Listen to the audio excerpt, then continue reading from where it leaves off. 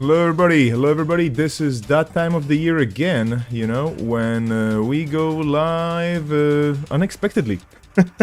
Hello everybody, this is moi, and this is gonna be Okorina, the Okorina tournament. It's gonna be part 3. Hello Ginevra, hello Giles Davis Music. I have to work on my voice a bit. I haven't had my coffee yet today, have you?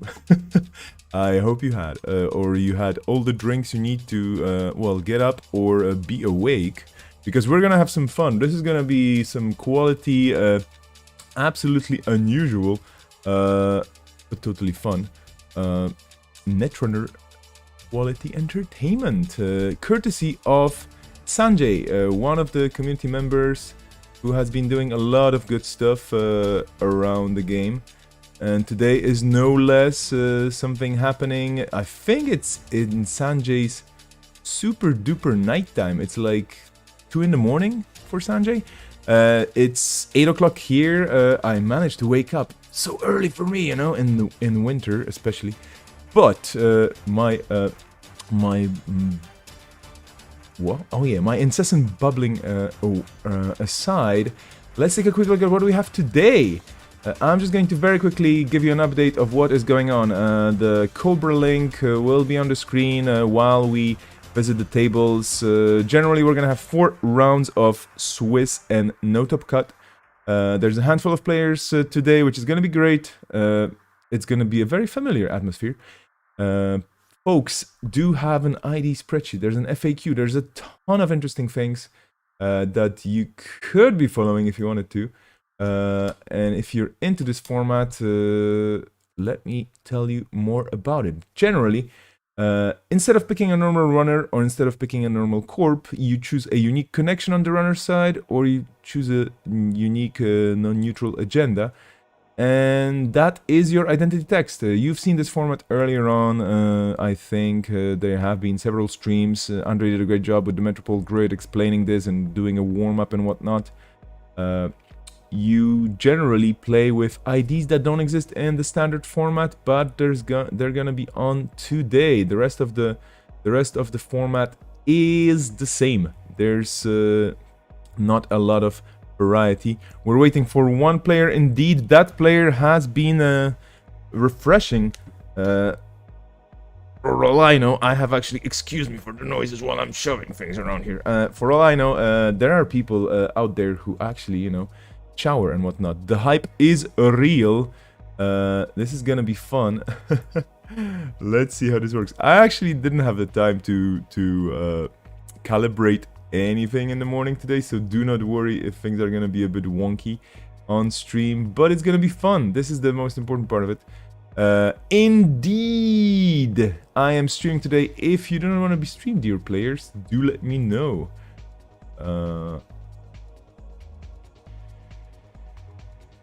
All the typey things happening. Making sure that we are ready to go. I should reload the list, right? That's how it works. A lot of stuff has been happening.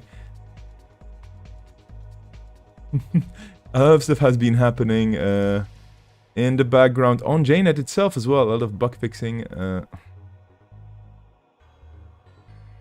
Just typing in the background as well. Sorry.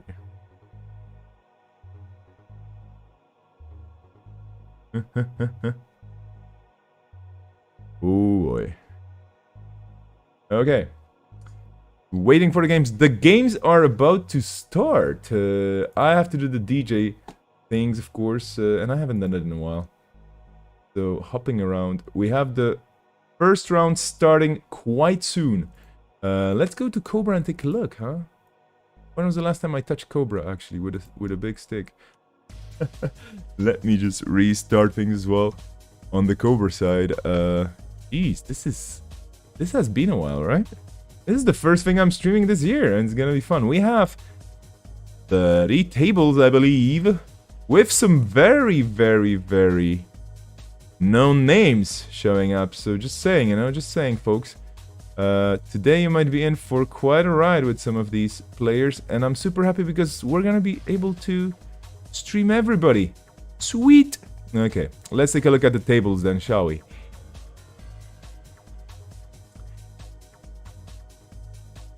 look at the IDs. Pure bliss, right? We have the one also known as Neo and Sokka234. And they're playing... Look at what they're playing. Kira Tabriz. Patron? That's a new one, right? Kira, I hope it's pronounced Kira. Maybe it's Kyra, I don't know. Best Killer Chang in the game as well. Jinteki Flower Sermon, Cyber. Whoa, look at the IDs. This is gonna be super sweet. If I remember correctly, there has been some work done in the background so that these IDs should be displayed properly. Some tables reshuffling here, but that's okay. We're gonna be going live soon. Just clicking some last minute buttons. I'm gonna have a sip of my coffee, and you should enjoy your drinks as well, your beverages. How are you doing, by the way, lovely people, today? I hope you're doing fine. Ah, yes, the beverage.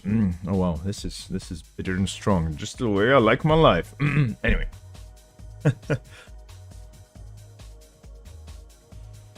Wait, did I say 4 rounds of Swiss? Will it be 3 rounds of Swiss? I think there will be 4 rounds of Swiss. Yeah, 4 rounds. Step 2. Anyone tied on Prestige with second place gets to submit an ID for the next tournament. This is the beautiful part of it as well. This keeps growing. The list of IDs keeps growing. And I had the spreadsheet open somewhere here, but I decided against looking at it because, you know what, there's going to be a lot of reading, and I think it's going to be better done by me on the stream.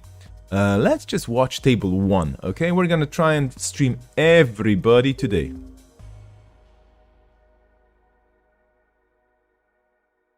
I may be joined by a co-commentator, I may not be joined by a co-commentator, and that is also good and righteous. Okay, round starting. Let's see what I have. People setting up. This is super early for some people, super late for some others, super in the middle of the day for some others, so, you know. It's a fun, international, global tournament. And I'm gonna be... You're gonna see me doing a lot of fumbling here while I set things up as we go on the screen. But anyway, this is APAC region friendly because there will be a second date, by the way. The 17th of January 2021, by the way, yeah. Oh, these IDs are not in the game, so let's just make sure that we know exactly what's going to be happening here. Those players are going to be facing off using these IDs that you see here. But they're actually not the IDs that are going to be in the game, if I remember correctly, just to make sure. Oh yeah, they're going to be... Oh, they're going to be flipped. Yeah, okay, perfect. Yeah, this is the hardcore work being done. So, HB represented by the Hoppers, and the CEO is called, of course, Dennis Hopper, because we love Dennis Hopper. The first turn... oh, sorry, I'm going to close this, my dear friend. The first time the runner initiates a run each turn, you may draw a card or gain a credit. Spicy. And Patron. When your turn begins, you may choose a server. The first time you make a successful run on that server, this turn, instead of accessing cards, draw 2 cards. Sweet, right? This is and this resource actually got a name in the format, which I really appreciate. This is really, really cool because it's just not a nameless patron. That is Kira Tabriz, I think. I hope I pronounce it correctly. If I don't, well, never mind. Let's get right into it. Otherwise, this format is pretty much standard. That's what it is. There's no shenanigans here. But yeah, let's see what's gonna be happening, because the fun thing here, already noted by Sokka, playing on the runner side here, is indeed the first time you make a successful run, you draw 2 cards, and then the first time the runner initiates a run, you may draw a card or gain 1. So basically, both IDs kind of, well, actually the corp profiting from the runner being kind of run heavy, or focused on running, because extra draw in Shaper for no extra needs. Of course, running R&D after a first uneventful round by the corp. And let's see what there's gonna be in R&D. On top of R&D, they are going to access or the runner and his ID are going to see nothing scary. Yeah. But yeah, the corp drawing, the runner drawing, this is gonna be a fast game. Both sides getting faster access to their toys. Maryland campaign. Haven't seen you in a while, Marilyn. How are you doing? A happy childhood lasts a lifetime. Possibly true. I don't know. I always thought that childhoods last a childhood. But anyway, this is not about time. This is about game of Netrunner, which is hopefully soon going to be boosted by a bunch of lovely new cards. Let me tell you that. No more spoilers in that respect. Simul chip and nanotech hitting the table into different spots for the runner. Sokka low on credits, but for now credits are not really important because you don't really need to power anything up in the case of encountering ice, because, well, okay, there we go. I mean, Neo listening to me here, or I should be saying the one, basically, the one listening to me here and protecting R&D, because you don't want a pesky runner in your cards. Red level clearance for even additional draw. Okay, is this some sort of a super fast deck, or is this a glacier, or is this some sort of a tricky situation here? Nobody knows. Just don't hard hitting use. Indeed, on level of credits of that proportion, you don't want to see hard hitting use this early in the game, because that would spoil the fun, right? Okay, it is indeed a cool matchup. Let me just have a sip of the black brew one more time. Or actually, it's, well, dark as I don't even know what. Dark as the card pool. On a Sunday night. Okay, let me just transition a bit as well. Oh no, we're gonna be fine here. We don't have to tweak too many things. Fully operational already. Hitting the table as well. It's an operation that has defined many an HB deck, including some high tier decks played by world champions. Basically, you just gain money or draw cards a lot, and the more remotes you have, the more you do that. Not broken, really. It is balanced on a knife's edge, but still.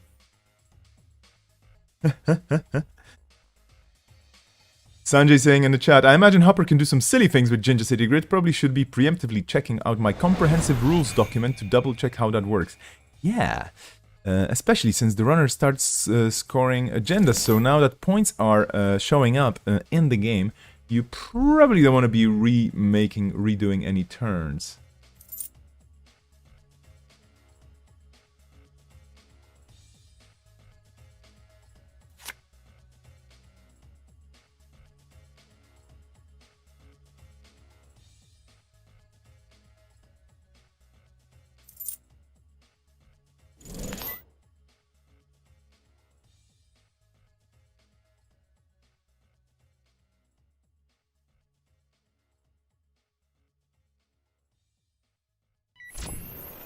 Prepping again prepping again for more action with 15 credits, but both sides now making sure that they have the money to do things. In the heap, we have Lucky Find, this card I haven't seen in a while. And here we go with Enigma.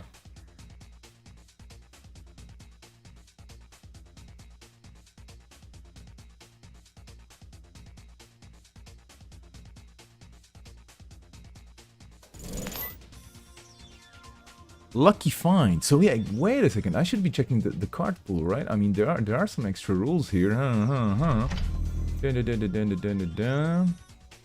No, standard legal and WL. Yeah. So is Lucky Find standard legal? Am I missing something? I actually haven't seen Lucky Find played for so long that I'm curious what's going on here. Is this a throwback remix? Am I missing something? Well, we're hopefully gonna get Sanjay in the chat any minute now, and maybe I'm gonna have some serious questions about the card pool. Anyway,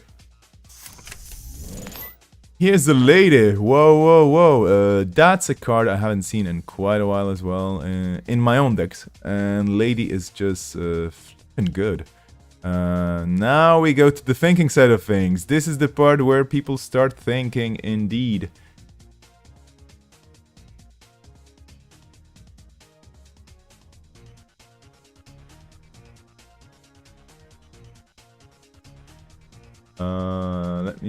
Let me just flippalize some things. And we're gonna be getting Sanjay in the house any second now. I just have to move some stuff around. Hello, hello, hello. Can you hear me? I can. Hello. Hello, good sir. How are you? Hey, hello, hello, hello. I'm great. Let me mute the stream so don't have double stuff going on. I guess I'll watch via spectating like a. Absolutely. I mean, whichever way you prefer it, it's gonna work. It is a terribly, terribly late time for you, so I think you get to choose whatever you want to do because we're all grown-ups here. We're all grown-ups who know what they want to do. That's it, and this is what we're doing. So why are we doing this again? No, I'm joking, of course. I love this format. I love this format. It's lovingly confusing. Yeah. I think at this point it's very early because I'm not planning on going back to bed after this. Ooh. Yeah, so one thing that was kind of exciting and also a little bit scary is that we did get salvage memories after I announced the ID list, but before the tournament started. So yeah, you know, to keep up with that, you know, stuff like Lucky Find is legal. It does make me a little sad, specifically for one of the IDs that Akira chose, which was Private Security Force, which is yeah, and she put it into NBN. And I think it's still exciting option. Ooh, that's almost ooh, there. I wonder if Neo is on some kind of punitive plan with. That's a lot of 3-pointers, yeah. Yeah, though I guess we don't know if they're just on 4 of them. But you know, anytime you see the second, I guess, kind of 3-pointer, you wonder. Yeah, and thank you for the reminder. Thank you for the reminder that actually. What was the name again? Salvage Memories is actually legal. I just, I haven't built a single Salvage Memories deck because it's gonna go away soon anyway, I think, so. Yeah, it's been fun to play. It's been fun to play with. In terms of my own deck building, I'm playing Seesaw Scorch for the first time. Like, I never actually played that back when it was legal, and it's, I kind of see the appeal. It's kind of fun to just have that like, you know, 2... all right. Hey, look. Yeah, there we go. You knew it. You called it. Wow, I'm great at Netrunner. Of course you are. Everybody is. Oh, I love. Look at this. I think this is just a razor thin. Uh-oh. All right. So we might have some trouble here because I think so Patron has a link and that wasn't showing up. So this is a little tricky. Oof. No, that's tough because I think the math is going to be just a credit. Man. Yeah, this is a little ugly. Is it ugly? Okay, so they pay 4. No, it's fine because they can pay 1 into it. Yeah, all right. Yeah, they have exactly the right number of credits to. Oh, so they don't. Okay, so they. Okay, so they don't have. Oh, so they don't have. They needed to double punitive, and they didn't have the money to double punitive. So that was just a value punitive. Yeah, okay, all right. Everything with a link is not ugly after all. I was a little worried that, like, you know, Neo made his whole game plan around them not having a link, and they do have a link. I would have, and you know, every ID having their own little stat line that isn't on the card is a little. It's a slightly sketchy part of the format, so I'm glad it wasn't a complication here. I'm going to ask you about this here because this patron actually has a name now. Are we going to see some art at some point? Are people talking about making some alt arts for the alt IDs that are absolutely lovely? And I completely and wholeheartedly support the idea of these cards getting, you know, their own bits and pieces of lore. Oh, yeah. So. Actually, somebody who's playing in the tournament, Arzan, sort of did some deep dives into different you know, he was reading all the data, you know, the lore inserts that used to come in the data packs, and oh yeah, love these. Like especially focusing on India. We had a nice chat about, you know, what. Ooh, finds another Ikoa project. Yeah. Certainly, one cool thing about Vacheron here is that, of course, the punitive plan is never totally off the table. As since you can still lose 5/3s even when you're when the runner has 6 points. That's neat. Yep. But what I was saying, yeah. So when you win a tournament or get in the top certain place, you get to submit an ID to the tournament format. And so Arizan did very well in the previous tournament. Maybe won. No, I don't think who won. I forget. But worry not. We're gonna find it later on. Yeah. But so they added patron. Basically, in terms of what you can add to the format, you can add rotated stuff. You can add neutral stuff. Yep. Or you can add non-unique connections. So mostly the legal IDs are unique connections. But patron was sort of promoted from a unique connection resource, or from a regular connection to a unique connection resource. So now it's a specific patron.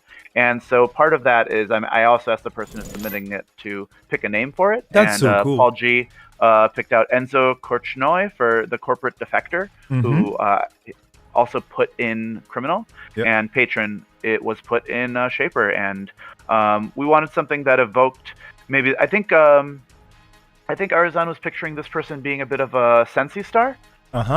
So that's how they have all the wealth to do all this stuff. And the little elephants they're doing. Yeah, exactly. This is the best. Look at these cute little elephants. Yeah, dwarf elephants. Anyone who can afford dwarf elephants can afford to be my friend, indeed. And I mean, this is wonderful, and I love the creativity behind it. And your format kind of allows people to just go wild with the lore and explore and bring a little piece of their own pie to this. And I really like it, because this is making just the game so much more fun. And I think any good game should be just fun, right? And this is where we are. So any big reads for today? Oh, sorry, go on. Yeah, you were saying something. Oh, I was no. Let's talk about the game a little bit, because I've been distracting from it. It's almost over. No, I hope not. I think especially with this Vacheron ticking down,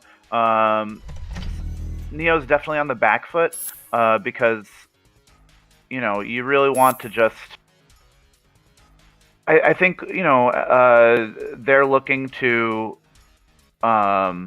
probably run them through some servers to tax them out, and it's a lot harder to do when the first time they touch an agenda that's not Project Vacheron, the game's over. I mean, some decks can handle the blast from the past. Yeah. Still unimplemented. Is it unimplemented? I don't know, and this is what Janet is showing to me, but I think it's working. It's just maybe I remember playing back in the day where you had to do it manually, and it was still okay. You just had to drag a lot of stuff around. It's a shame that Advanced Concept Hopper is the first time the runner initiates a run, because that would be very funny versus indexing otherwise. Yeah. If you could. Now, Drafter, unfortunately, I think isn't gonna be able to. If Sokka breaks it this first time, it's not gonna be able to protect the server the second time. Now Sokka is letting this fire, so Neo could put a second ice on R&D with the Drafter subroutine. Not very exciting in terms of ability, because then Sokka can break whatever the second ice is with Angolo. Yep. But the good news is that the Nanotech is not gonna hit the table, because it's still in the bin and there's no way to recur it right now. Yeah, and I think it's not necessary because Drafter can't stop the access. It just can make the access very, very painful to allow. So if there's an agenda on the top of R&D that isn't Vacheron, the game is in fact over. Ooh. That's interesting. Yeah, I mean, that's just a forced install, as in you cannot. Oh no, actually it's a May, so yeah. Yeah. Sorry, I thought it. Yeah, and you can always. I guess how many installables are in the heap? None. Interesting. Neo doesn't go for the punitive. I think that probably makes sense with Sokka on 6 points. Yep. And the credit differential being what it is. Yep. I'm wondering. What Sokka is going to see here. This is probably going to be a second run, and most. Oh no! Oh, okay. No agenda in there, probably.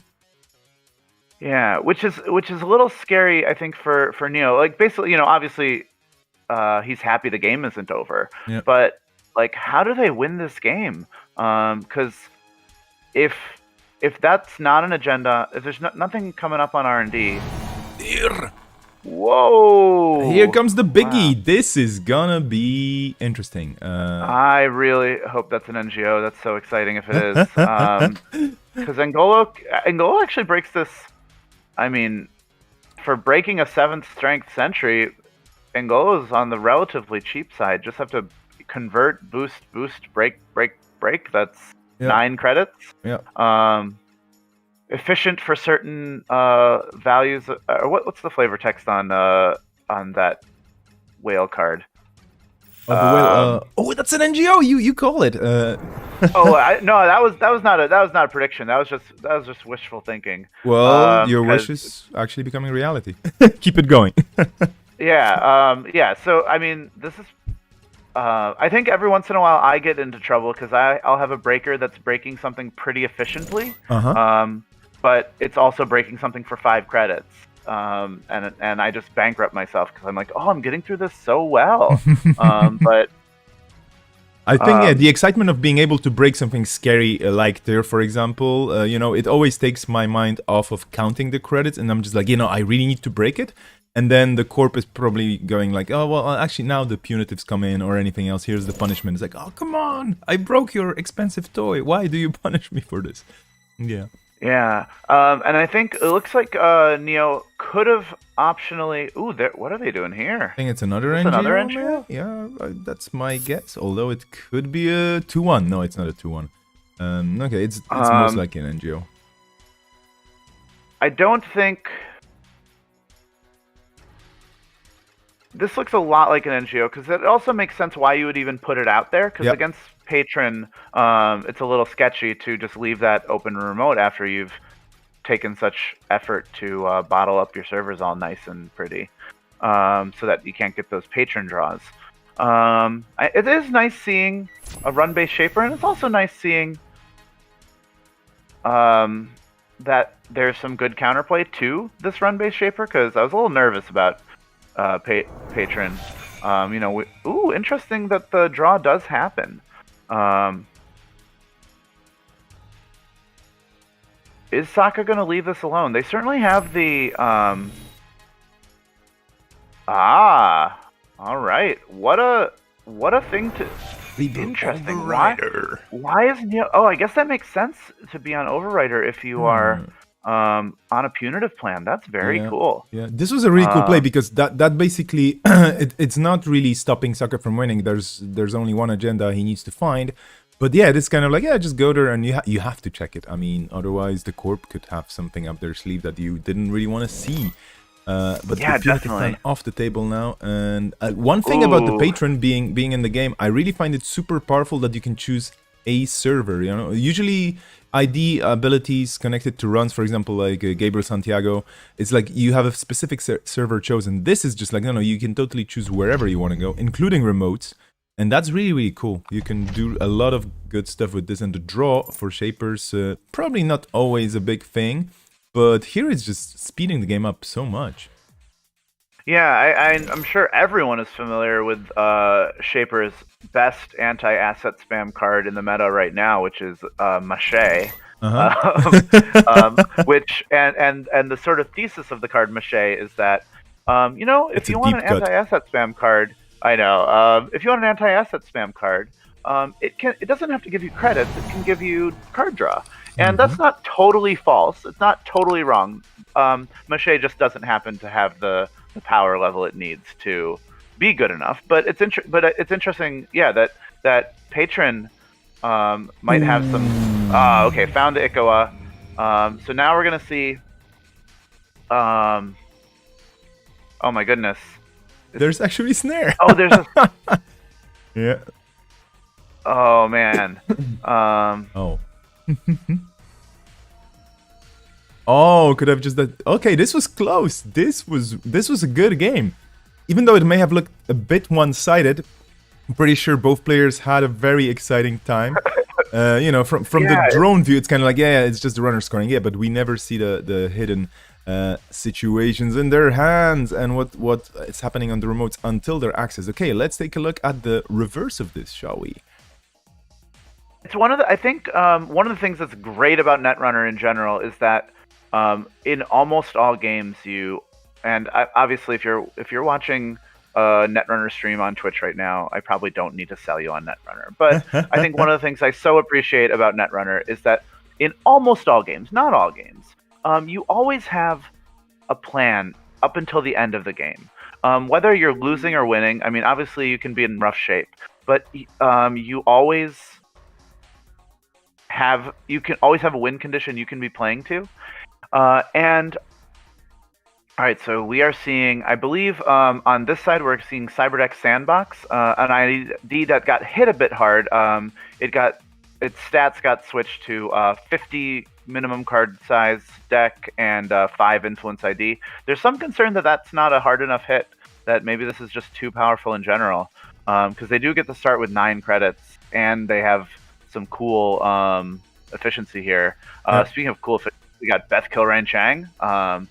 So Neo's just going to be pretty efficient this whole game. And, you know, if Sokka's gaining a bunch of money, Beth is going to be live.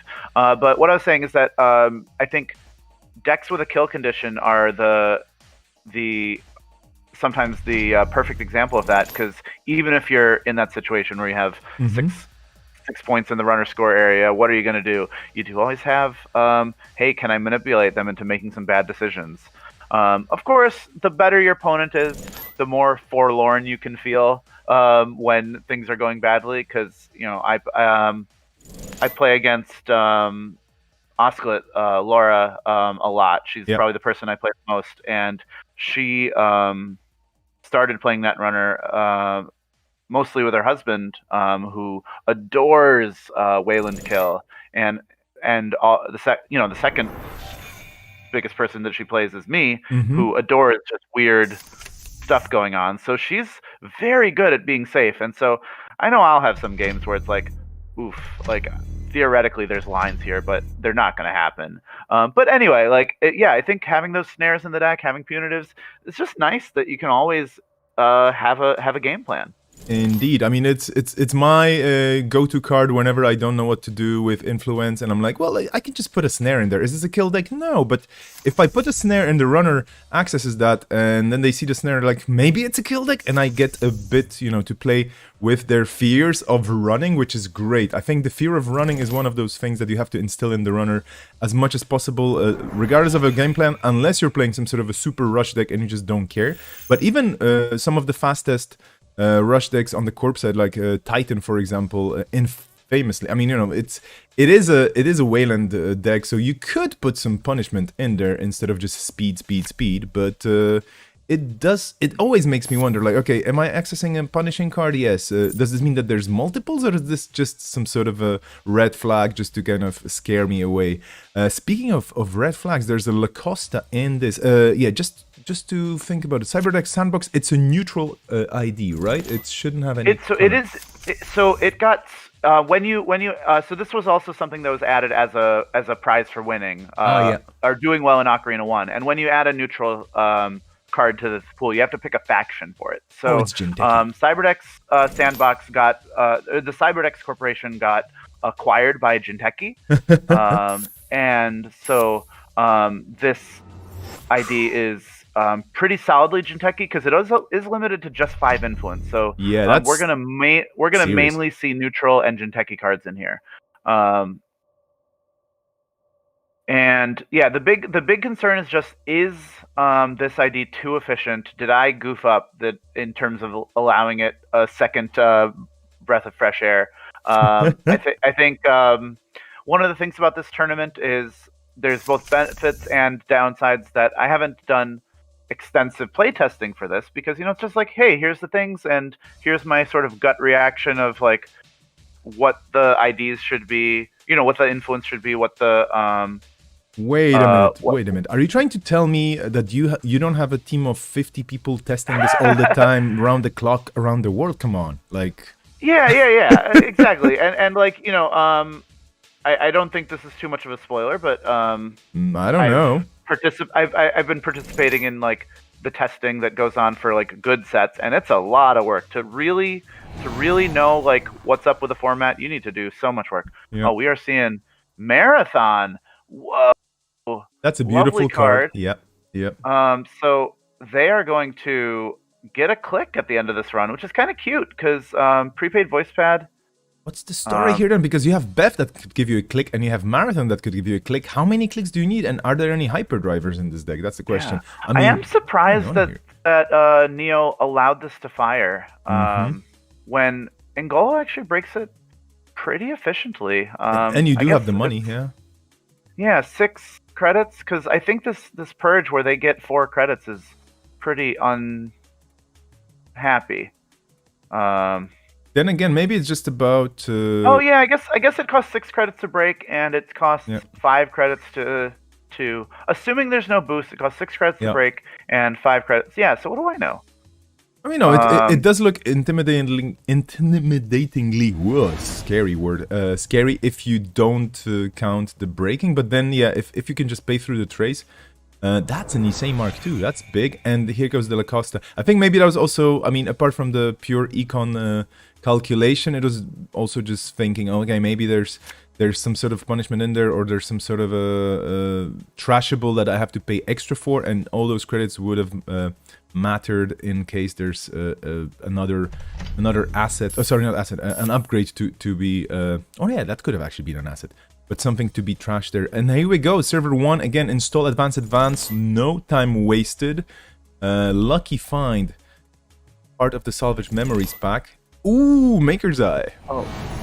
One interesting asymmetry in Neo's deck is that Anacam cares about events being trashed, and Marathon replaces itself being trashed with just going to the hand. Yep. Not a big deal. I actually love, in a prepaid voice pad, playing that Marathon. That's super cool. Though it's a shame that it doesn't draw you a card, because that would be even cooler. One thing that's interesting is that Saka might be on a few more credits than his his credit total is representing. Just probably 1 more credit, because if that's a Cyberdex Virus Suites on HQ, they can just pop that and throw it in the trash to gain a single credit, because they'll get a free purge. Not a huge deal, but worth noting. Neo not interested in checking what's up on server 1. They're going to have to be very cagey, even with just this macrophage, in terms of how many, they have a credit lead right now. They'd like to keep it. But Saka, by baiting them through enough Gary runs through this remote, they could easily lose that. Those credits aren't forever. Indeed. Okay, and I think I would have definitely checked there, and I would have gotten baited. But you're a runner. I mean, that's it. This is what you do. The only way to stop the corp from scoring agendas on remotes is checking those remotes. I mean, there are some other dirty tricks, of course, up the runner's sleeves usually, if you plan your deck around it. But the vanilla, the most organic and free-range method of basically preventing a corp from scoring in the remote is running that server. So that macrophage is a bit painful. And yeah, just to remind folks on the stream who may not be aware of all the details of the format, if you're using Cyberdeck Sandbox as an ID, you cannot have copies of that agenda in your game, right? I mean, in your deck, you cannot. Yeah, absolutely. Yes, that would be wild. Yeah. So you do have the very good situation that you always have one Cyberdeck Sandbox ability in your arsenal, but you do not have multiple. Interesting. I wonder what specifically motivated Saka to pop that there. There's no rush. There's no downside to it. I wonder why they wanted to have the extra credit. Interesting. Funny. There's probably a calculation, happening somewhere there. That we are not aware of. They're brilliant. Yeah, Saka's a brilliant player who has had some very successful tournament results this year. Yeah. So it's fun to see them playing. All right. Saka doesn't have the money to play around with. Oh no, they do. Okay, they're saying, you know what? I don't think you can play all these stupid cards. You're gonna Anacam something. Yeah, it looks like they could not resist the joy of just being like, oh, you want cards? Here, have some cards. Now, theoretically, they should be able to play some of these. Three diesels now. No, well, that would be quite simple. Our first result is in. We have a corp split for Test Running and Giles Davis. That was a matchup between NBN Net Quarantine and the Artists, and Labyrinthine Servers and Women in the Red Dress. I hope because we are 4 rounds and we have 3 tables, right? So I hope to see all the IDs today on the stream. I'll try to make that happen. So in the further rounds, it's not going to be about the higher tables. It's going to be about the tables we haven't seen or the IDs we haven't seen yet in the game. Because all those lovely IDs and all those great players today who managed to either stay up or wake up or just be in the middle of their day and enjoy it, they deserve to be on.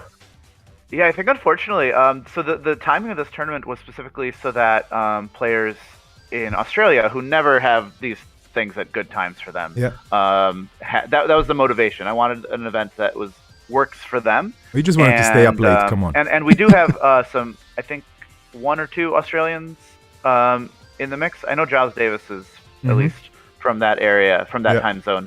But I think also we have a few Canadians who this event is not at a good time for, but just this is the event that they could get to and they wanted to participate. Ooh, cool that we see a Takobi. Saka scoring out this Ovocata. One thing that is interesting with CyberDeck Sandbox, since it's a 50-card ID, the agenda suite is a little bit awkward. And we don't know what awkward choices Saka made. Presumably they're on, 3 Obokata, 3 Nisei Mark II. Those are good agendas that you want to play. But what else are they on?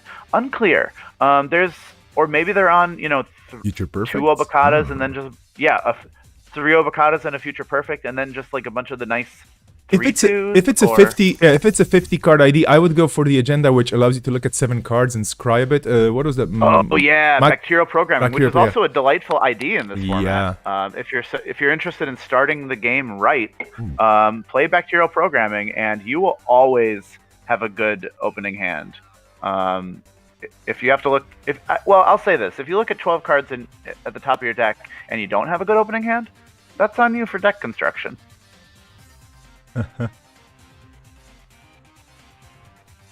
Incidentally, Cotty Jones here, the source of the name of the format. The patron of. So I misremembered her flavor text as saying you aren't the only kind of runner in New Angeles. So but, do we have to change Okorina now? It's going to be Otorina? No. It's too good for it to sound like Ocarina. But Ocarina is awesome, yeah. But basically, what Ocarina stands for is the only kind of runner in New Angeles. Because basically, if every unique connection resource is a playable runner, then there's only one kind of runner in New Angeles. That makes me think, of the saturation a bit. Like, imagine everywhere you turn, there's a runner or a corp, and this kind of makes me think of I call it the World of Darkness typey thing, in a way, where the universe is just full of mysterious creatures and scary monsters and whatnot, because everywhere you look, there's either a vampire or a werewolf or a mummy or a mage or whatever. And it's like everybody, your neighbor is a werewolf and your aunt is a vampire. Like, what's going on here? But no, of course, we're kidding. I mean, the more runners and the more corps in the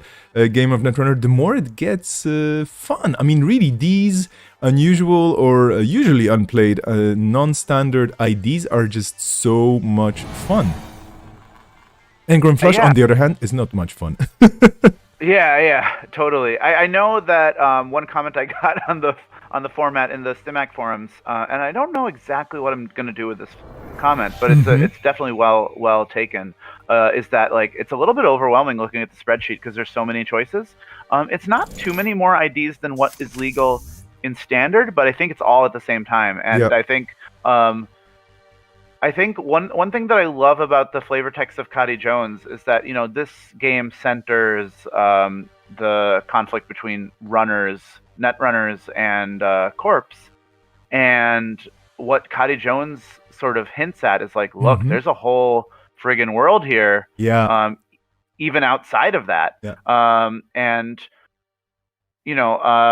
one thing that's a little sad, one thing that's super sad about FFG losing the license to Android, or no, not to Android. Yes, to Android.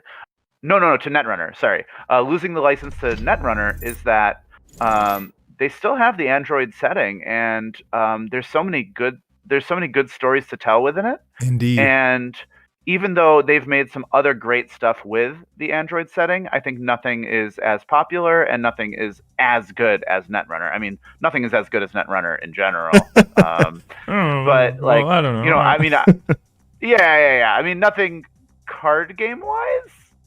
I mean,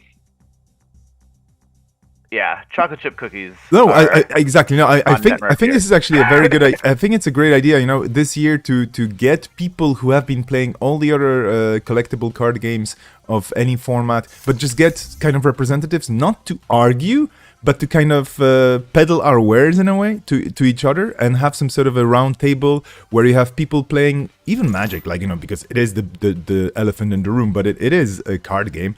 And Vampire, The Eternal Struggle, and Legend of the Five Rings and so on. Get a representative to just talk about their stuff in one place so that people could just watch, for example, one cast and just go like, oh, okay, so this is kind of my speed. That game is kind of my style.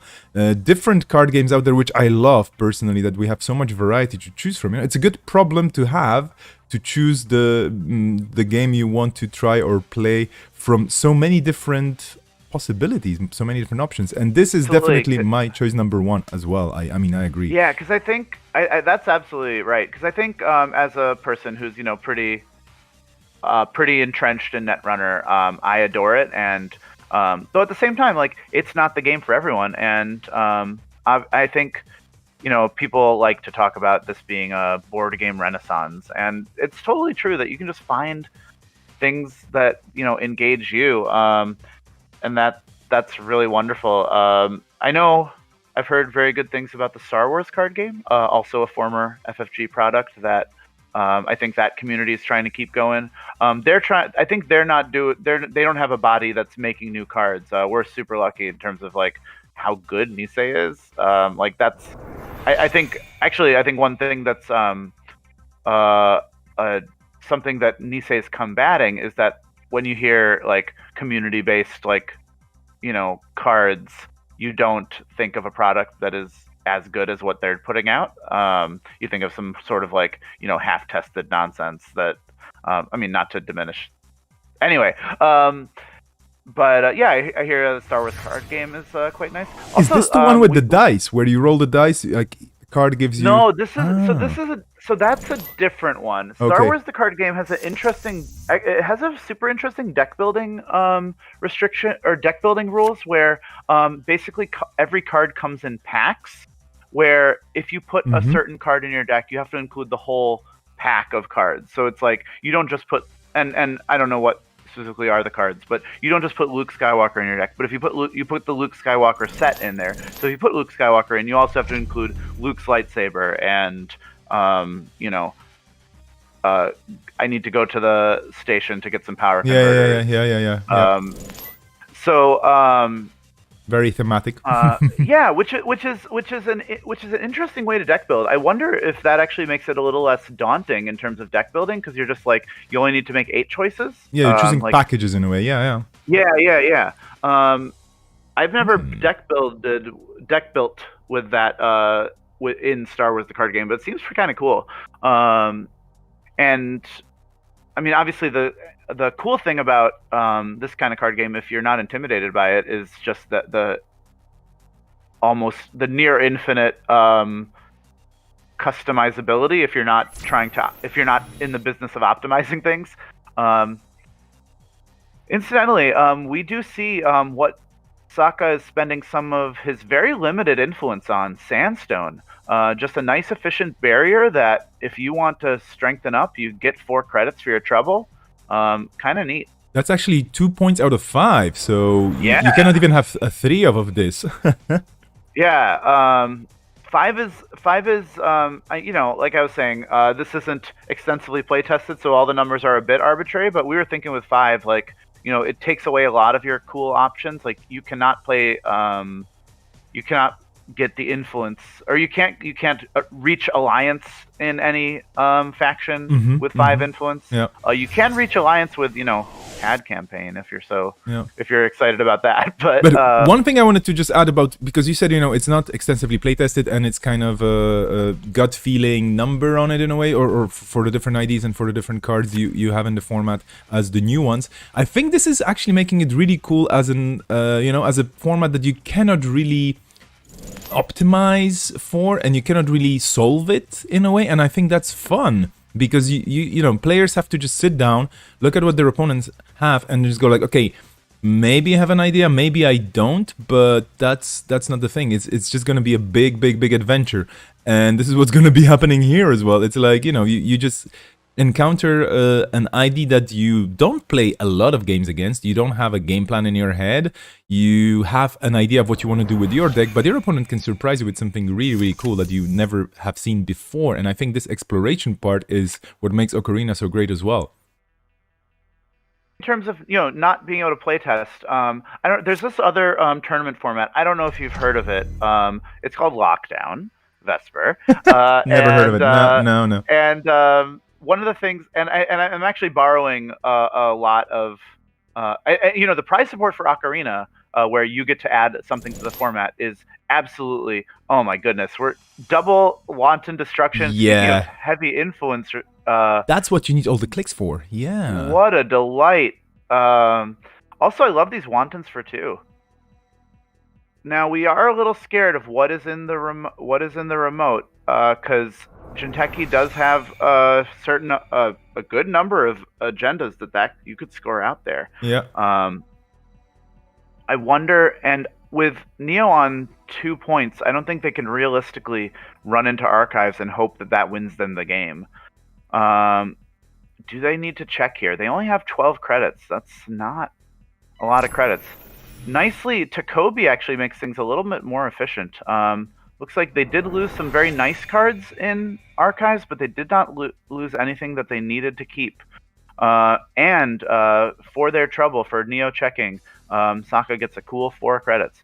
But yeah, I think the ability to adapt the format to... they're going to marathon again? Why not? It's free. You just get a click back. Also, Marathon's super sweet with Wanton Destruction. You can... what is the influence on Beth? I think it's...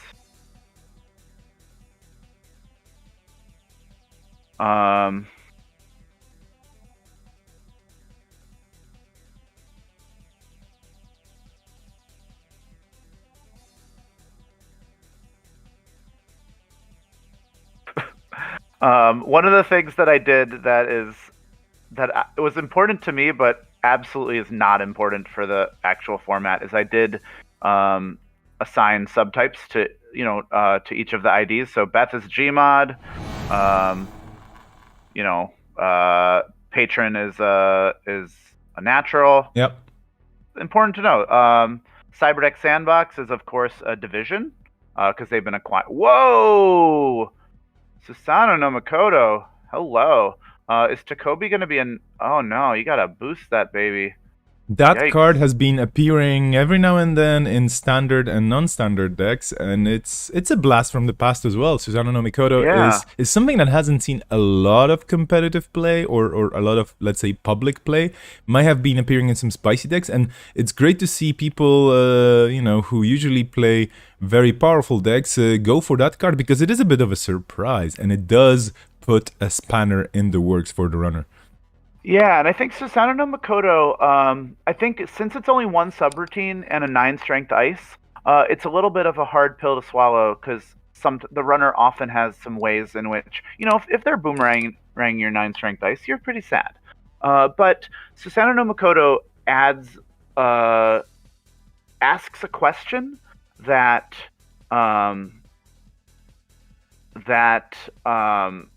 few other ice ask, which is, what are you going to do about a 7 strength, effectively end the run sentry? I think there's basically no other ice that asks that question. Like, high strength end the run sentry, that's not something that sentries do most of the time.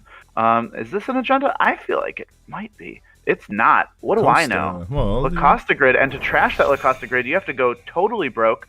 Thankfully, we have the only there's the only kind of patty in New Angeles. Yeah, the only kind of Cuddy in New Angeles, so that they can bounce back. But if this is an agenda, now of course Sokka's playing off the top of their deck. They'd love to just draw a, they'd be so happy to draw a, Project Yagiyuda there, but they can't control that. Their deck is a little bit less efficient because they are playing a 54 card deck.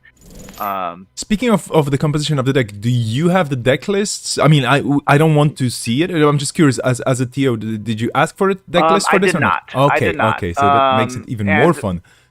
Yeah, I'm just as excited to see what's going on as anyone else. Actually, that's not true. I'm more excited, I would expect. Yeah, Sadstug in the comments mentioning that D4 died for this, because that's one of the and obviously D4 isn't the only thing that does deal with Susanoo no Mikoto incredibly efficiently. But if you got your Susanoo no Mikoto hit by a David, you are so sad. Yeah, that is true. That is true. That is what D4 is, right? Yeah, David. So. Yeah, I mean, basically D4 is Dave. There is no other card in the pool right now that I could think of starting with a D and a 4 right after it. It would be a wild flex if the way you've been referring to David this entire time is D4 VID.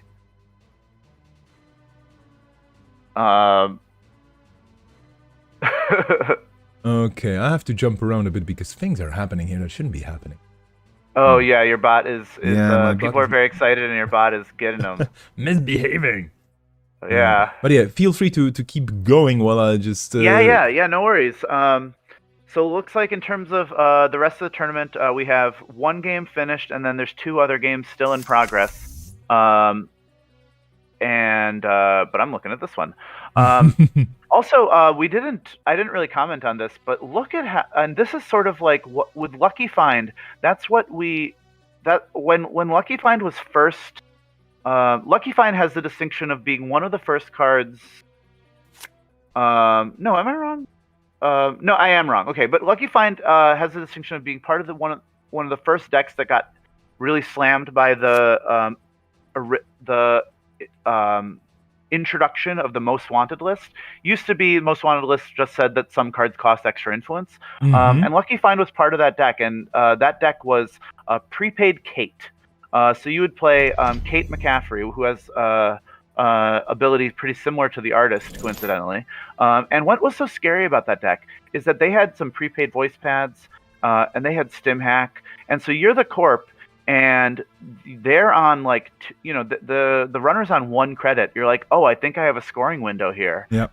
They play a free prepaid voice pad, and all of a sudden, what you thought was easy, cheap run is, or what you thought was a safe scoring window is absolutely not a safe scoring window. We have 13. Oh yeah, we have 14 minutes left in the round. Yep.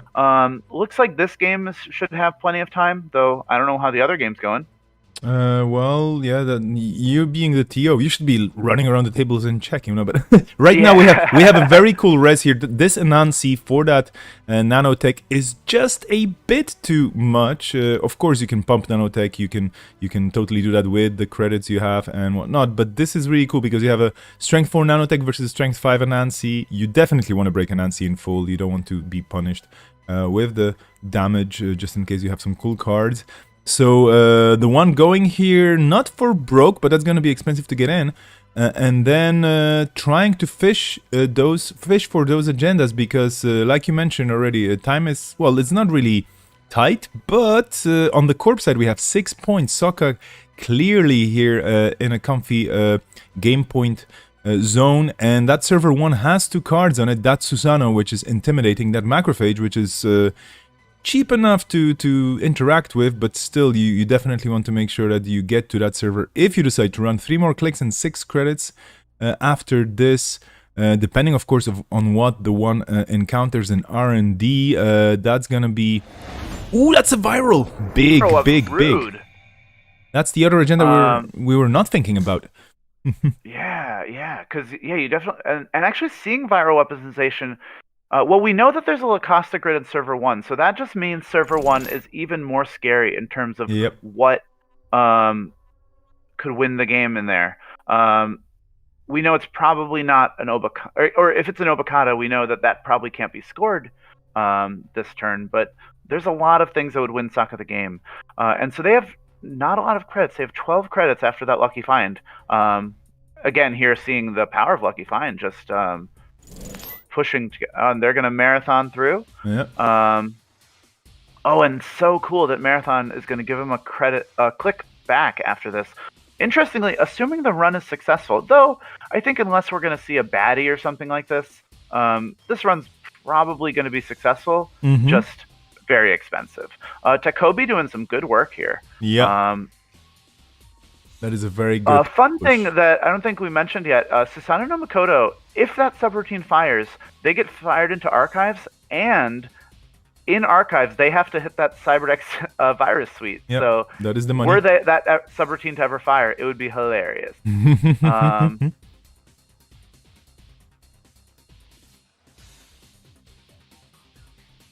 So Neo is going to check this server. It is an NGO front. Devastating. Yeah. Also, you love to see the never advance. You love to see the... Oh, Anis... Oh, did they try? Oh, right, they did trash the Lacosta grid. What do I know? Yeah. All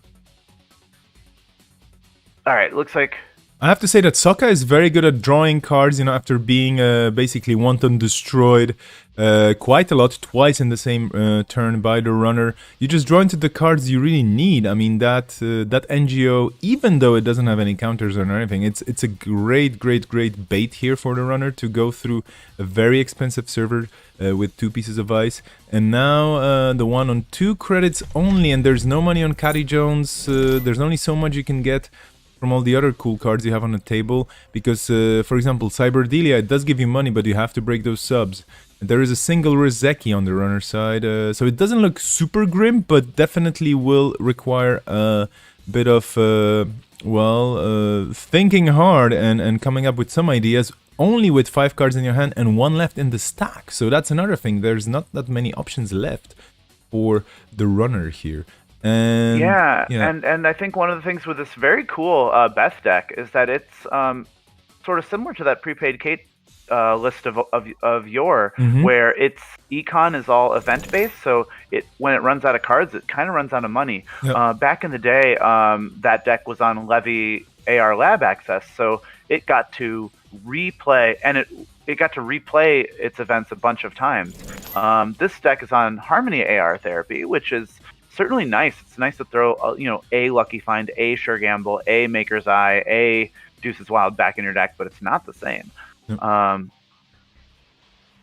Neo going to check HQ. Let's see what's there. That's Cyberdelia money. Yeah. Oh yeah, I forgot about these Cyberdelias. Biovault.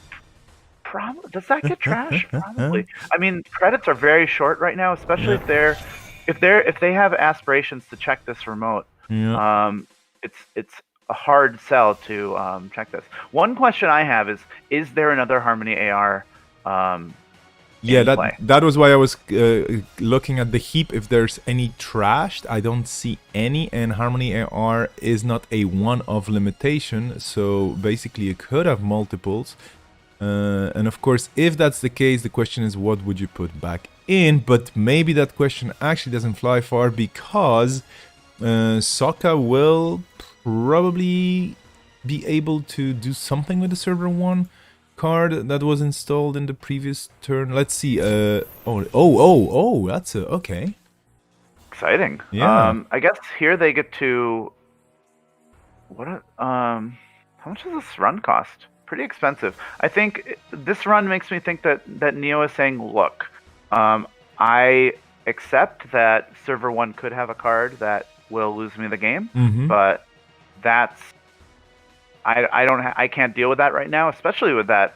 We know there's a Cyberdex in there. It also means that this Sandstone is going to be strong whenever. Yep. I think saving the credit is a smart move. Here we are we going to break the Ike or just let it fire? Looks like we are going to break it. Yeah, the 2 net damage would probably be a bit painful. Yeah, I think it just depends on what's in the hand, right? Yeah, exactly. So also, we do know there's one last Obokata somewhere in these unknown 31 cards, or I guess 30 cards. So it's not the biggest concern, but it. Whoa, Sokka just flexing there.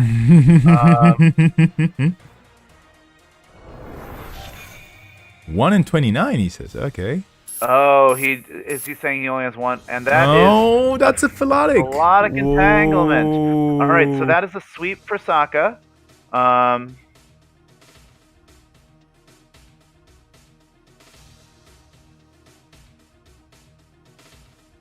right, so...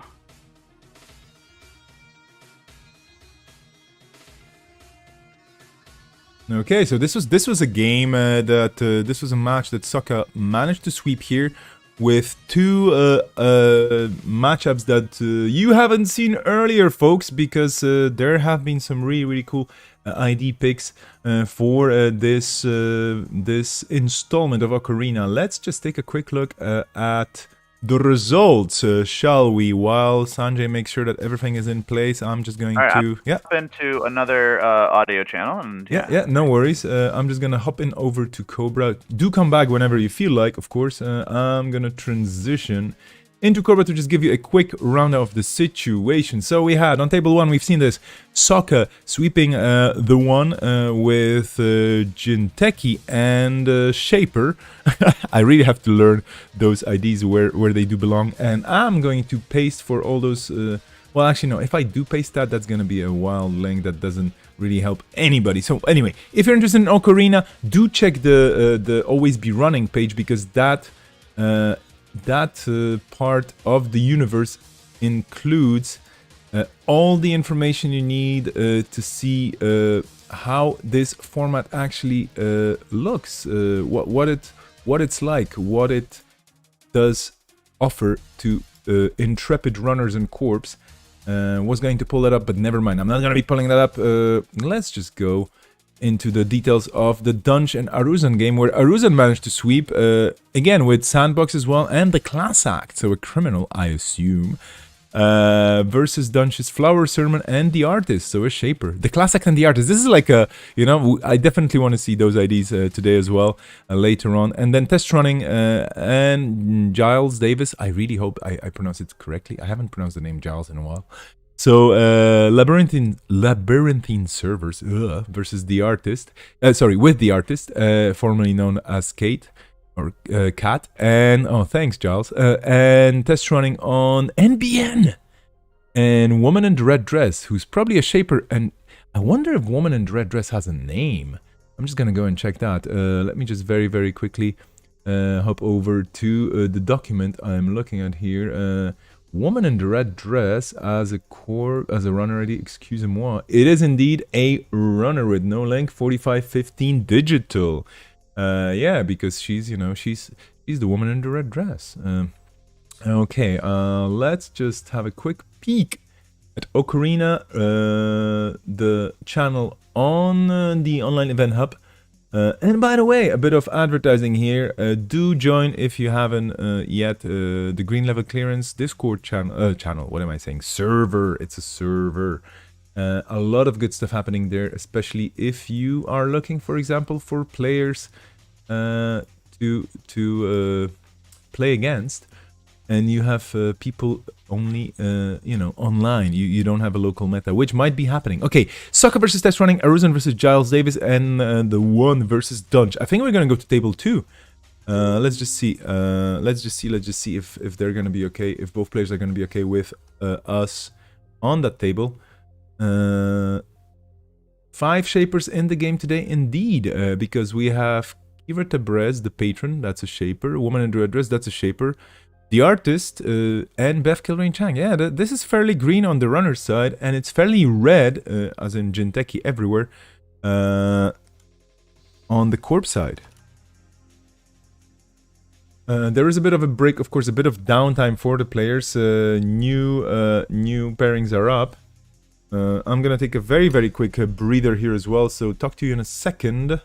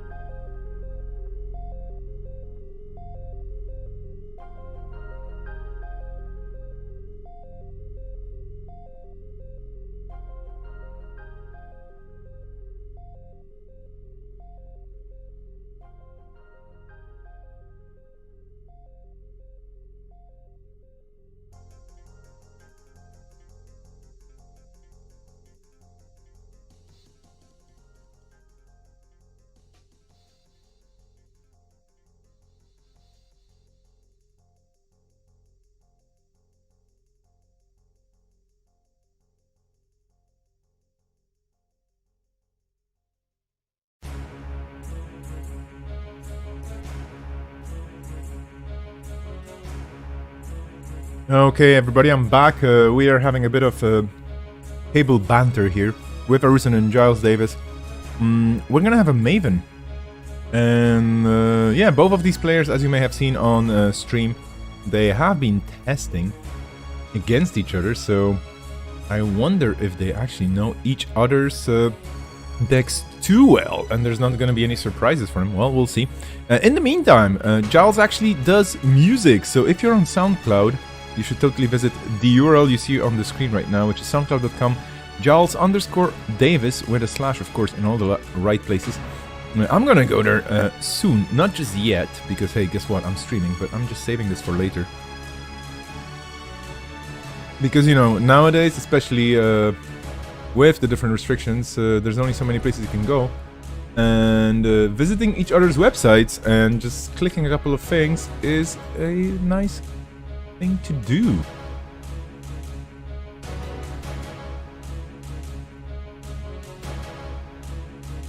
Oh, we can all get started whenever we're ready? Okay, that's the TO himself. That's Sanjay. Just saying, here we go, here we go. And this is what we're gonna be doing. Oh yeah, sorry. I should be making the music quieter.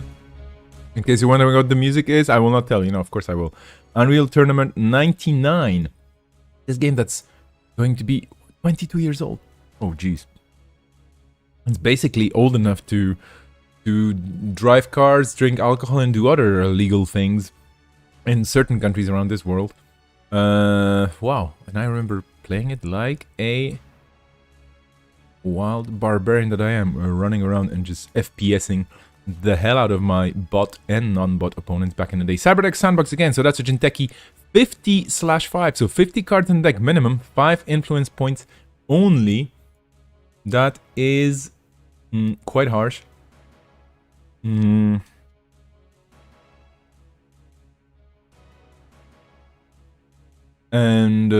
on the other hand, we're not gonna have Lat.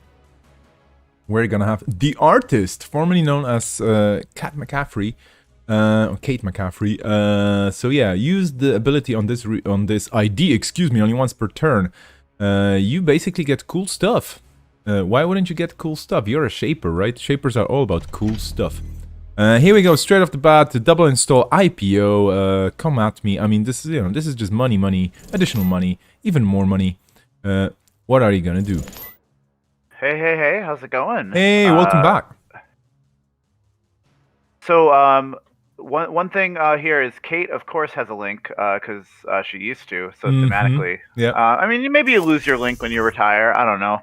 Ian Sterling certainly didn't.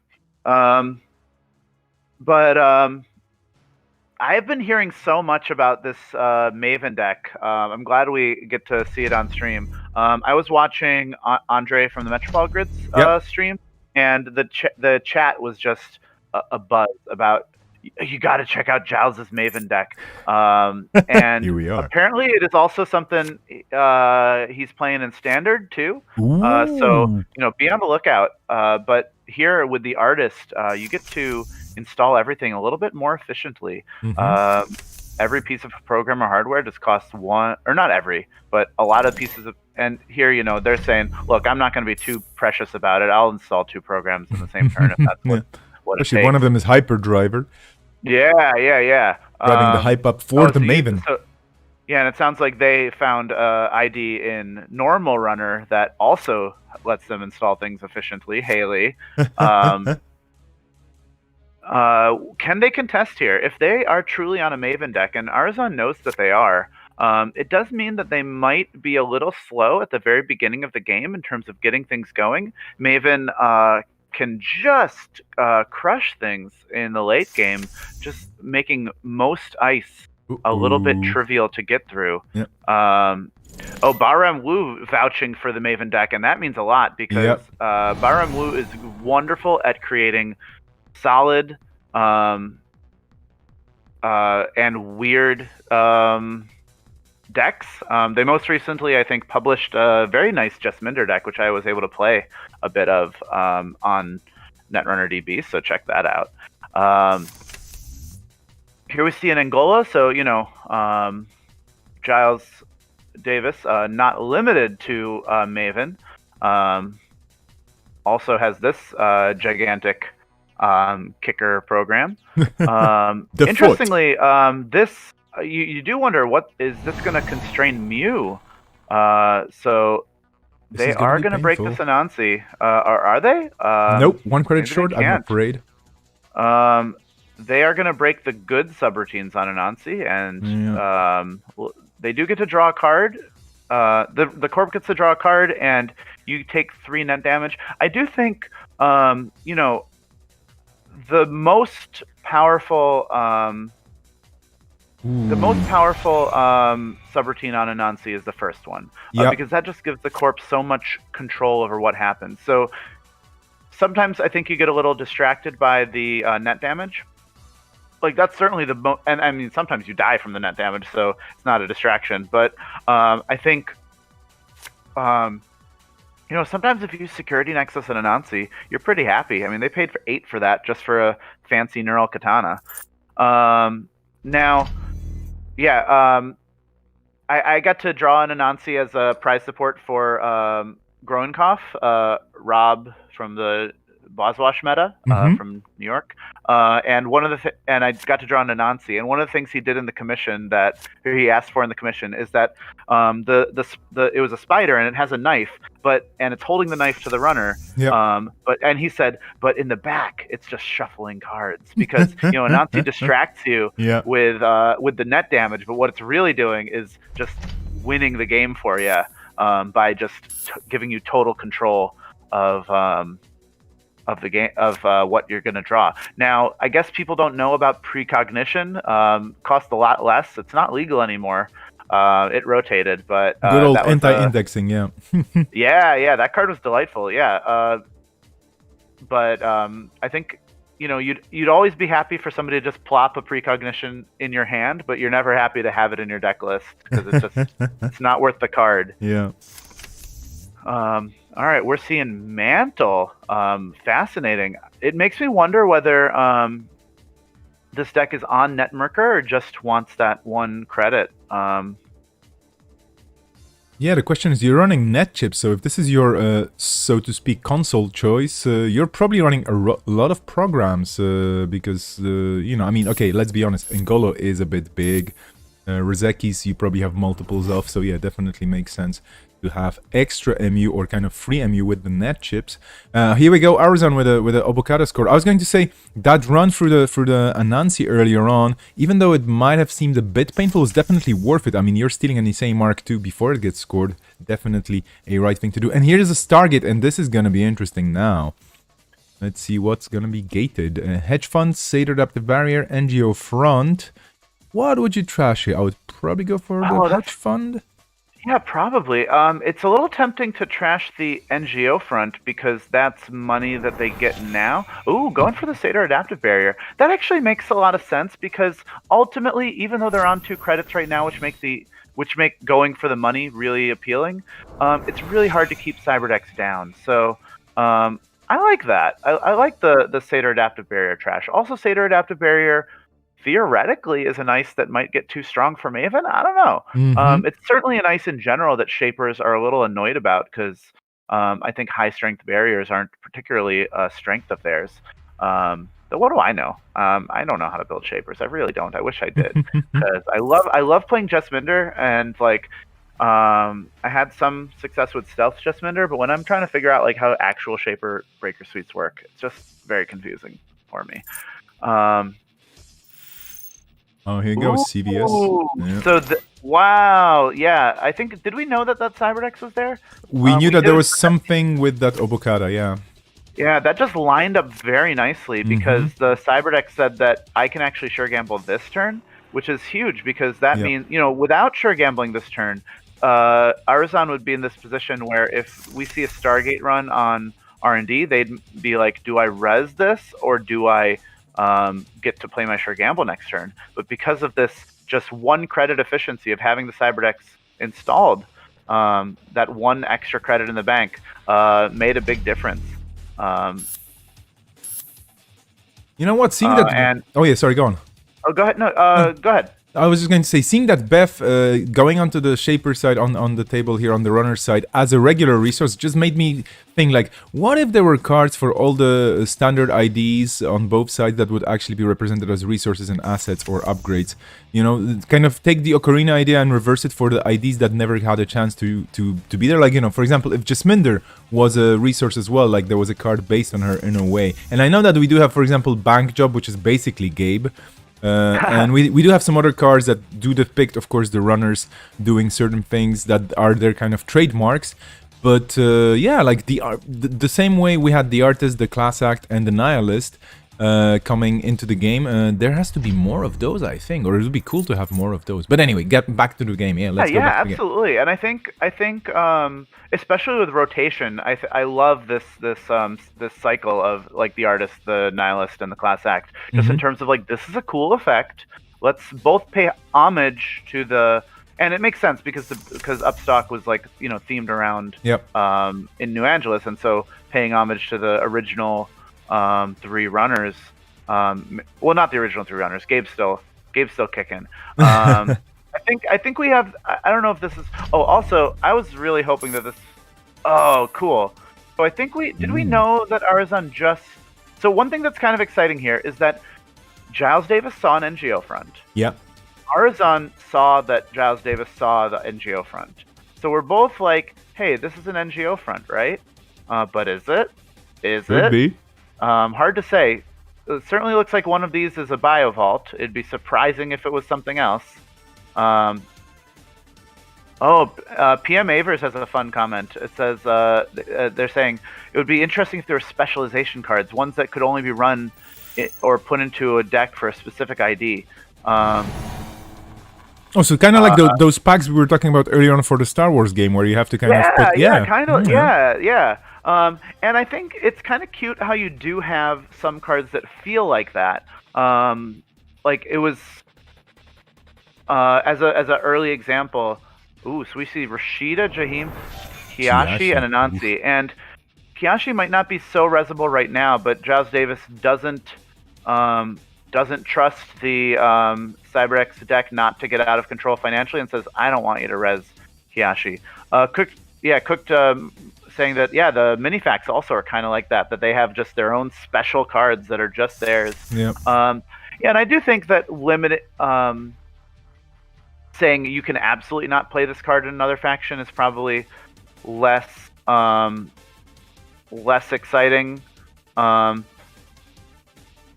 I think the cards that I most enjoy is when they just figure out how to, like, oh, this card just has new meaning in this faction. Like, as an example, not that it's the most amazingly designed card, but DJ Fenris. Currently, so DJ Fenris was both a Geist card or a Haley card because they can, you know, trade, they can work together, but it was also a Jesminder card where you turn into Liza Thunder last name. Of course, Liza's banned, and so you can't pick it with. So it's not. Or another example is Sundew was this Jinteki. Actually, still is this Jinteki asset that was never good enough. I think when it was print. No, I'm misremembering things. Sundew came out, and all of a sudden RP's Econ started working. Replicating Perfection's Econ started working. And Sundew's like kind of a card just for them. But then Industrial Genomics came out, and they just had this entirely new relationship with Sundew. And I think having cards like that, or another good example is IP Block and its relationship to Acme, or its relationship to, say, Making News. Like, it's this card that, like, this is a card for everybody, but it's this super cool card for Acme. It's this End the Run barrier that has very nice stats on it. Yeah, I think we're going to see quite a lot of explorations like this, or kind of people revisiting the idea of playing certain cards with certain IDs, hopefully soon with Gateway coming out, and then new players jumping into the game. I'm kind of looking forward to a lot of the people who have a lot of experience with deck building, or a lot of experience with diving deep into a particular faction. Just saying, okay, so these are the new cards, these are some of the old school cards, this is what you can do with them, this is a nice combo, that's a nice combo, and kind of creating knowledge around this so that people can just pick it up and experiment with it on their own. But also deck build on their own. There will be a lot of deck building, I'm pretty sure. Hyperdriver, another one of those. There's going to be a lot of hype, a lot of money on Giles' side here. The runner definitely running poor, getting a bit of extra draw with that Earthrise Hotel. And I'm just wondering what the Corp is gonna do here. It does look glaciary. One thing I noticed was between the Chiashi, the choice for the Stargate a while ago, the Chiashi or the Anansi. I would have actually gone probably for the Anansi. Then again, I don't know, of course, what... Yeah, I wonder if their rationale there is that they are... if they are a Maven deck, then they're thinking that a lot of this high-strength ice is going to be, you can actually break Anansi, assuming you get your E3 feedback implants down. You can break that for 4 credits with a Maven, but Kiashi is very high strength, and maybe the Maven isn't strong enough for it. Maybe that's the rationale. Hard to say. A lot of clicks between Beth. Oh no, Beth just gives a card this turn. Yeah, Baramu also mentioning Turnpike, another example of one of those cards that just... so now... here we go. Maven being down, that can break Anansi for 6 credits right now.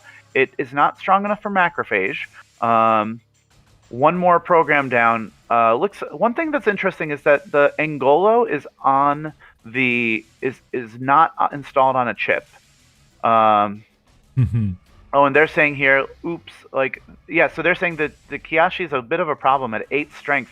They don't have a great solution for it besides painting it with Angolo. And, yeah, that's the thing. You can have up to 6 net chips, and there's only 3 so far. Oh, there's the 4th one. Okay, this is going to save your bacon a bit. Simul chip as well. Yeah, okay, this is a bit of a pump.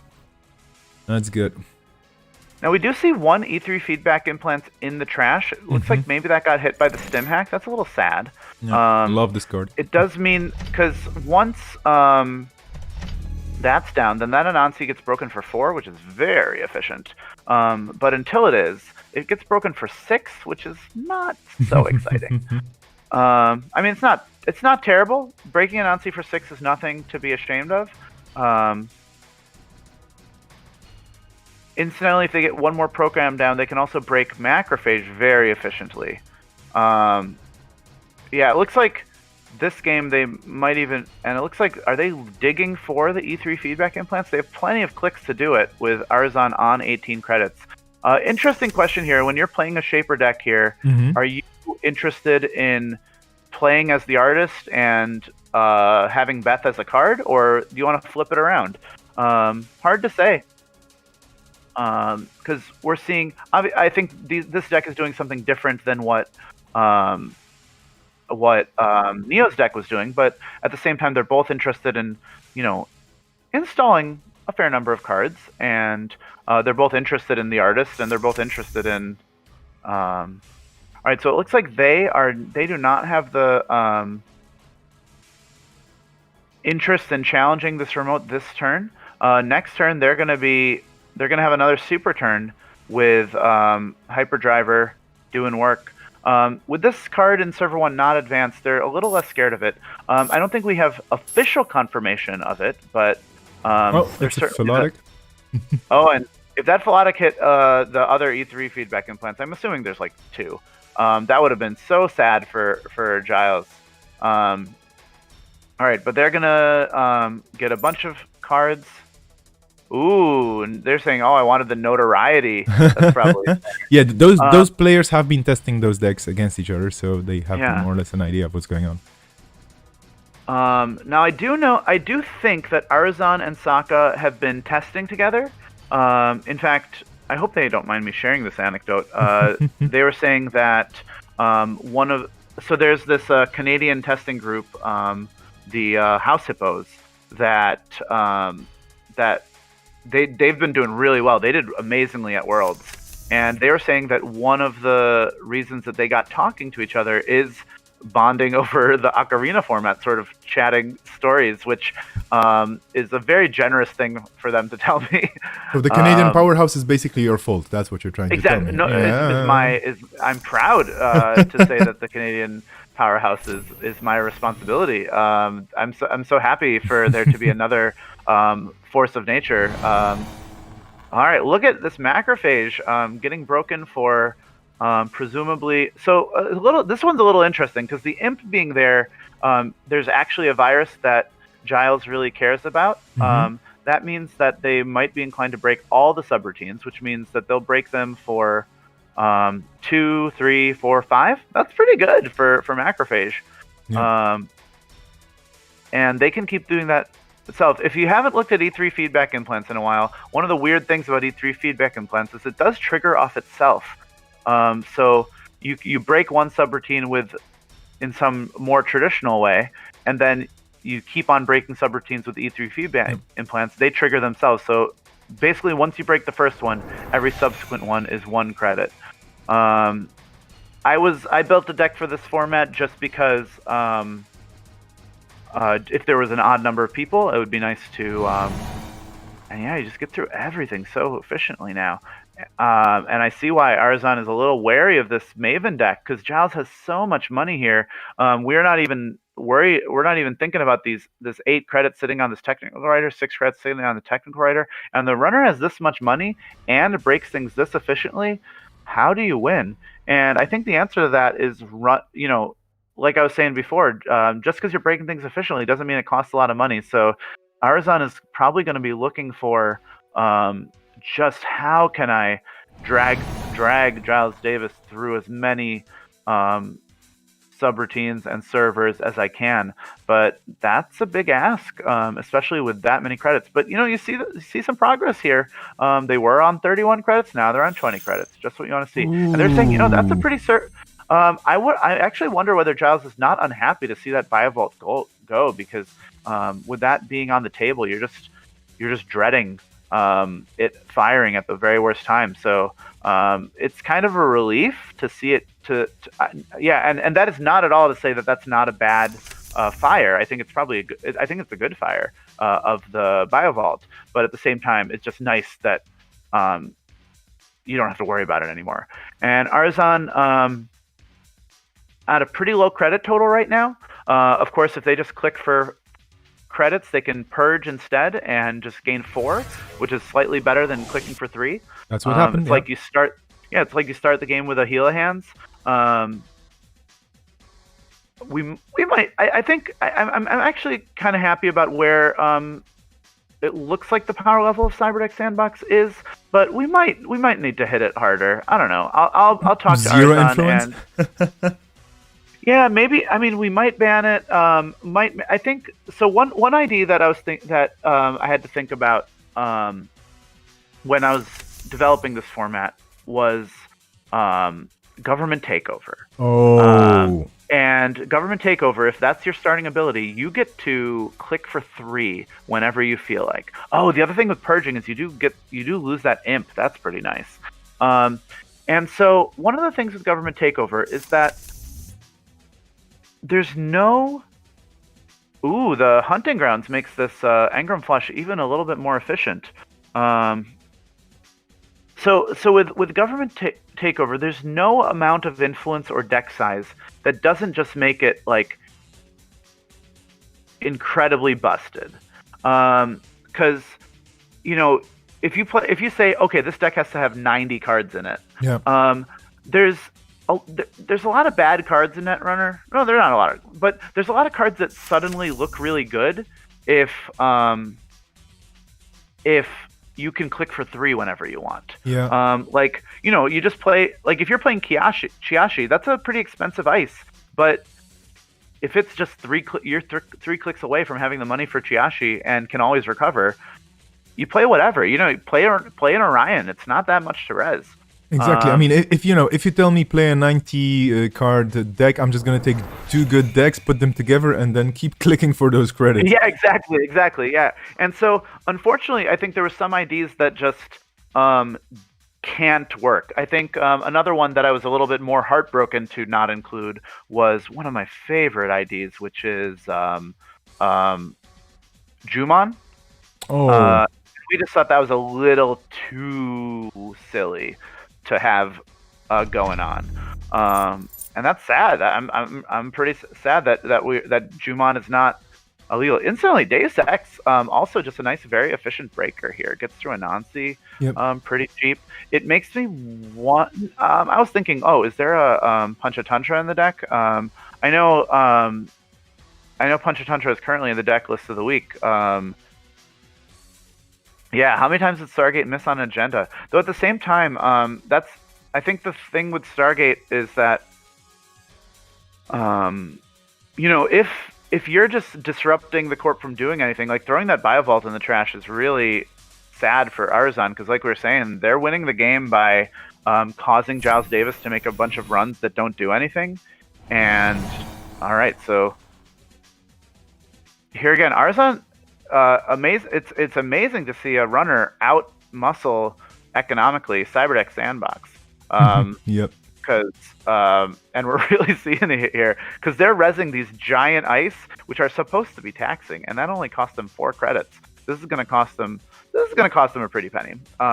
They could probably, in this case, allow the middle subroutines to fire because they're actually, interestingly, they can probably allow the Trace 3 Trash 1 virus to fire. Yeah, the imp is kind of useless. So much about. Yeah, it is. Yeah, it's not 100% useless because if there's a second Chiashi, it keeps that Maven strong. Mm-hmm. But yeah,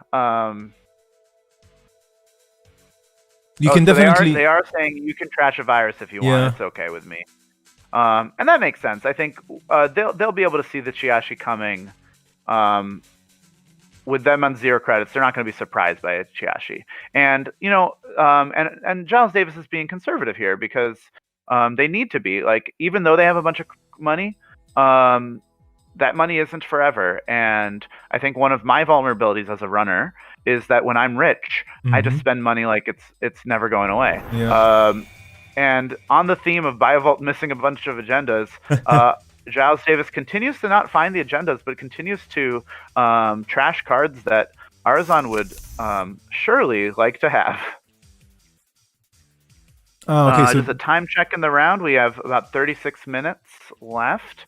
Ooh, and so they are going to play a new card, Mantle. That's just going to be certainly they're interested in running every turn. So, also pretty cute that Mantle also works with E3 feedback implants. Very true, and it's recurring credit, so it's basically making it even cheaper in the long run. Yeah, and I mean, I think it's cute that Mantle works with E3 feedback implants. It's sad that that's never going to come up because in this deck, if you're Mavening, you're going to have a chance to use your Mantle credits anyway. But kind of neat. Mantle. Interestingly, just as a slightly more powerful than Cloak because you can use it on hardware. It's not a very important. I mean, well, it has some synergies. It's not a huge power boost there, but kind of neat.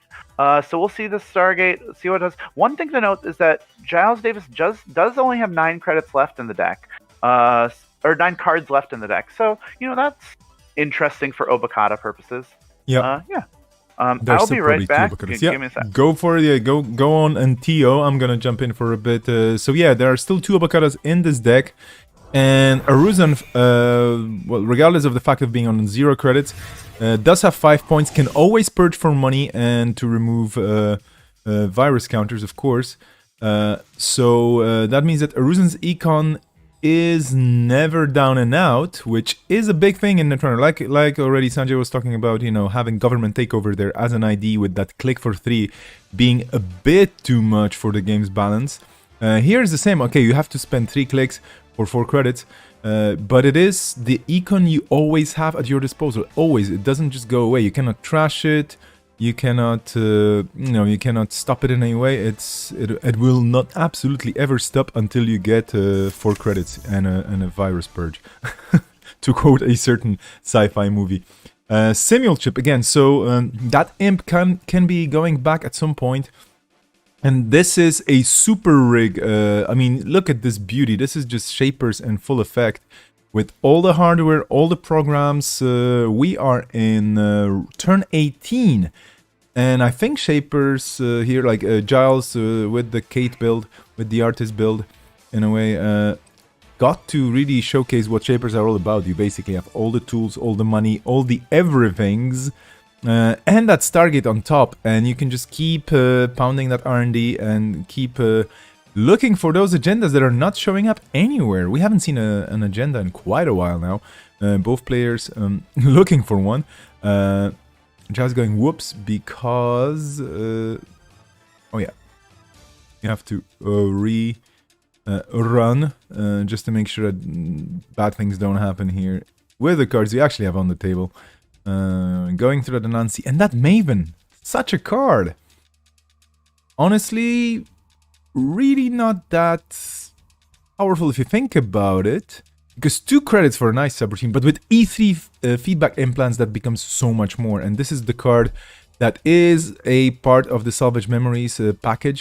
And honestly, I wouldn't mind it coming back in general. Just saying, you say, this could be in standard. This is probably my favorite criminal card because of the graphic, because of the image here, which is just so... It's 700% cyberpunk, you know, holographic hands and whatnot. And this is... This trope of a hand hanging in the air with some implanty things going on and like this keyboard that doesn't exist, but you actually can keep punching the keys and whatnot. It's in every single cyberpunk piece of media ever, I think.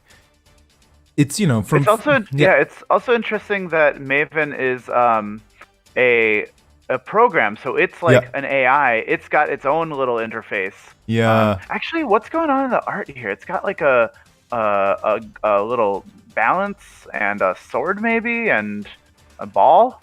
Yeah, this is probably, I'm not an expert, but this is probably a reference to some sort of a mythical entity, a deity perhaps, or some sort of a, I don't know. I mean, this is, which cycle was this? Oh, I wish I remembered. But so Maven, I think was, so Maven is a reference, I think, to Sage, which was so basically, Sage came out, I think, in either Spin or Genesis cycle. Yeah. It was this weird breaker that had the same initial text, that it has +1 strength for each installed program, but it also... Oh, and we see the Lacosta grid trash. Looks like Giles Davis is going for just trashing the installables, so they're saying, oh wow, Crick, not at its best here. So it does tax for 2. You only res it for 1. Fair enough.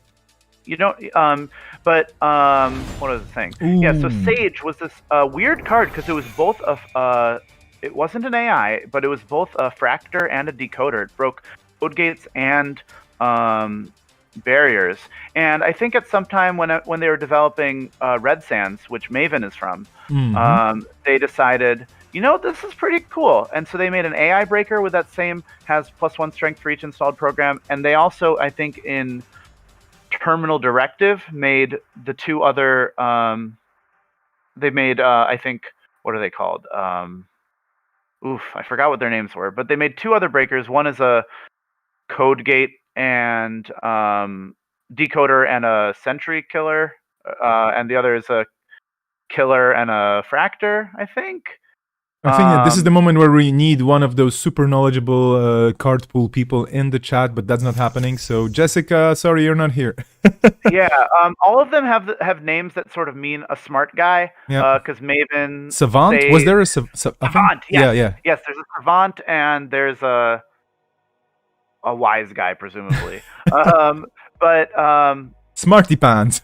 Yeah, and sometimes I would enjoy calling them the quadruped or the hexapod breakers, because all the art showed some cool people with 4 arms and 2 legs. Yeah. So you're welcome to call them the hexapod breakers if you are so inclined. You can also call them wise guy breakers, or you can just call them Maven because it's the only legal one right now. The stage rotated and Terminal Directive also rotated.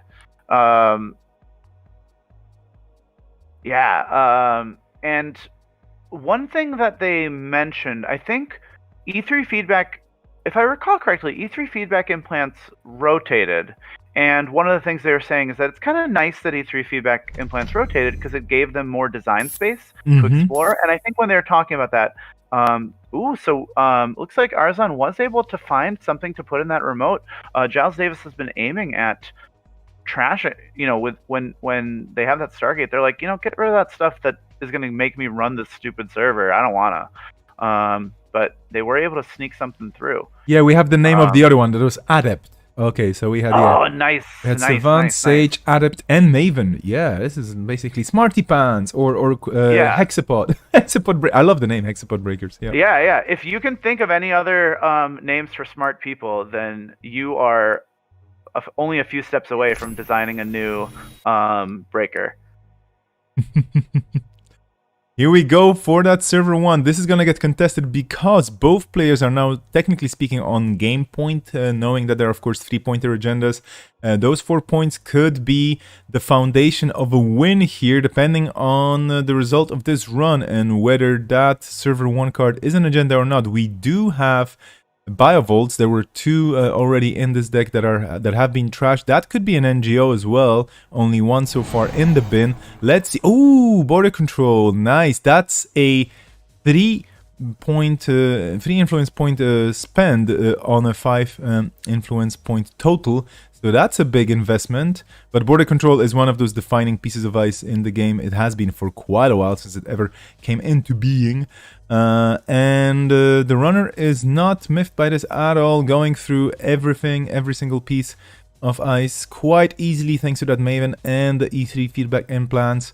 That's a really powerful combo. Basically, we only have Ngolo and Maven on the table as real breakers. Everything else is just utility, so to speak. And there's still a lot of oppression going on. And yeah, Giles here paying cheaper. Even though at first he just paid extra, but of course you do want to save your credits. There's never a situation, I think, in Netrunner where you just go like, oh no, I don't care, I can just spend 3 extra. Yeah, not extra everybody credits. has that Sokka energy of just spending 2 on the Ike trace when there's literally no cards in the stack left. And here we go, Furad Anansi. Is this an agenda? Is it an NGO? What do you think? I think if we see this border control trash, then it is definitely agenda, because if this is the that's a Biovault. Okay, so it's a Biovault. Nice. Yeah, so I think one of the only resources Arzon has to work with is this border control in terms of finding a window where they can score out their final agenda. Now, luckily for them, they only need to find 1, and they can even give up 2 points without losing the game. One question right now is, does Giles Davis have the money to throw down another to Stargate this turn? They might not, which is kind of a relief for Arzon. I don't know how. I haven't been paying attention to how aggressively they've been drawing, right? Because one of the tough things about Stargate is that the runner is seeing all the cards in your deck before you are. How are you supposed to find an agenda to close the game with when that's happening? I'm kind of anti-Stargate. If I could ever ban a card, Stargate is on the list. Not because it's a bad card, it's just messed up with my game so many times as the Corp that I have a grudge against this card. It's personal. I know it's a bit petty, but that's what it is. It's like it's just one of the things that's kind of a little sad about the design on Stargate, in my opinion, is that when Stargate was spoiled, I felt very excited about the wording on it, because if any of y'all played Keyhole, which is what I think the inspiration for Stargate is, that was another 2-mu 4-cost Anarch program that says run R&D. If successful, you get to run to look at 3 cards and trash one of them. But the way Keyhole worked is that you shuffled the deck after each Keyhole run. So you get to look at 3 new cards, which is super cool, right? Because you just get to shred R&D. You get to look at so many cards.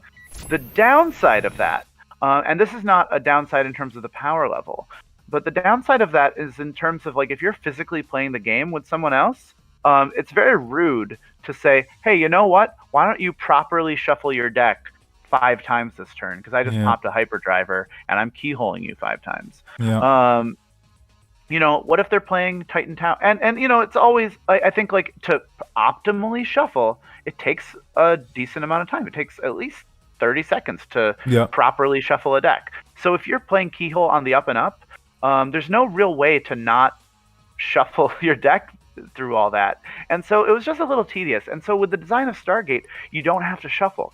But the downside of that is that the runners also get this R&D lock, which Keyhole never did. Sometimes you would lose games with Keyhole because you would just slam R&D, but then they're just still drawing new agendas to put in the remote. You spent a bunch of money, and I say you, but I mean me, because like I was saying, I'm not always as cautious with my money as I should be when I'm playing Runner. But you know, I spent so much money slamming R&D with these Keyhole runs, but I wasn't locking R&D, so I wasn't. Because the nice thing about if you do good R&D pressure, you're sort of also doing the remote pressure by saying, I'm not going to let you have an agenda to put in this remote. But Keyhole does, but Stargate does that. Scary. Yeah, it is a card that I love to play as a runner, but I kind of don't put it in there just because I like to experiment with other things. But I absolutely and utterly border hate control trash. Yep, this is probably an agenda. And now they can pop that tech writer to get the money and run back in. That's a lot of money. It's pretty. Yeah, it's a lot. And this is very exciting because basically Arzon and Giles Davis are staring at each other, saying, "Is this the agenda that I need to go get? Is this a butterfly? Is this... Oh, stim hack. All right, who needs a technical writer when you have drugs?" Indeed.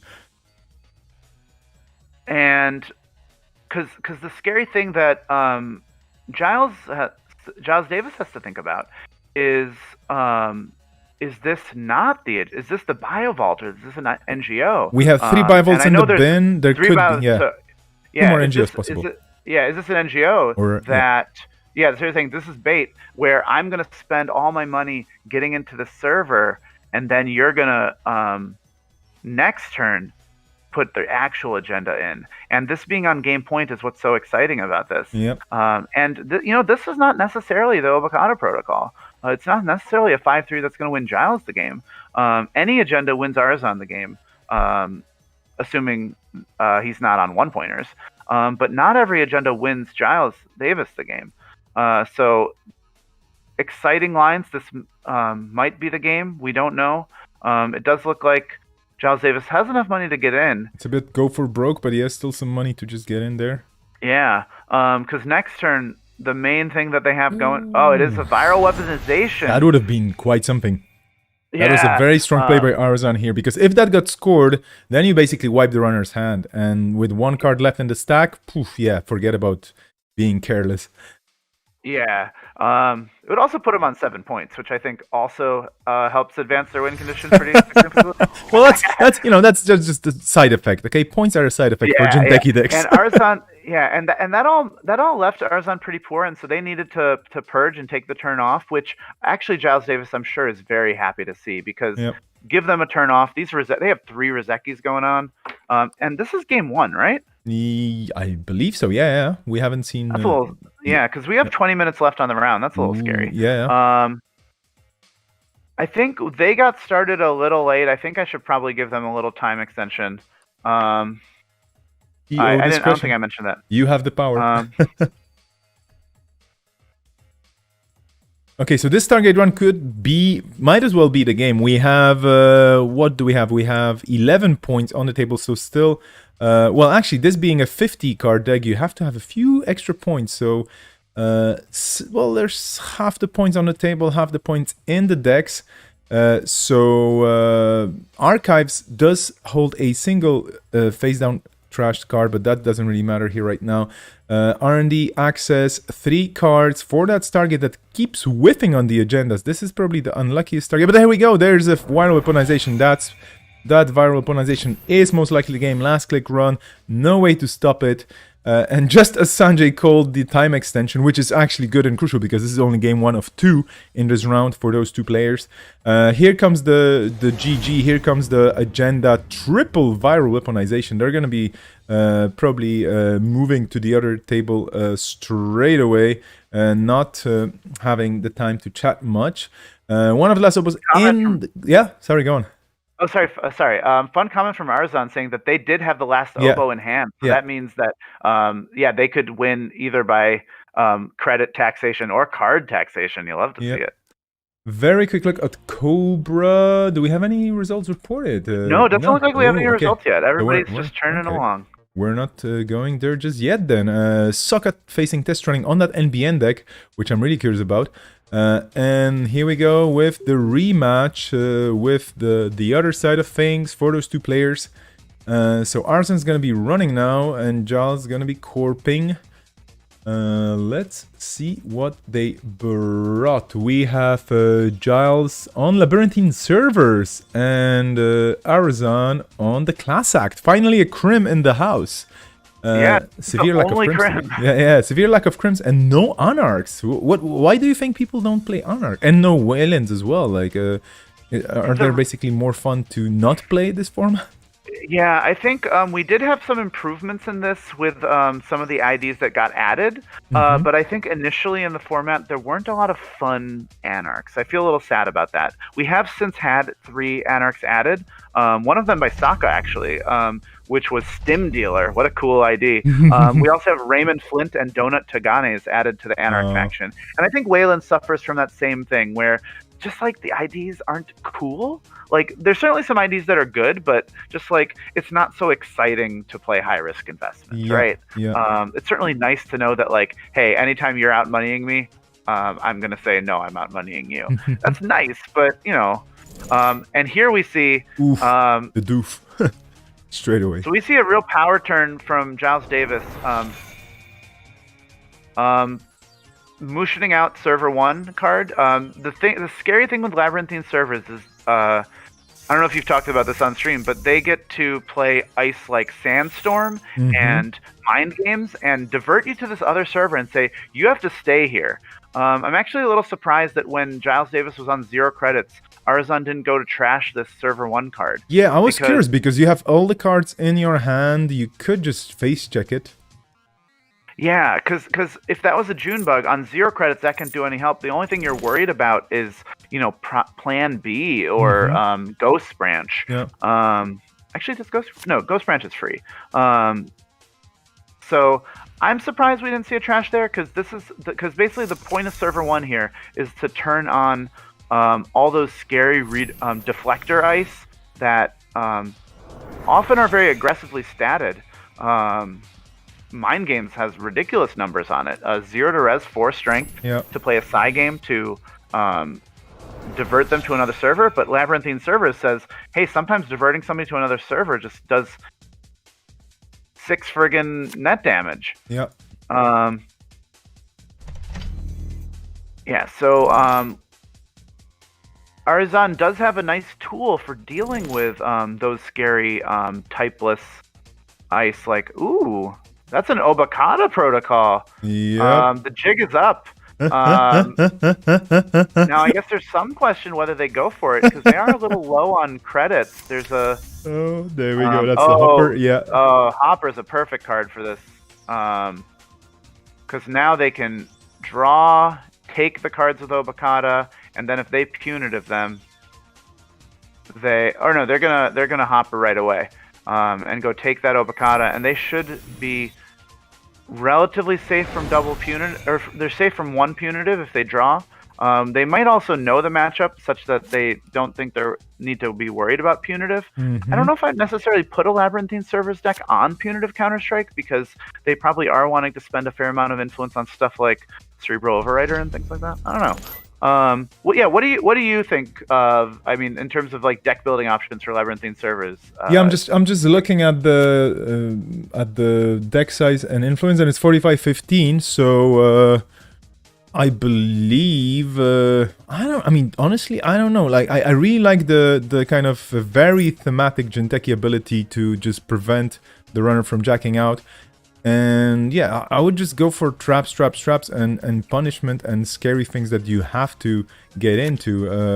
But that said, this probably requires a lot of skillful play, and those 2 counters are only 2. You cannot really refresh them in any way, right? I mean, that would be kind of unusual if there was a card that refreshes counters, especially on your ID. I mean, especially an ID with counters. They're not, that's really cool. I love the idea of having power counters on an ID. That's another thing, you know, I think it's still a cool design space to have. Basically, like a very cool boost for your ID, but limited in the uses. Because very often the ID abilities are either completely one-off, like beginning of the game or whatever, or they just always on, or well, they're still they still have restrictions or conditions, but they're basically always on. And those power counters on this ID, they kind of make it very tactical for you to decide: are you using it right now, are you using it later? So I really love that this has been added by Analyze Chris. To the ID pool without testing. That doesn't matter. Yeah, I think yeah, you're right on the money. I think the only ID that acts like that is maybe Jinteki Biotech, where it's like you have a cool ability, you only get to use it once. Yeah, yeah, I know.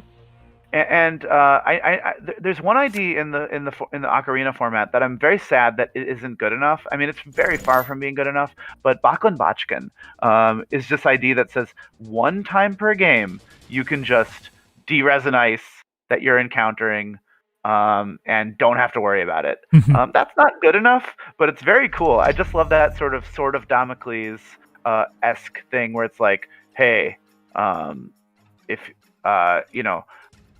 Sometime you're gonna res a Chiashi on me, and I'm gonna say no, thank you. Ooh, so we just got another. We got 2 results. This is actually the last game we have going on. Saka again won both his games, and we had a runner split at table 3.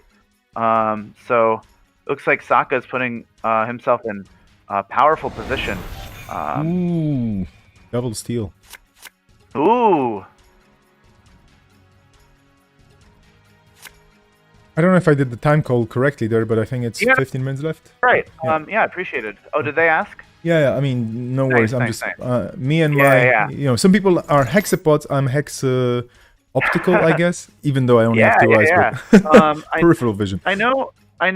You know, one thing that's funny about that semantically, or just in terms of like the evolution of language, when you say hexoptical, I think of like, you know, you call people 4-eyed, and that means that they're not as good at seeing because they have glasses. It's funny. You think being 4-eyed is even better, right? But you think 6-eyed even better. I guess people who have like, you know, those cybernetic eyes, they can be 6-eyed. This is one of the fascinating things about the whole idea of having more than 2 eyes, because how the hell would your brain process this? You know, you have extra processing power, because eyes do take in a lot of information. Well, I think, I mean, I think brains, not just human brains, are pretty fascinating in terms of, you know, hot take there, brains are fascinating. But I think pretty fascinating in that, like, most, you know, brains are just set up to process the massive amount of information that we get, and like, you know, you think about like, I mean, there are animals that have 8 different visual. I mean, even humans, you know, we have 2 eyes, but there's billions of visual receptors, and we're processing all of them and a lot of input. And it's remarkable how we can. Giles Davis definitely on the back foot here. Does have a lot of money, but I think they're pretty sad to lose that they don't have this. You know, they don't have a scary overwriter threat right now. Labyrinthine Cerberus certainly doesn't feel as exciting when you don't want them to be assaulting your servers. You'd love for them to jack out, and all you can say is please don't. I think, you know, if you just took a hot pursuit. That's a hot pursuit. Yeah, this is the penguin on a bike coming your way. Scary. I think Arizon is just trying to close this game out as fast as possible. Even though, I mean, being up on point so much with not a lot of time left, still enough to finish the game. But that does... Oh, Junebug. That does put a lot of pressure on the corp.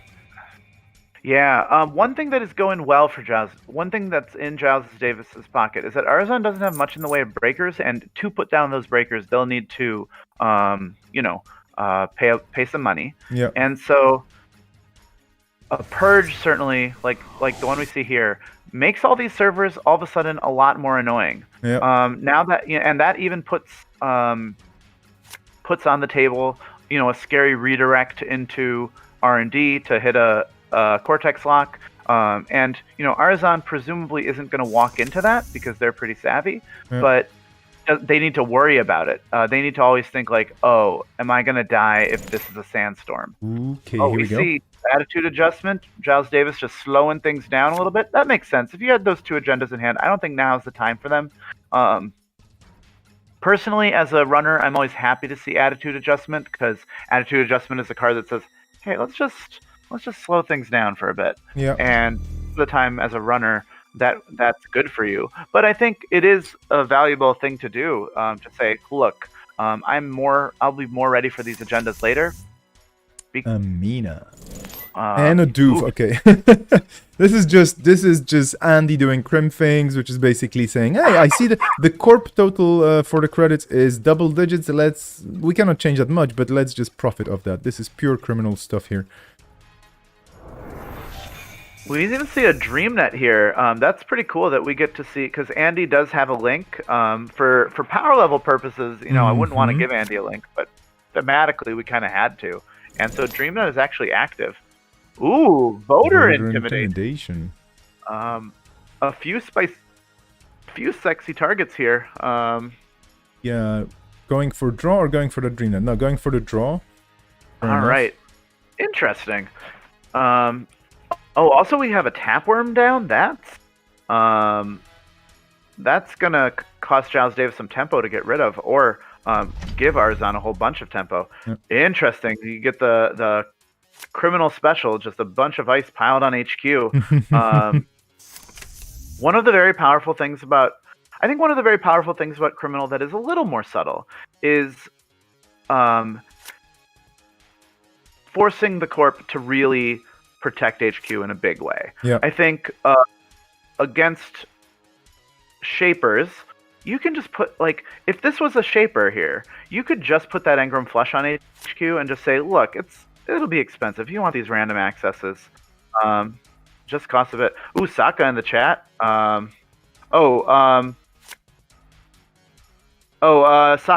in the chat is saying that... I totally missed the log. Yeah, fixed it. Thanks, Saka. Yeah. And stop winning all those games, please.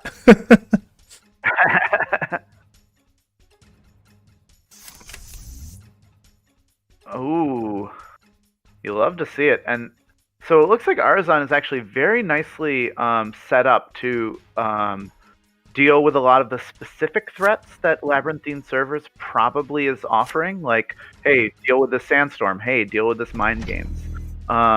Even if there's an ice, a really cool trick you can do is if you don't want this run to continue, you can't jack out, but you can lose this trace. So, actually, Security Nexus kind of invalidates a lot of what Labyrinthine Service is doing. If you put them in a server that has an ice resed, they can just leave. Yeah. Cortex lock. Ooh. Well, I guess that's what you have Security Nexus for, indeed. And with the money up on the runner's side, it's totally okay if the corp is on double digits. Engram Flush, you can still get through. Yeah, it only costs you 2 to res, so costing any breaker 4 is amazing. Yeah. Just a very aggressively statted ice. Good tax. Let's see what's gonna be there. That's a Mushin. Ooh, you love to see it as Labyrinthine servers. I think Giles Davis, with having given up 6 agenda points already, they're probably waiting for a real... here we go. A real thing to put in there. Advancing it again. This is the gamble now. Oh, they get to take a look at it. Junebug. Okay, it's the real deal. We're not gonna run this ever. Yeah, well, that might not... I don't think we'd know the middle HQ ice. I don't think we do, no. For what it's worth, if you're just joining us, Giles Davis did take away a win in the first game. Very impressive performance by his Maven deck. Really kept up economically with the Cyberdeck Sandbox ID in a way that it's hard to do. in a way that I think that's a Shaper thing to do, where they're resing these 8 cost ice on you, and you're like, no, that's fine, I can do. So that's okay. Well, Shaper or that kind of criminal, but not really Geist, because this is one of those things that I just absolutely am fascinated with. Geist players, right, they're always like running on 0 credits. Yep. Yeah, fun thing here, they see the sandstorm here. Ooh, mind games, they need to break this mind games or they could die. So if they had run the sandstorm without and just hit the sandstorm, they would be dead. Because the sandstorm would redirect them into server 4, and then Labyrinthine server says, hey, stay a little. So I guess no. What am I talking about? There's a security nexus down. So yeah, and I think that's a real disappointment for Giles Davis, seeing that security nexus. It makes everything a lot more tricky. The Bagals are also tricky. Though funnily enough, I think the scariest dice that Giles Davis has is his code gates and his untyped ice in Sandstorm. All right, so let me give these people a time check. Yep, sure. Dirty Laundry running into HQ, so basically, again, doing crim things. 21 credits in the bank, so no threat whatsoever. Whatever could be rezzed here, and Giles Davis does have the money to res basically anything. 14 credits. Okay, well, maybe not everything, but quite a lot of stuff. But well, Dirty Laundering, that's more money. And oh, that's game. Oof, that was pretty one-sided because, well, I mean, it was quite a brutal matchup. Arizon here with all the right cards at the right moment. That's Andromeda's specialty. It's a nice split. So I think that round we had 2 runner splits and a sweep. Yep. Oh, Giles Davis saying, yeah, I think that was they had some good tech to deal with what they were doing with, and not tech that was particularly not unuseful in other contexts. Like Security Nexus just gets through stuff. That's good, but Security Nexus is a really rude card against Labyrinthine servers. Labyrinthine servers reminds me a bit of Acme back when it had. I'm forgetting universal connectivity fee, where it just had this extremely terrifying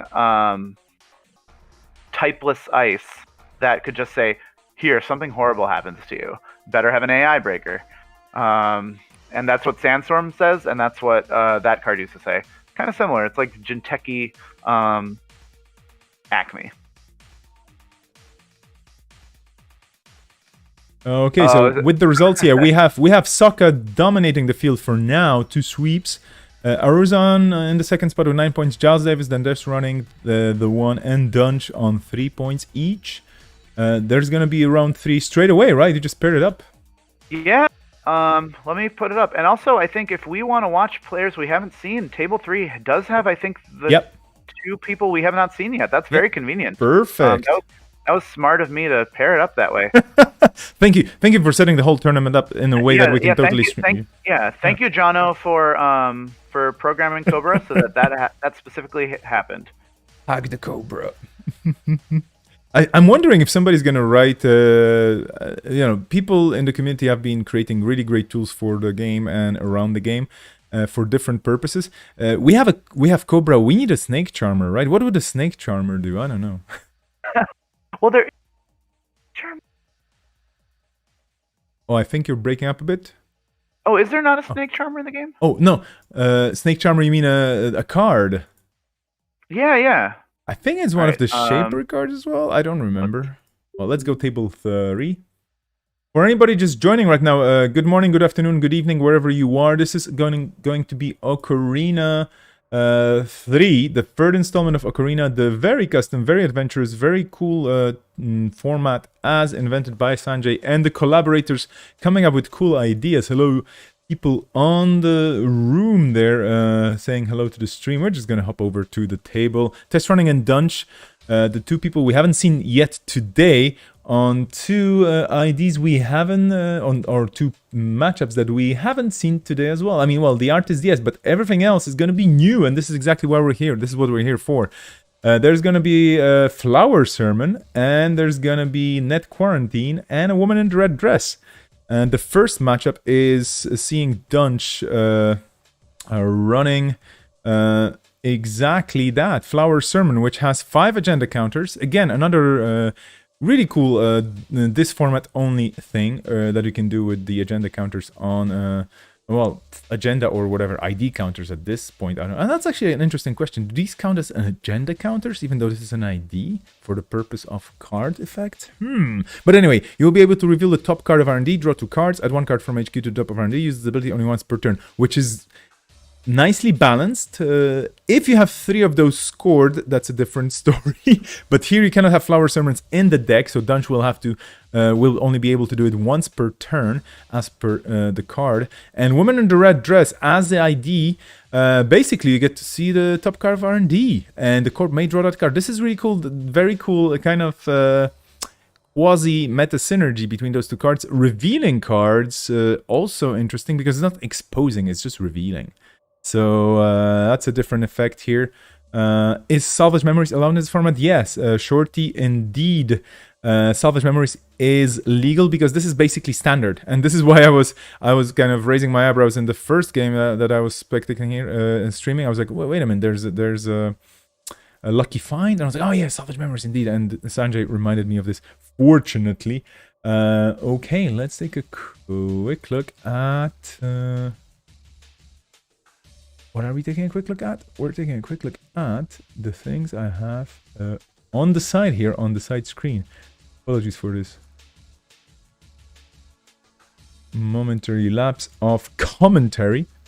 One of the famous Pink Floyd songs, right? Anyway, so if you just joined us, yes, Okorina, this is the third installment. This is the APAC friendly timed edition. There's going to be another one on the 17th. Or yeah, unless there's going to be a change in the date, that's going to be the day 17th, and that's going to be streamed by Metropole Grid, by Andre, and hopefully by myself. Super happy to be here, even though it was a bit early for me to get up on a Saturday. You know, me, the sleepyhead. But anyway, Sanjay, you're in the middle of the night right now, right? Yeah, it's 4:19 here. It was 2 when the tournament started. Yeah, I think so. I was thinking, oh, it'd be nice to have a tournament at a time that works for parts of the world that don't always get tournaments that work for them. I think Giles Davis can do this tournament because it's at a good time. Ooh, Mushin out of Flower Sermon. You love to see it. That said, I think in retrospect, what I should have done is recruited a.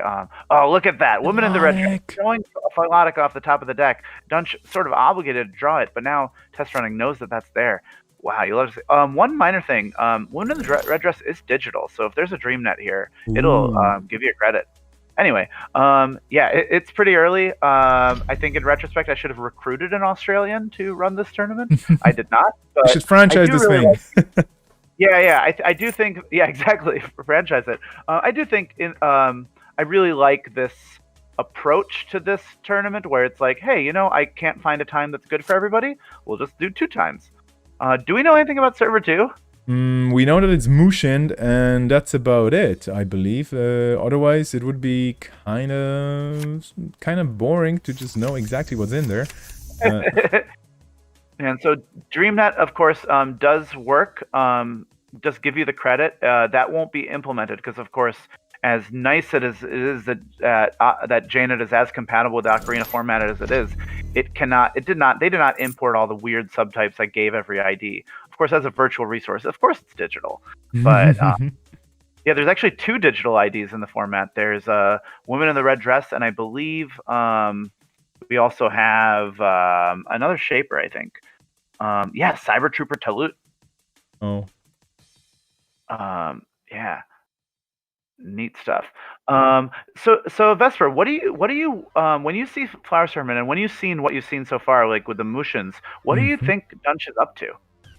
With the Flower Sermon, I mean, basically you're probably digging for useful cards, of course, because you draw extra cards, which is good for you, but the problem is, well, with this Woman in the Red Dress, you have to be careful because those cards get revealed.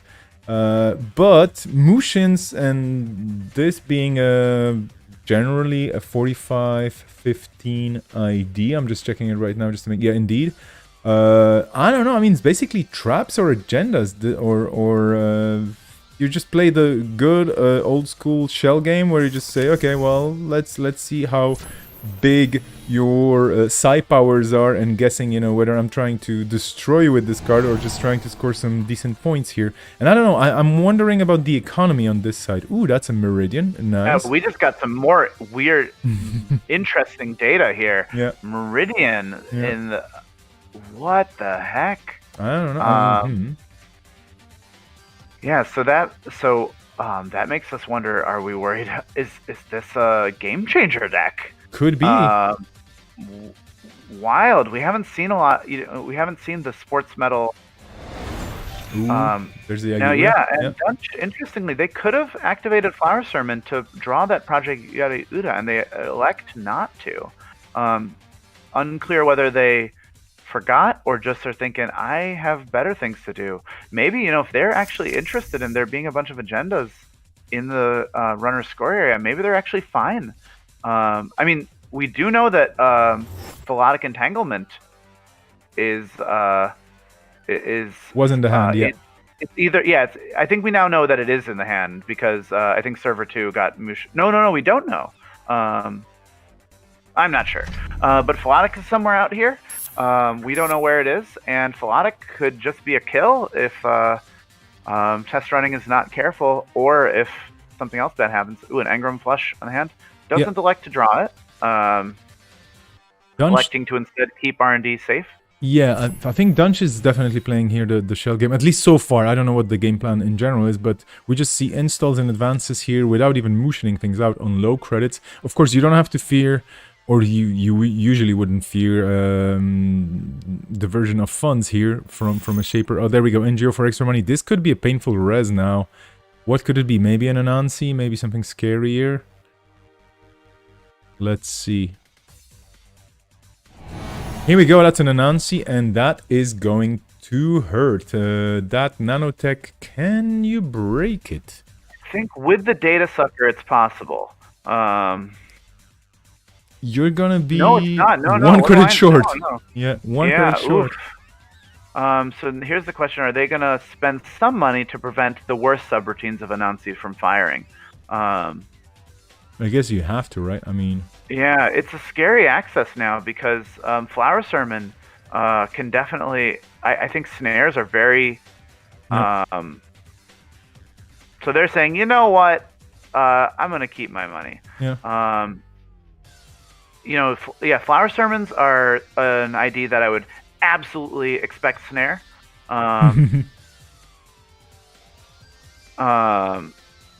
So... You even wonder whether test running is going to take the access after this. I mean, they know there's a Philotic probably in hand. So it's a pretty exciting access, but will it result in your death? Yeah, that Flower Summoner having the power or the agenda counters to be used once per turn on your turn or on the runner's turn, it's scary because that's not a click ability. That's basically something you can do at any moment. Once per turn, and that is very, very strong, yeah. And we see Dunch being very conservative with those counters, because they could have protected the Project Yagyuda, and they said, that's fine. You know what else Flower Sermon works with? I just thought of this. It combos with political dealings. Right, because you can just... That lets you... Yeah, you can draw the agendas when you want to draw the agendas. And then just install it without a click. And ooh, nice. That's a super scary, fast, advanced combo if you manage to pull it off. But that would probably... I mean, political dealings, they work on a protected server as well. So that probably means you would be playing... You would be trying to protect the political dealings somehow. And this, so far at least, looks like not much ice has been in Dunch's possession. So, could be hard to protect your remotes in this situation. Server 2 just sitting there. Do we know anything about Server 2? No, we don't, right? No, is that the card that got motioned at the very beginning, or is that the card that got motioned second? I'm not positive. what I'd love for that card to be is for that to be the card that got Mushin second, and it is a I'm hoping that that's the Philotic. And they're just waiting. Okay. Ooh. And this is Mushin number 3. No more Mushins unless they come back. Border control on top of R&D. I have no idea what Dunch is up to. I think this, and I hope this doesn't come across as me saying their deck is bad. I don't think their deck is bad, but there's so many like different tools to do different things in this deck. Look at this. It's very cool. Ooh, Inazuma. Whoa, that is horrifying. What a thing to... Because now it's... So that's a must break. Yeah. But you can't. And yeah. And yeah, there's not a lot of money to break that with self-modifying code. Probably with the 3 data sucker tokens, depending on what they have, it's breakable. But if they break it, they probably can't also break the Anansi, and if they don't, they're in trouble. I think they can definitely break it if they want to by just getting the Palangi out of the trash and painting it into a killer or into a sentry, but that's not great. Yeah, that's kind of expensive. Yeah, it's expensive. After that, you just jack it out. Not, you do not access probably here. You do and not I don't go think into and I don't think a program has been trashed yet, so that would be... Well, if you try to self-modify... Oh, no. Well... Oh, that doesn't even work. You can use self-modifying code and just get the Palangi. Yeah, so I don't think test running has to let this Anansi fire, but I don't see how they access HQ if they don't let the Anansi fire. Well, on the other side, this res for 3 did put Dunch at 1 credit, so at least that's a saving grace. That's kind of the silver lining for the situation. There's not that many things you can fire with a single credit as the corp as punishment, but then again, who knows what's in server 6? Who knows what's in server 2? That could be anything. Could be an NGO. We've seen NGOs like this already, where that money would just pop in into the corpse bank at the right time for that, for example, Anansi res earlier on. So that's it. Yeah, this is definitely a thinking situation. You have to think. Okay, Inazuma fires. So test running not going for any shenanigans here to Shaper BS out of the situation, but no, just going for it. Yeah, that's so they're saying, okay, if Inazuma says I have to let this Anansi fire, let's let the Anansi fire. They probably and presumably they're gonna take an access here because it's kind of scary. I think can you res an NGO and after the runner decides to access, you can still pop an NGO, right? Or not really? Well, I think they can't because they Mushined it. Yeah. So if server 2 is an NGO, then they could res that. That'd be bananas if that was an NGO. So yeah, that's a good point. Oh, so they're saying like, ooh, I don't want you to access this. Maybe they're protecting the Philotic. Maybe they're. 1 and 7. Let's see what's their preemptive. Okay, that's a good card to have. Honestly, maybe they're protecting the snare. Could be, because I mean that's sort of tempting to do. Snares are so powerful in Flower Sermon. Yeah, I was going to ask you, what if snare was an ID? So, I mean, in terms of exactly how the card is worded, I don't think snare as an ID would do anything since you don't ever access it. But yeah, I mean, I think the closest we get to that, where just HQ accesses are always snare, is one legal ID in this format is the Jinteki ID, and I've seen some people playing around with it. The Jinteki ID dedicated neural net, which says the first time you run HQ, play a Psy game, and if you win, you get to decide what card in HQ they access. Oh wow, that's a cool one. That's very thematic. That should very cool totally be an ID for reals. Yeah. It definitely. I mean, it just emphasizes how Wayland desperately needs some help in terms of the excitement thing. Last format, they had the cleaners, which was really cool because then you could C-source high profile target, and that would kill them because that would do 6 meat damage. And of course, with I think Scorch Earth coming back, that the ability to C-source meat damage card is just a little less. Hey, wait, is that a kill? Is that a Ronin? So they're popping the Philotic for 2 net damage. This seems like they don't do that unless that's the kill. But they're maybe not. Just value just to make sure that the runner doesn't have any options and is scared of running. I guess they don't want to leave that on the table forever. That makes sense. Ooh, that's very conservative here. Install advance and nothing else. 1 credit. You can still pop a Junebug for 1 credit, right? So yeah. It's like, do check my maybe agenda, maybe non-agenda. Oh, you can choose not to draw with Woman in the Red Dress. Yeah, if you just want to keep R&D safe. Yeah. Ooh, a medical breakthrough. Okay, yeah, this looks like... I mean, if there's a game changer in there, I wouldn't be surprised, yeah. Yeah, I think this definitely looks like political dealings. But yeah, the Meridian is a real head-scratcher. It makes you think, are they on game changer? Are they on stock buyback?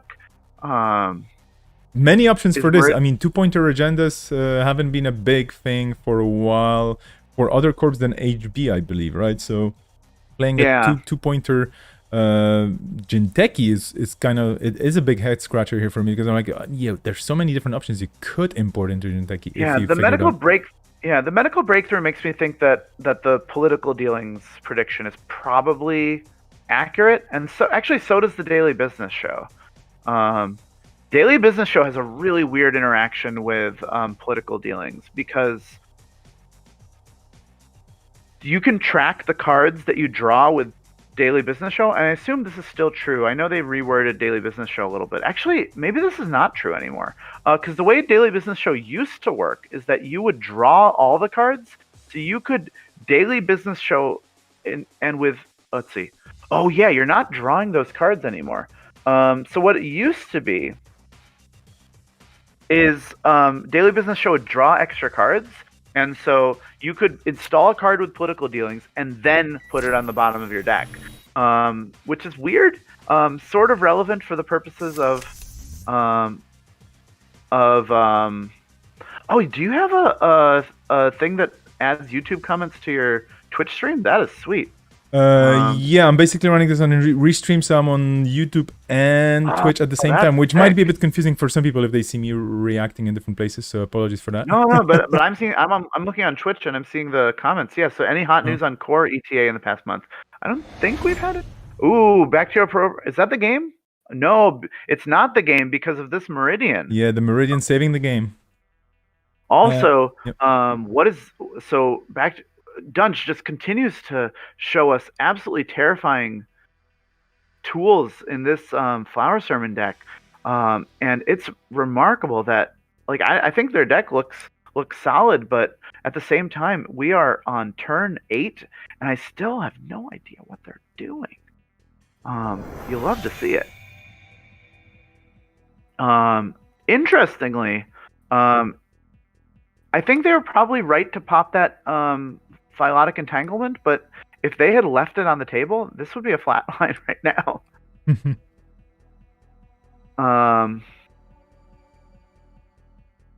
Yeah, I don't think we've heard anything about Core in the past month. I mean, we haven't heard any reason not to think that it's still sometime in Q1. I'm very excited about it because I think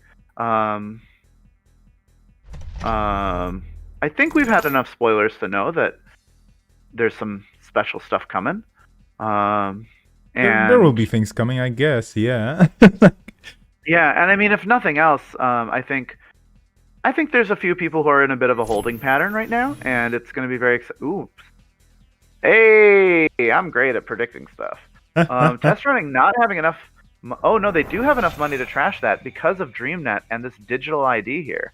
Now, do they want to trash it? They could if they wanted. It's 3 credits. A little bit awkward there.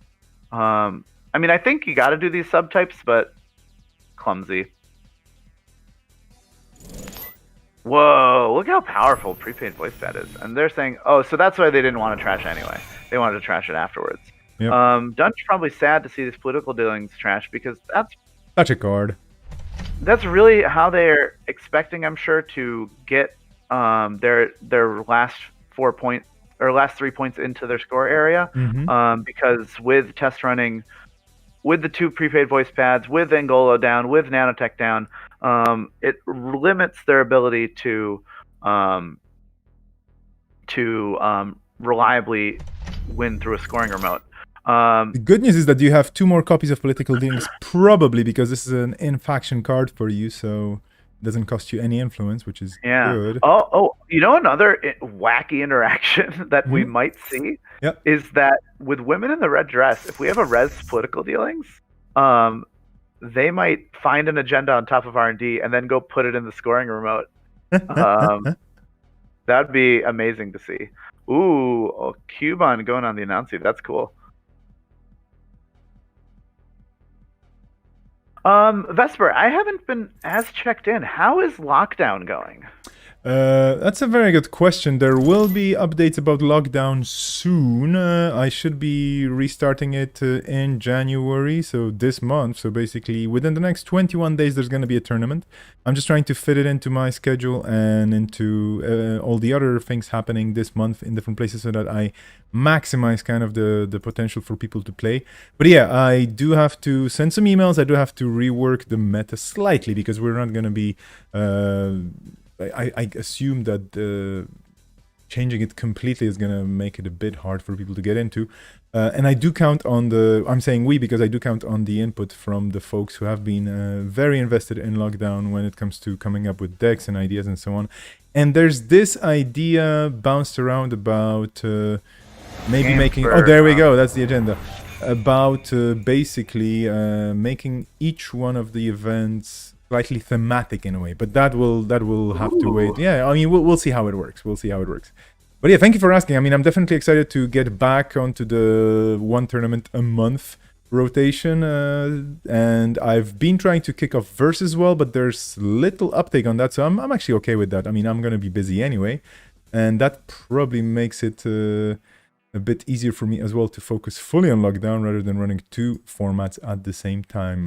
Sure, yeah. Yeah, and I think what you've already accomplished with lockdown has been so cool because there's been all these different tournaments where every time people are facing a fresh meta, having to deal with new challenges, new deck building challenges, new play challenges, and it's been such a lovely thing to happen. And I especially I am seeing your chat on Twitch. Yeah, no, I'm just testing because I'm also using a different tool for okay. Oh, got it. It's working. Yeah, cheers. Yeah. And so I mean, I know Okorina owes a lot to lockdown, and so if anybody's watching, keep an eye on what Vesper's doing. Obviously, if you're watching a stream, you might not need to say that. All right. Also, I think one thing that we don't really think about so much that we really should is when you're playing Okorina, the artist is not enabled. You can't make your ID the artist when you're making your deck list. So what ID you pick, it's just a style point. It's like an alt art. Like, oh, I'm playing that sport game, but I'm going to use Acme. Anyway. Yeah, so if people, if you see Vesper doing a tournament, check it out because it's good stuff. Ooh. Years. Net Quarantine. That's an interesting ID.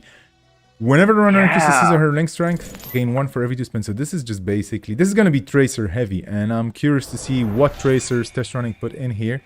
The artists we've already seen, basically just good stuff. Shaper with Dunch coming up with probably some tasty bits in there. Ooh, we see a Scorched Earth in there. That's really cool with Sea Source. Yeah, that's terrifying. This is gonna be fast, probably. Oh, I mean, this could be the game right here. If there's a Sea Source in hand, that's lethal. Yeah. Especially with that Angolo installed. I don't know if I 100% agree with that. It looks like they're not getting punished, but yeah, I think especially seeing the Scorch. Now, one thing I think in terms of playing around Scorched Earth, playing around it, I think ending your turn with 4 cards in hand just makes it harder for them to land. So it doesn't keep you safe from Scorch Earth, but don't go easy on them. Yeah. Also, how does Net Quarantine work exactly? When they spend their... Oh, what a delightful ID. Interestingly, Okorina offers more... If you just really like Tracer Ice, there's 2 options for you. There's Net Quarantine, and there's also Improved Tracers, which improves your Tracers. I think we have seen... I think we've seen both of them in format in Okorina before. Ooh, Ika coming down. So 2 breakers down. Dunch saying, I'm going to be able to deal with a lot of servers. Of course, test running also has the threat. Ooh. Deal with the toll booth then. Yeah, I've been a little disappointed by toll booth lately. The 8 is a lot, and I feel like it doesn't do enough work. But, it just feels great to tax this Angolo for 6 credits. I kind of feel like Slot Machine became the new toll booth, but then again, 8 credits is a lot. Totally agreed. Yeah. I mean, I love that end to run ice on toll booth. Oh, there we go. Hey, speaking of this, but it's... Apologies if you have to read this sideways, folks. But basically, when the runner encounters this ice, you just shuffle cards around, and then subroutines happen or not, depending on what runners uncovered from the stack. Here we go. And of note, Dunch is allowing this slot machine to fire. Presumably, there's nothing that exciting to put these counters on. But if this is an NGO front and test running gets to put more counters on it, that's hilarious. It looks like they are putting them there just in case Dunch this would be the amazing Ghost Branch. Explode! Fair enough. So test running is just hungry for a sea source right now. Yeah. We do see the Scorch in hand, so we know that sea source is in fact lethal. If it happens to be in their hand right now, with Dunch on only 3 cards, but they survive again. And sometimes you have to make them have it. I think you can't. Especially in the early game, if you just keep on waiting for safety's sake, sometimes that means you're going to lose more games than you win because you wait long enough until they have the tool that you were afraid of from the moment the game started. Yeah. All right, Rashida. And at this point, with 2 Rashida's fires, a bunch of card draw, you certainly are worried that they have found the sea source. They're probably on 3 of them. Like if you're spending that influence on Scorch, you're going to spend the card slots on sea source, I would think.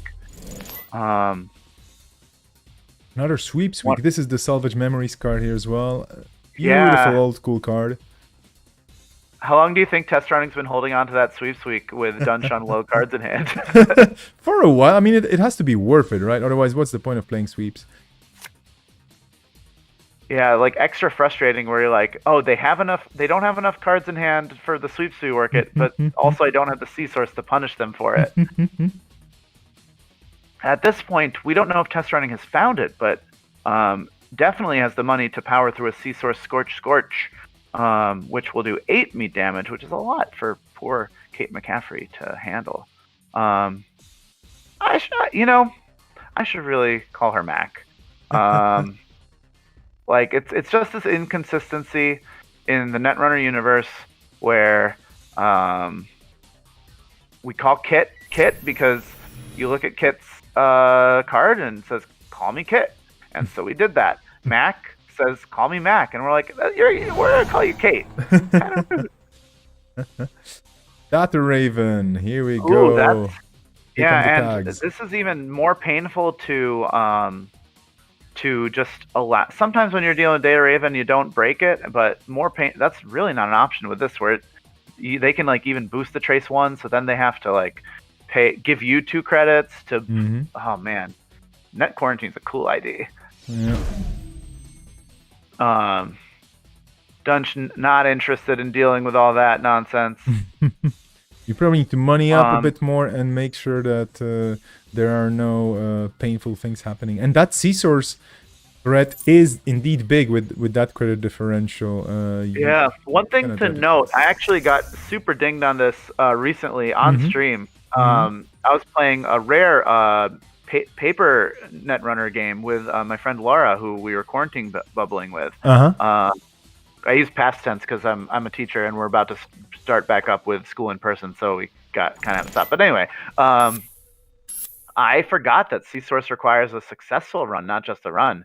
And I C source Scorched her, and we shuffle. We shuffle all our cards back in, and then on the chat they're like, "Hey, was there a successful run there?" A little embarrassed. Oh, I'm losing my voice a little bit. That's fun. Well, middle of the night for you, so you might as well just go easy on it. Get some, I don't know, honey in your beverage. That sounds nice. Okay, so we have the artist doing shaper things, and basically this is what I also love about this being an ID. Back in the day, of course, you would just get the discount for installs and whatnot. Here you can actually you have a built-in magnum opus, so it's better. It's basically 2.0. Yeah. Well, mini opus, let's be honest, because you can only get it once per turn. But honestly, a click for 2 built into your ID, sweet. Things that's cool about this ID is that the artist is fun to have, but it's not very. But at 4 to install, it does set you back a fair bit. Where and you can't really build your deck around having it, because install a program or piece of hardware makes for one less makes a lot of things very exciting. So Dunch saying, give me those accesses. Ooh, they trash you. Fascinating. That's tricky because now Can they not tag? Yeah, you're gonna have they a already tag. click the artist. Maybe they're just saying you don't have the. Ooh, that's fascinating. Well, they do have the. Interesting. This is dangerous. So test running no longer needs the C source, just needs 2 Scorches in hand. And wait, did they install Classic this turn? No, that was last turn. You could C source boom. Yeah. Or added value. You could see source boom. All right. Looks like they found it. Yeah, all right. So I believe that was a sweep for test running, if I'm recalling correctly. All right. Okay, we still have time in the round. Let's take a look at another table then, maybe, perhaps. Yeah, what would you like to watch? Yeah, I'm just gonna jump into table... Let's take a look at table 2, because we're probably gonna watch Sokka on table 1 last round. There's gonna be one more round after this, right? Yeah, one more round after this. Let's take a quick look here. So this is table... the one versus Giles Davis, and okay, we're in a good spot here. Not really out of the comfortable zone for both players just yet, especially with Giles having some remotes here that the one is not contesting just yet. Let's see what's gonna happen here. R&D with a nice upgrade on it. And the one up by 2 points, but that doesn't mean much. Yeah, and we also see something that Labyrinthine Servers loves to have, a server that Neo does not want to run. Server 1 is presumably a scary thing. We do. Oh, interestingly, I just looked in the heap, and there is an Obokata in there. I wonder how that got there. Wanton Destruction. Okay, that got wanton, so we have 3 points for sure. Okay, so this actually changes things a bitsy bit, because now that Obokata is basically a liability for Giles, unless he's able to get, for example, a preemptive to snatch it out. And there's, of course, attitude adjustments as well that do save your archive agendas, so that's not a bad thing at all. Scrolling up, it looks like they attitude adjustment 2 Obokatas HQ, so I guess, interesting. Maybe they didn't think of that can also save them from archives. Maybe they didn't care. Maybe it wasn't known information at the time. Hard to say. Incidentally, it looks like these Cortex locks are doing a lot of work, and if Neo could just put down enough programs, they'll turn from the most terrifying card in the deck to one of the most terrifying ice to deal with to paper thin. That's going to be pretty disappointing for Giles Davis. But they, like we saw last time, they do have the scary cards like Mind Games and scary cards like Sandstorm. So Yeah, exciting to see.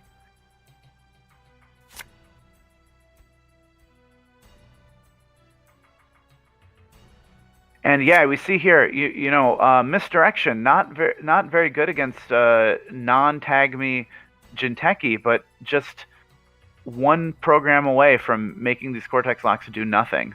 That's a cool install there. Yeah. The misdirection, such a good card, just to basically handle all the threats you might think of from tags. And there were days where misdirection and HHN were basically locking horns, and if you didn't have misdirection, you could still play around HHN, but it was so tough. At least for me, speaking from personal experience. Yeah. I'm just wondering, on misdirection, is that smoke? Yeah, of course. I mean, she's mentioned in the text, but this I'm just curious about the hair, because this is not really Smoke's hair. It's kind of very... It's like, yeah, I guess this is like a digital smoke. He's smoked up. I think some people are a little critical of the neck length on Smoke in this art. They think that it's like unnaturally long, but maybe that's how Smoke visualizes themselves. When I think of myself in the internet, I just think of myself have a really long neck. Well, I'm just a bunch of zeros and ones everywhere, so that's basically it. Yeah, I think one of the things with... Oh, also, Giles Davis, I think they mentioned... his opponent mentioned this last time. His opponent, Arzon, who knew the deck pretty well, mentioned that there are some amount of baddies in the deck, so we could be seeing some very high-stakes side games here. Ooh, nice seeing it modded. Putting out another Angolo. What is going on? Now, what an amazing breaker for Cortex Lock. Now, if they wanted to just stroll into archives, they could pick up that Obokata if they were so inclined. I wonder if that's the move just to get it out of the way. Yeah, like it's 3 points for you and 0 for the corp, and you just make sure that it's there. Another modded. Ooh, what are they modding out now? Presumably a hardware. Cyberdelia. So the first time they break all the subroutines on an ice, that means they get to they get 2 credits. I would imagine server 1 is a June bug, because if that was an overwriter, maybe you even advance it a little bit more. Because currently, if it's an overwriter, it doesn't lose you the game a lot of the times. It's just very annoying to have 4 brain damage. So that looks like an 8 credit or 8 net damage hit. One interesting thing that I don't know if we've seen is that one of the new IDs is Patron, and another new ID is Labyrinthine Servers. And Patron is sort of a tech card for Labyrinthine Servers, because you can put Patron on server 1, and then it says you don't access that card. Instead, you just draw 2. Weird. I'm a brilliant format designer. Yes, you are, and I'll keep saying this. I mean, this is the greatness of the game in its current state, with all the different cards and different options, that we can still keep adding to it or tweaking it or playing around with it, and there's no need to test, to be honest, because if people want to play something, they're gonna do this. Speaking of playing stuff, voter intimidation. Oh man, Cody Jones. GG Cody, I guess. Yeah. Speaking of high stakes side games, the game is not on the line, but the game might be on the line for Cody Jones here. Oof. Oh, Giles you gotta spend money to save money. Hello. Dunch, it was really cool to see your that Flower Sermon deck. If you're in, it looked awesome. Very exciting to watch it. Yeah, I'm sorry it didn't work out, but that was very cool. It seems like it has a lot of tools, which is nice. All right.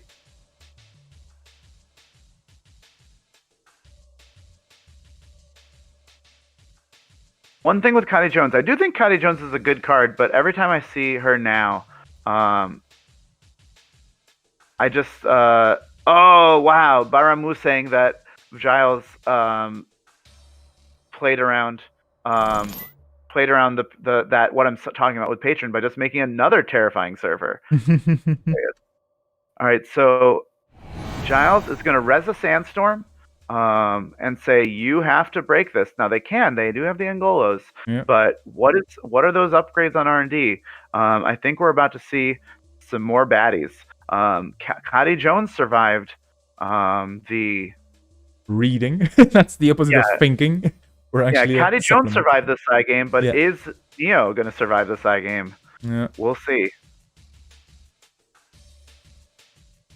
And Sandstorm, one of those cards that usually don't play, you don't see that much, right? I mean, have you seen a Sandstorm dominated meta anywhere? Not really, right? So that's why the reading comment, I guess, as well. Yeah, I think Sandstorm was a consideration, especially in Ag Infusion, where you're really doing a great job with click taxation. So we'll see. We might go to a new server, and maybe we're not allowed to leave.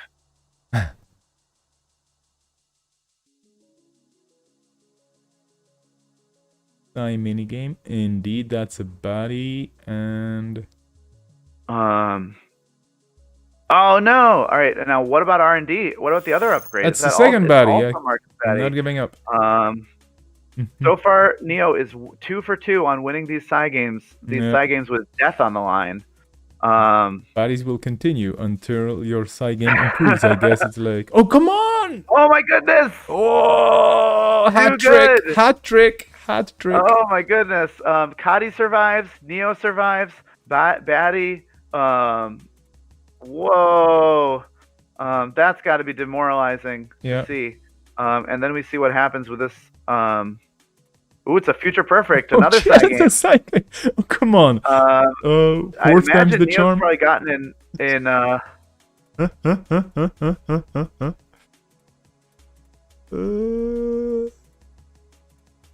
Yeah, Dunch. Oh, that's great to hear. Yeah. Yeah, definitely. Your people are definitely the people who are in this tournament. Oh my goodness! No way! Yo, oh my goodness, he is the one. Yo, totally. I mean, you just you cannot really beat side powers. That's basically it's kind of like cheating, but it's not cheating. You know, I mean, Neo, you're playing Beth Kilran Chang, but you should be on Akiko if this is how you're gonna play. Now the thing is that Neo is not out of the woods. Giles still has a lot of scary stuff going on. Might even have a way to recur those baddies, and might have a baddie on HQ. Maybe Neo says, "I'm just never running HQ again." Wouldn't be a bad idea. But Giles Davis really needs to reevaluate their plan now that the baddie trap has been pretty soundly disassembled. Now, one line that is probably no longer available to Neo that is pretty funny is that if you're thinking, oh, I think server 1 is a June bug, if there were only 3 counters on that, you could just say, I don't know, just do 6 net damage to me, whatever. Yeah. That's another way to defang Labyrinthine servers, though at this point with 5 counters on it, that's probably not as exciting. I was going to say, baddie gets a lot of bad rap. I think we should have an admin or a sysup for Jindeki that's called Gucci, and he gets all the good rap. No. that's attitude adjustment. And attitude adjustment cannot save it non-agendas, right? So sadly that it just got saved from archives. Ooh, wait, could they have just won the game if they had run archives? Eventually, I guess. Ooh, they might have just missed that. Oh, oh my goodness.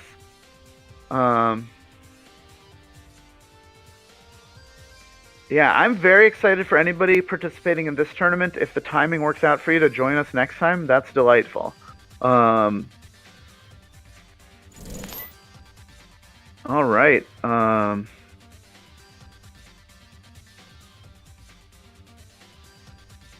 Okay, so this is looking... This is the Psy match that Giles Davis will probably remember for a long time, unfortunately, because basically all the side games so far have been won by the runner, or not won by the core, which is kind of hardcore. We have the Maker's Eye.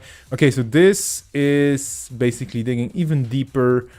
40 agendas that got shuffled in. Angolo turning Sandstorm into a code gate. Easy enough to break with those 17 credits. No biggie. Getting in there. 3 cards. Traps? I don't think so. Although, who knows? Let's see. Oh, here we go! Future Perfect. Oh my goodness. I'm just... Oh, come on. And then, yeah, Neo says, oh my, and then wins the side. Oh, no! Disgusting. No! Disgusting. No! Oh my goodness. Oh my no, goodness. Oh, jeez. This is like... Well, it's nice to see the Obokata there to make it just a little less painful that that's another side game lost. Oh my goodness. Neo! Yeah. What the heck? Neo! That's too good. You're too good at side games. Oof, Giles. Sorry about that. Yeah, totally. Giles very nicely. Oh yeah, so there's just all these terrifying things going on other servers. HQ. Oh my.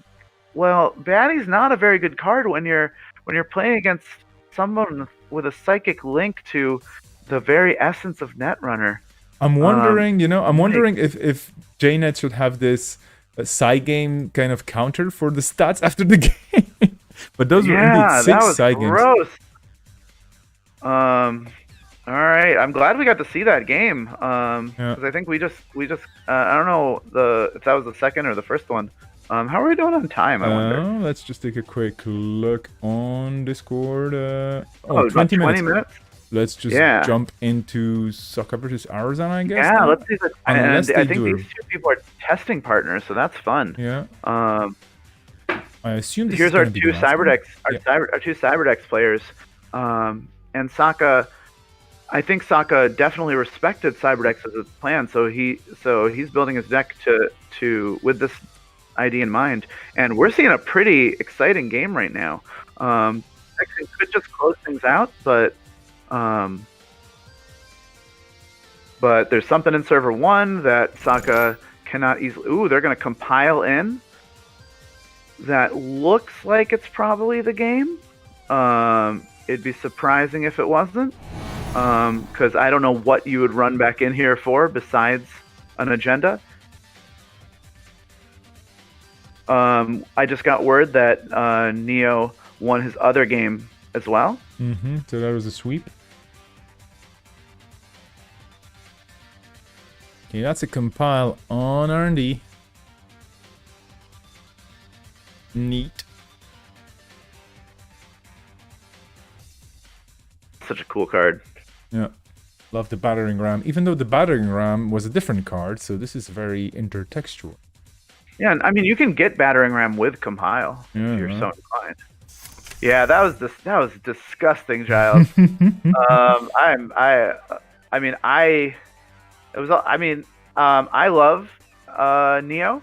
I think they're a really cool player, but also, I love you, and I love that kind of Jinteki deck, and so I was rooting for you, and that was a heartbreaker. Yeah. Yikes. Even Cody Jones survived the side game. Yeah. But then again, oops, sorry, I should be scrolling this. Yeah, but I mean, let's be honest. Side games are there to be kind of to share the excitement and thrill of potentially getting it right. But 6 times in a row, that's kind of scary. Oh, it is not the game. No, because Arzan is only on 6. This game continues, and based on what happened last turn, I wouldn't be surprised if Arzan just drew an agenda, which means that Sokka could just get a bunch of accesses and win the game, because they know that agenda was on top. Excalibur. But knowing it's on top is not enough. They can throw these. They're saying, "I'm not paying for this." Makes a lot of sense because they know that Arzan just drew an agenda, and they don't have a lot of money to deal with it. No. Oh, that's it. Oh, they found it. Oh, that wow, was... what a game. Yeah.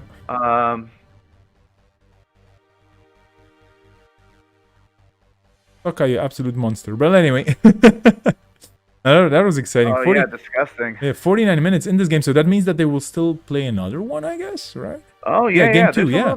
Let's hop over into that, of course. I mean, the more Netrunner for everybody, the more fun. Hello to everybody on the stream joining up. There, Clusterfox, hey, and who else did we have jumping in? Well, there was... Oh, yeah. Test Running was joining as a follower on Twitch. Thank you for that. Neat. Click like and subscribe. Click like. No, whatever. That's a terrible joke. Okay, so we had OKO. Let's go, and now we have OKO. Okay, so I assume that's gonna be the table. To anybody just joining in, this is gonna be round 3, the final game of round 3, starting right now with a very little time left. Yeah. Not their opponent. Oh, no, Superhero Nation should not be in here. Hi, Superhero Nation. You are not going to play this because this is competitive. We're playing a tournament. Game for ours. Oh, yeah. Well, actually, this is what happens when people don't put... Well, this is the benefit of the competitive tab. You don't have... All right, so, yeah, I mean, this happens, you know. Yeah, no, of course, I think, you know, maybe Superhero Nation was just like, I love Okorina, and I want to play Okorina there. Yeah. There was an idea in my head to have, and again, this was back in the high pandemic days, so to speak. I mean, it's not like we're out of it yet, but like basically in the very beginning of the whole lockdown situation, I was like, how about I run a 24-hour stream where people can just jump in and play kind of this endless Swiss, and then at the end of it, it's kind of like Le Mans, the race. At the end of it, whoever has the most points after 24 hours of endless Swiss wins. I mean, gets the title of whatever well, of course, this tournament we're running for to be friendly to Australia and Asia and stuff. So actually, this tournament is taking place in a supermarket in New Zealand. Contact restrictions have been lifted, so that is what we're doing. We have Cookit saying, "I've been watching and half sleeping. I had a dream that Sanjay and Vesper were running this tournament from a supermarket." Yeah, that's what I'm saying. We are. That's not a dream. That's real. From a supermarket. If you were running this from a supermarket, which one would you choose? Like, you can name a brand or whatever. There's a grocery store in the United States called Wegmans. Okay. And Wegmans has a lot of like dining space. Like, they have a little buffet, and then you can grab some food and eat it. And for a while, I think Baltimore Meta would play at a Wegmans, so they would call it Weg Runner. And so I have played a tournament in a grocery store before. I do remember people playing. Go on, yeah. I mean, it's not that important, but interestingly, Wegmans told eventually asked them to not play there anymore. Bummer. But they still call their group Weg Runner. Fair enough. Anyway. No, I was just going to think about the wildest places, the weirdest places people have played Netrunner, kind of tournament-y-ishy. And there was, of course, the famous bank job series in Germany at some point, where people were playing in an actual bank branch, of course, off business time, but still. And I'm trying to think any other cool tournaments happening in unusual places, and I don't know. Like, if people in the chat have any ideas, drop it. Yeah, I don't know if anything comes close to Bank Runner. That was so cool. I saw some pictures of that. So charming. Yeah. I'm sure individual games of Netrunner have happened in absolutely. more exciting than that. But yeah, let's see. I think certainly, tournaments in bars and taverns is not unheard of, and that can be kind of fun. Always a little bit dicey having your tournament in a bar, because it means that some people can't go there, and also some people are a little uncomfortable. But it's good every once in a while. But I was talking to some people. There used to be, and maybe there still will be, this tournament called Mimosa Runner, where they had it take place in a place that had bottomless mimosas. And agenda. Oh, it's a biovault. Nice. Oh no. Oof. Giles, do you see Giles' comment? The list is 9 and 2 now. The only 2 non-flat lines are on stream. Yeah. Don't you? That's the way. But Mimosa Runner, just I think bottomless alcohol and Netrunner don't work as well as you might think they do, because I think there's some amount of inebriation that makes Netrunner maybe more entertaining for some. Yeah. Yeah, there's been some nice events at the Rad. The Radisson at Worlds. Yeah, I think there's. Did they have a Mimosa Runner at Worlds as well? They've also done it at. Yeah, I think they did. Yeah. And I think just people get a little sloppy, and it's not as fun, because I think some amount of lucidity is appreciated. Yeah, there's also. Have you ever played? I don't know if it's called multi-headed Netrunner, or where you basically have a committee on one side of the table and potentially a committee on the other, like 2 or 3 players playing just this one hand and deciding things and voting on things together, like what the next play is. Oh, was Mimosa Runner 2-headed? 2-headed. Well, I don't know, but I mean, basically 2-headed or 3-headed Netrunner is loads of fun. In a bar where you know, for example, where only one person brought or 2 people brought the cards, but you have 6 players, it's always fun. Yeah, one of the minor nuisances of that is, and actually I think it's maybe easier to do in a digital format, is like it's hard to table talk with your teammates. Yeah. There's so much hidden information you don't want to do. I know. I think if anybody's played the King of Servers format, where it's a 3v3 or sometimes 4v4, I would never say anything against that format, because it's absolutely a blast. Great format. But one downside of it is that I think one of the things you can do in King of Servers is table talk, and like sort of like ask your teammates, like, hey, what do you think I should do? That kind of thing. But the fact that just like you basically never want your teammates to overhear limits what you can do. That's a little less exciting. Here we go. I know it's extra. And so I think when you're doing a digital format where you can sort of really control where the different audio channels are, maybe that's what it's here to do. Have more table talk. Boomerang on the table. That's the first Boomerang we see all tournament, coming from, of course, the only criminal in the house, with a doof straight afterwards. And rightly so. Sokka up on points. Ooh, this is something that Boomerangs don't like. 3 subs, DNA tracker, that's going to fire. 1 at damage and 2 credit damage. Bank damage. Yeah, and that DreamNet is not live yet, because we don't. So they're not getting the credit; they're just getting the card. The card's more what you're playing it for. It's like a slightly more expensive John Masanori. Yeah. Okay. Here we go. That's I think in King of Servers, all you can do is ask joke questions and like just do weird banter, which is also a delight, but it's just not the same. Indeedio. Yeah. Of note, I think we just saw Sokka win their first game, so Sokka is still undefeated. That's normal for Sokka. That's like kind of absolute force to be reckoned with. Boards hopper onto the table, more draw. Yeah, and we know that, and if I remember correctly, Arzon is on Security Nexus, which. That's true. Yeah, test running. You can do some mulligans and stuff like that.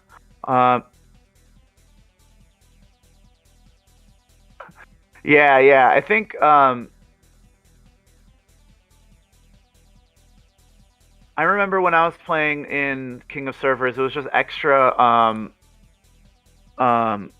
nerve-wracking, because I was trying to bluff out like giant Beal, pretending it was just by being weird with it, like. Like it wasn't like a Mushin deck or anything, but if sometimes when you advance things weird, the runner's just like, I don't want it. But then like I think I was up against Seamus from the UK, and I was just I was just devastated when he was like, I don't want that, but he goes to his opponent, his teammates, and it's like, what do you think that is? And they're like, I mean, I guess probably a Beal, given. I'm like, oh man, come on. And I wish that kind of thing could happen more. All right, so this is a future perfect Uninstall. Yep. Install on the table. You Can have they to get run in this. here? Yeah, that's the thing. You want to run this because otherwise Sokka's gonna get higher on points, and you don't want that to happen. Anansi. Ooh. They can break this. Yep. They're gonna need to break it twice because of the Biovault, which they presumably will pop. And it gets pretty expensive. A macrophage. Oh, and now we're wondering, can they even can't really interact with this, and that Amakwa is gonna be sad. Can't boost this. Does Arzon pay into this? I have no idea. This is very cool. The thing is, Sokka is broke, so you are not going to score that. Oh, well, no, there's no way you can score that next turn. Yeah. Because you pay, yeah, I guess you need to pay into this, but you need to pay into this twice, and then can you break the Anansi the second time? Very tricky. Now it's tricky for me. Arzon and Sokka, I believe, are both. I mean, I know Sokka is better than me. I know Arzon is a very deep thinker about the game as well. So maybe this is not as tough of a decision for them, but this is some hard Netrunner. You really gotta count on your fingers here. That's why we have 20 of them, toes included. Oh, they do have. Oh, I forgot that they did have a link of 2, so that does change the math a little bit. Oh yeah, because we have one from Indeed. Oh, that's actually a huge deal, right? Yeah, because that changes a lot. That sports hopper is value. Yeah. Now the question is, how much does, and this is not something we need to wonder about, but how much does it cost for Bookalter to get through Anansi? Now, of course, they don't need to break the Anansi if they want to just access a future perfect without breaking it. Oh, and in fact, that's what. Oh, well, this is interesting because. Yeah, you kind of forgive. You forfeit the turtle. This doesn't quite work, right? Because the macrophage is going to give Sokka money that they can then spend on the end the run. That is very true. Right, so I think that's a really cool combo. Yeah, terrifying. Yeah, Arizon just like, realizing this. Yeah. Yeah. Now they have now I guess they can't survive an Anansi fire, so they can't get in. Wow. Now they could pop the sports hopper to survive an Anansi fire and get in. That would be a line that's available to them. But that hopper's valuable, and letting an Anansi fire is painful. Mm-hmm. So that's what Arzon now has to think about. Yeah, this is the fun part where you have 24 credits on rogue tradings, but yeah, that doesn't give you much. Yeah. Now, one thing to note is that we are approaching time in the round, so they need to be conscious of that. That does actually maybe change the calculus here, where Arzon says, "I need to get those points by any means necessary, because otherwise there's no way I'm going to equalize on points in the long game." All right, so they're saying they're going to go bravado into server 1 and pop. No, they're going to bravado into R&D, saying, "Hey, I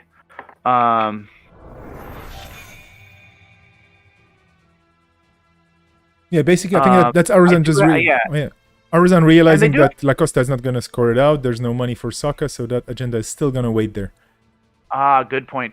And I didn't think that through. That's an excellent point. So that, and yeah, it feels awful to have a falsified credentialed future perfect. That's an agenda you're hoping to ideally bluff through as a fake Obokata.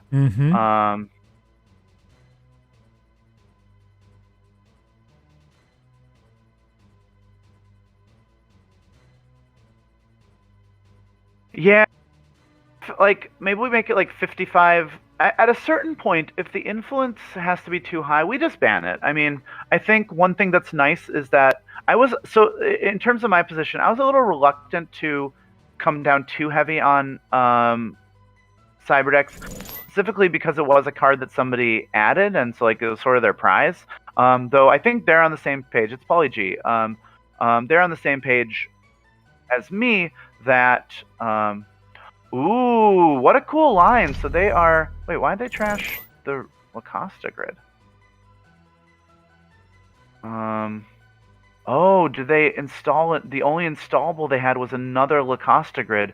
So they're installing the Lacosta grid to wow, what a cool line. Yeah, so I think PolyG's on the same point. I do think at a certain point, if we need to make it like, if we have to make it like 55-0, then maybe it'd just be better to let other agendas free.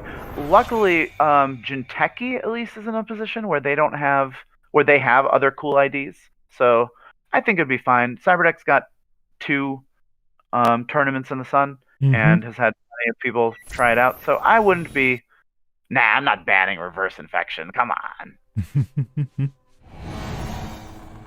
We should be fighting reverse infections, especially nowadays. But yeah, we shouldn't be banning them.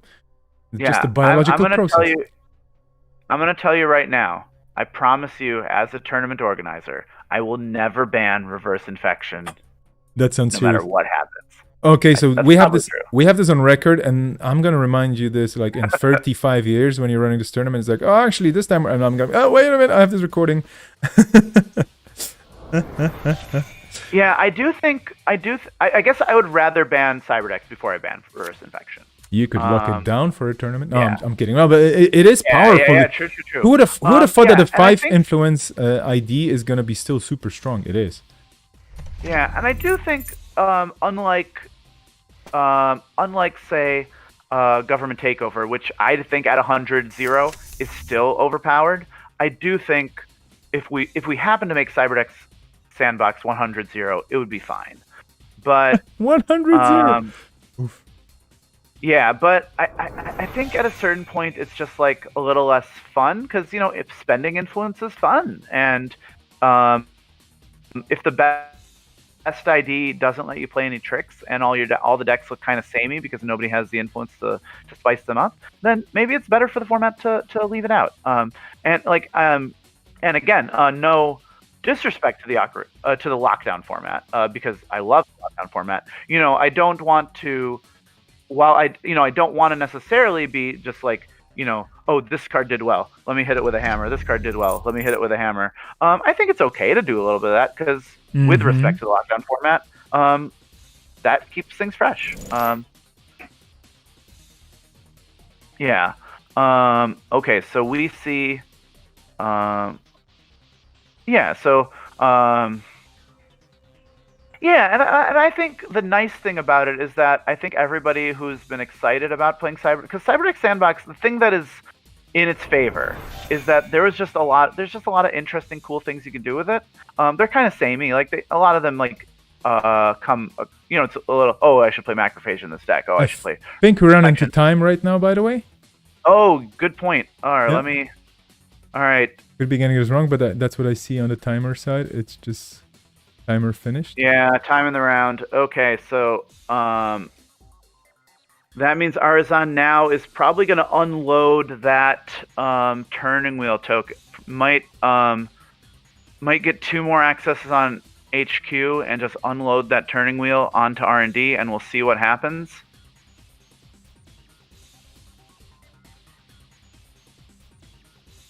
Ooh. So yeah, we're gonna probably see 2 HQ runs just to access that Excalibur again, and then I think Arzon has perfect information that the card on top of that's also protecting R&D is the other Macrophage. Macrophage. We can just call it a macro and just be done with the. It's a macro. Yeah. One point that test running is bringing up is that a lot of the runners are more efficient than standard, so it is nice for Corpse to have a lot of power. And I think, Okorina is a somewhat higher power format than. Ooh, I love that they trashed the Sports Hopper just to give them more cards that they can steal. Yeah, could potentially be. Oh, that's it. Okay, and that's it. Man, looks like Sokka. I mean, I think Sokka both is in a position to be magnanimous about this. gets handed their first loss in time. GG. This was really great game. Loads of fun to watch those two players duke it out. And see, Cyberdex is not overpowered. You can totally beat it on time with points and stuff. Well, yeah, I think the power level of Cyberdex is probably fine. Maybe, I mean, honestly, so, you know, people doing well in this tournament, think about giving some corps some other powerful cards so that we can, you know. Yeah. All right. So, because I think we just want to, you know, the problem is that people are. Well, let me get this next round going. Okay, so.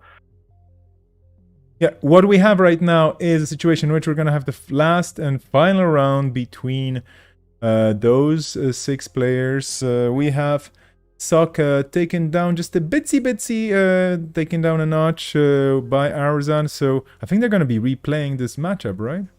Unless I... probably not, because I think the tournament prioritizes not repairing people. Indeed. So we're gonna have a different pairing.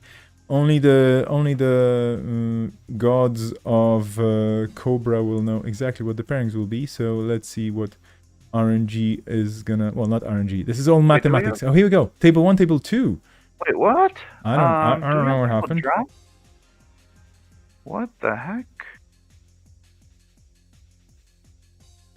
What? Maybe it just says that Sokka is the absolutely awesome monster that doesn't have to play anymore. It's trying to give other people a chance. Wait, I'm gonna delete that round and try and repair it. What happened? While you figure it out, I'm gonna hop over to the screen here and remind people that you can always visit my website, vesper.cyberpunk.me, and there's a bunch of different things, including the rules for lockdown, including the rules for versus. You can basically take a look at it. And like I already mentioned earlier on the stream, versus not starting just yet. Maybe it's going to start in February. I'm just waiting for people to jump into the format. I do understand, and I totally... You know, I'm totally super happy that people have other things to do than Netrunner, and also that are exploring Salvage Memories or Okorina or any other format and meta right now at this moment. So not having versus fire, so to speak, with only 6 players in the field, because that's the whole idea. You only get 6 players per tournament. That is totally fine by me. And lockdown is going to be coming back within the next 3 weeks. You heard it here, not first and not second, but like for the 15th time already. So it's going to be coming in January, your way and everybody else's way as well. So looking forward to streaming more, looking forward to having more lockdown fun with everybody. I'm also going to remind you that today, if you're up for playing online with the Huns, there is a Treasure of the Huns happening, and this is on Always Be Running. Let me just pull it up and read it very quickly. It starts in around an hour and a half. Registration starts in 30 minutes. If you go to Always Be Running right now, you can basically sign up. It's a free sign up if you don't want any prizes. If you want some cool alt arts or playmat, because there's actually, you know, this is kind of like joining a tournament where you're guaranteed to win. If you just or win, you're guaranteed to get prizes for participation, and there's some really cool playmats. I mean, I'm looking at this right. Maybe I should just sign up and drop and get a playmat. There's a 2014 Season 1 champion. I wouldn't get it for the claim to fame for being a Season 1 champion, because that's of course not ever true. But it has this really cool art with silhouette on it, of course. And then there's the kit playmat and the old school. Silhouette from spring 2000, like a lot of really cool things popping up there. So do consider joining that tournament if you are up for some more net running yourself. Later on, they're gonna be running this on JNet, obviously, and so far there's a nice handful of people signed up already with some really cool names. I wish I could actually join this. I do have some plans for the rest of the day, which is why I'm super happy that this tournament was happening, that Okorina was happening super early in the morning for me, and I could attend and stream this with Sanjay. Always a pleasure. But the Treasure of the Huns is gonna have Salvage Memories in it, just to go back to the main subject right now, and it's gonna be basically standard with the usual funds. Yeah, the Hungarian Netrunner League. Is this a part of the league? I don't think so. This is basically the Hungarian meta doing stuff. Although they probably are running their own points back in, back there. Always up to seeing people do cool stuff, and this is definitely going to be happening today. Also, what else is happening later on today? I think there's the Salvage Memories Store Championship in Manchester, and there's also the Remote Access Salvage Memories. Maybe that is already happening as well. I don't know, because I don't know the time zone here. And that's going to be it for this week. But next week, remember, Okorina is coming back on the 17th, and that's going to be streamed at least by Andre on Metropole Grid. I hope to be jumping in as well for a double stream feature to cover even more. It seems that we have some technical issues. Yeah, we have to manually repair things. Sanjay's on it. Sokka basically broke Cobra, that's it. Sokka is the Snake Charmer. So this is what Snake Charmer does. It takes your score, it just puts it onto Cobra, and then you cannot pair people up. But let's not worry about that too much. Sokka just cannot play anymore, that's it.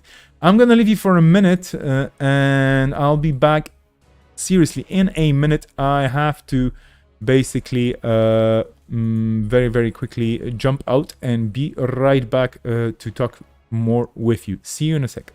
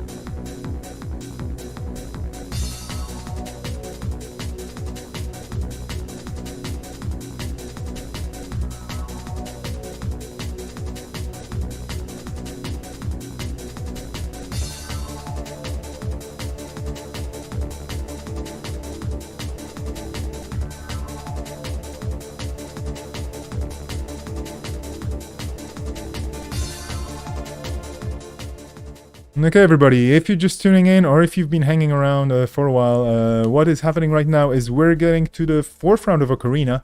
And basically, because this is a tournament, a pocket-sized tournament with a bunch of really cool players playing a totally different time slots in their own private life, in their own time zones.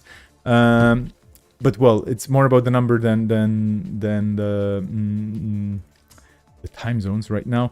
We're running into slight technical issues with the 4th round just not getting paired properly. And with the standings you see on the screen here right now, Sokka probably taking first spot, although Aruzan still has a chance at it. And Test Running has potentially a chance at it together with the 1 as well. Giles and Dunch as well, still competing, of course. I hope they were not going to drop or anything, because this is, of course, for funds, this tournament. In the Okorina format, which does give you a lot of interesting IDs to experiment with. But today, apparently, people just looked into this and they just said, hey, Sandbox. Sandbox is kind of cool. And like you already may have heard on the stream earlier on from Sanjay, yeah, Sandbox is probably going to be banned, or it's just going to be removed from the ID pool, because it is pretty damn powerful. Those purges for money, even with the 5 influence limitation, they do seem to be making the game much easier for the corp. But well, we'll see. I mean, of course, like we were joking earlier on as well on stream with Sanjay, all the testing, you know, with hundreds of people testing this every day for hours, and, you know, basically all the possible matchups and all the possible card pool combinations being tested around the clock. Which is, of course, not true, because this is a fun format organized by Sanjay, and I think it's wonderful. It's one of the... It's kind of, you know, like taking a... It's not like a narrative campaign where you kind of play with cards, you know, and you can remove them and add them, which is still great and a great experience, I think, for everybody interested in having a bit more meat to their game in a way, or kind of to put a bit more substance around an otherwise potentially dry game for folks. But this is just, we're in a lab here. This is a lab and we're having loads of fun. Okay, round 4. Paired. Let me show you the pairings then. Sanjay doing there in the backstage doing feats of heroic proportions. So yeah, replay each other. Okay, fair enough. This is gonna be happening. So we have Arzan versus Sokka. Indeed, do we want to watch the rematch? Let's take a quick look at what the table names say, because this is gonna be it. And if you want to see somebody in particular, do let me know. But I think we're gonna watch how Sippo's Okorina 3-peat Let's Go. This being the 3rd time these players face? No, probably not. Well, it's a 3-peat anyway. And then there we have the 1 versus Test Running and Giles versus Dunch. So is this a repeat? Is this a complete repeat from the previous round? It shouldn't be a complete repeat. I think there should just be 1 repeat. Oh yeah, that is true. Sokka and Arzan. So yeah. It took me too long to figure this out, but thankfully, the rest of our players, we because it looked like, oh, there's got to be some way to pair everybody such that but there actually is no way to pair the rounds such that everyone gets a new opponent. So yeah, it would just have to be you and me jumping in there and just, you know, getting some decks and whatnot. You know, that would have solved the everything. Which table should we watch? Should we watch Sokka again against Arzan? I mean, this is the only time that Sokka actually dropped points, so maybe that's exciting. Or we want to watch something else. I mean, this is, you know, a free-for-all. We can just take a look at it. Any table is legit, valid, and loved because they're all great players playing this format. What would you choose? Personal pick. I wouldn't mind seeing Giles and Dunch again. Actually, you know, let's watch. If I can take it back. Oh, sure, yeah. I kind of want to see more of the 1 AKA Neo's HB deck. Sure, let's just jump in there then. And also, then we also get to see more Net Quarantine and Women in the Red Dress. That is a very good point. There. Very good point. Yeah. We haven't seen these shining today, so yeah, and they are really, really cool.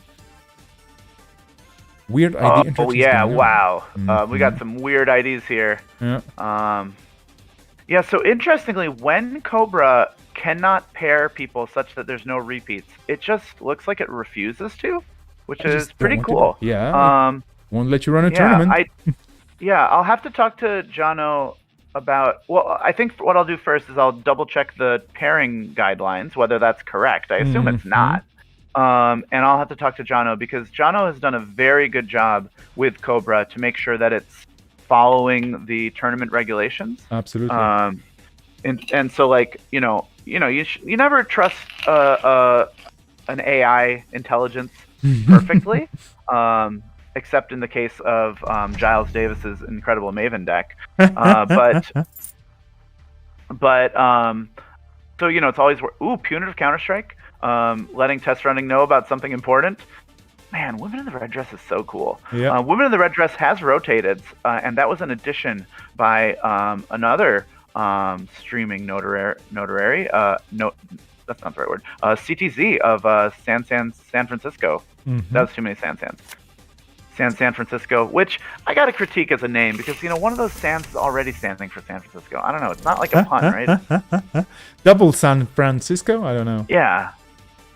I don't know what the other San is. Is that San Fernando? San Diego? San Jose? San Diego. Probably San Diego. Yeah, it's San Francisco. Yeah. I think for me, with Mumbad, one of the things that's a little bit not so.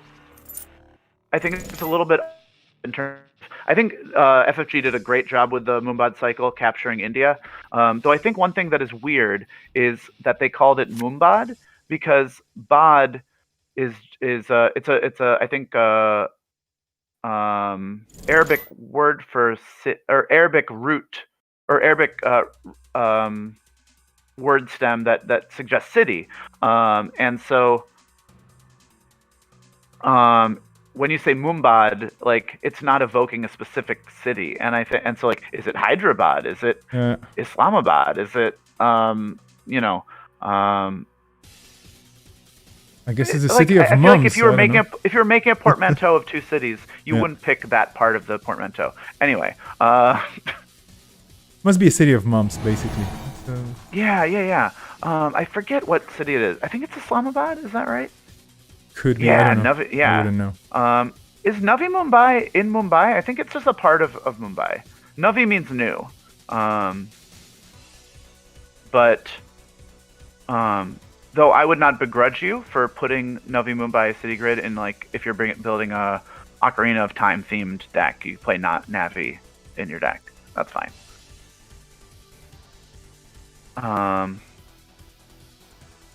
Sick drafter fire here. Probably one of the things that test running would have least liked to see there. Because sometimes you just play bravado as a fancy fancy easy mark. Just gain 3 credits. Yep. Gain 3 credits, make them show you an ice. Ooh, neat. What is Neo up to? AgSec and what do we remember from last time? Oh, they were on a punitive plan, right? Yeah. Navi Mumbai is pretty fun. Yeah. Yeah, and so I guess Aggressive Secretary just adds to that, like, hey, I'm going to install Advance. What do you think? Because that's what you want to do when you have a bunch of 5/3s in your deck. Yep. So, Woman in the Red Dress, really, just getting that free information is pretty sick. Of course, you are giving up card draw, which is bad. Test running here, dealing with the annoyance of DreamNet giving them a credit because they're digital. One thing they might do is just boost their link up to 2. That's probably not what you want to do, and just boost it back down if there's a trace. And I think I first interacted with Neo from the soccer tournaments. And they seem like a really nice person, and they build some cool decks. I've had some nice interactions with them. Never a bad thing happening in the community, which is great. What I really love, all the things aside with us not being able to meet or move around much in different places, online play has skyrocketed last year, and I hope it's going to keep up a trend, whatever happens, of course. because people just get to play across different metas for the fun of it, and there has been some really cool connections made between people. Especially what I really like is when we had the Intercontinental Series happening as well, we had people from totally different metas really going hard at it, like, you know, kind of like mini worlds in a way, but like bashing heads in a friendly way and bashing metas, basically clashing metas. I think there's this old school rivalry between the UK and the US, of course, in the deck building philosophy and so on, between different groups. Then there's, of course, the European hardcore mix of people just coming up with very interesting ideas as well. And it's a meta of its own in a way, very varied, very different. And seeing all that spiced up with players from all over the world coming up as well, popping up. Some of them actually starting their online play or their adventure with Netrunner in those online tournaments last year. That was really, really cool, and I'm really hoping we're going to get more of this this year with different tournaments, with different formats, with people just having fun and experimenting. Oh, ScapeNet! Ooh! Sorry, just totally changing I don't know if I've really looked at the art for ScapeNet. This card's beautiful. Yeah, it's... Anyway, yeah, and I think... that's I think it's also just been nice seeing the game become more and more international each year, each worlds and each year. Because I think understandably when the game started and they're like, hey, we're gonna have this tournament in Roseville, Minnesota. I think the United States had a huge advantage because it's just so much easier to get there than for everyone else.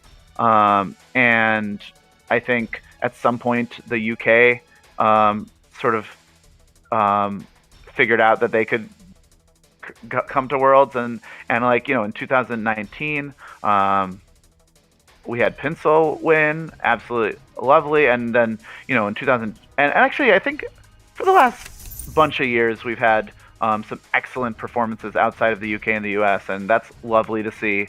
Yeah. Oh yeah, and of course Jess Horrig also from Australia, I believe. So that's pretty great. So yeah, I think since 2018, yeah, we anyway, and certainly New World Order came onto the scene. I mean, they've been putting up great stuff for a while, but just like, I loved how they just put their mark on stuff. Like, we are here, because, you know, and is your testing group really on the map until you make a cool video with all your faces on them? Probably not. I don't know. You have to win something, right? You have to make your name in a way. That's, I mean, the part where the game itself, you know, the grids and so on, they kind of encourage naming regions and naming groups and so on. That's one of my favorite parts as well.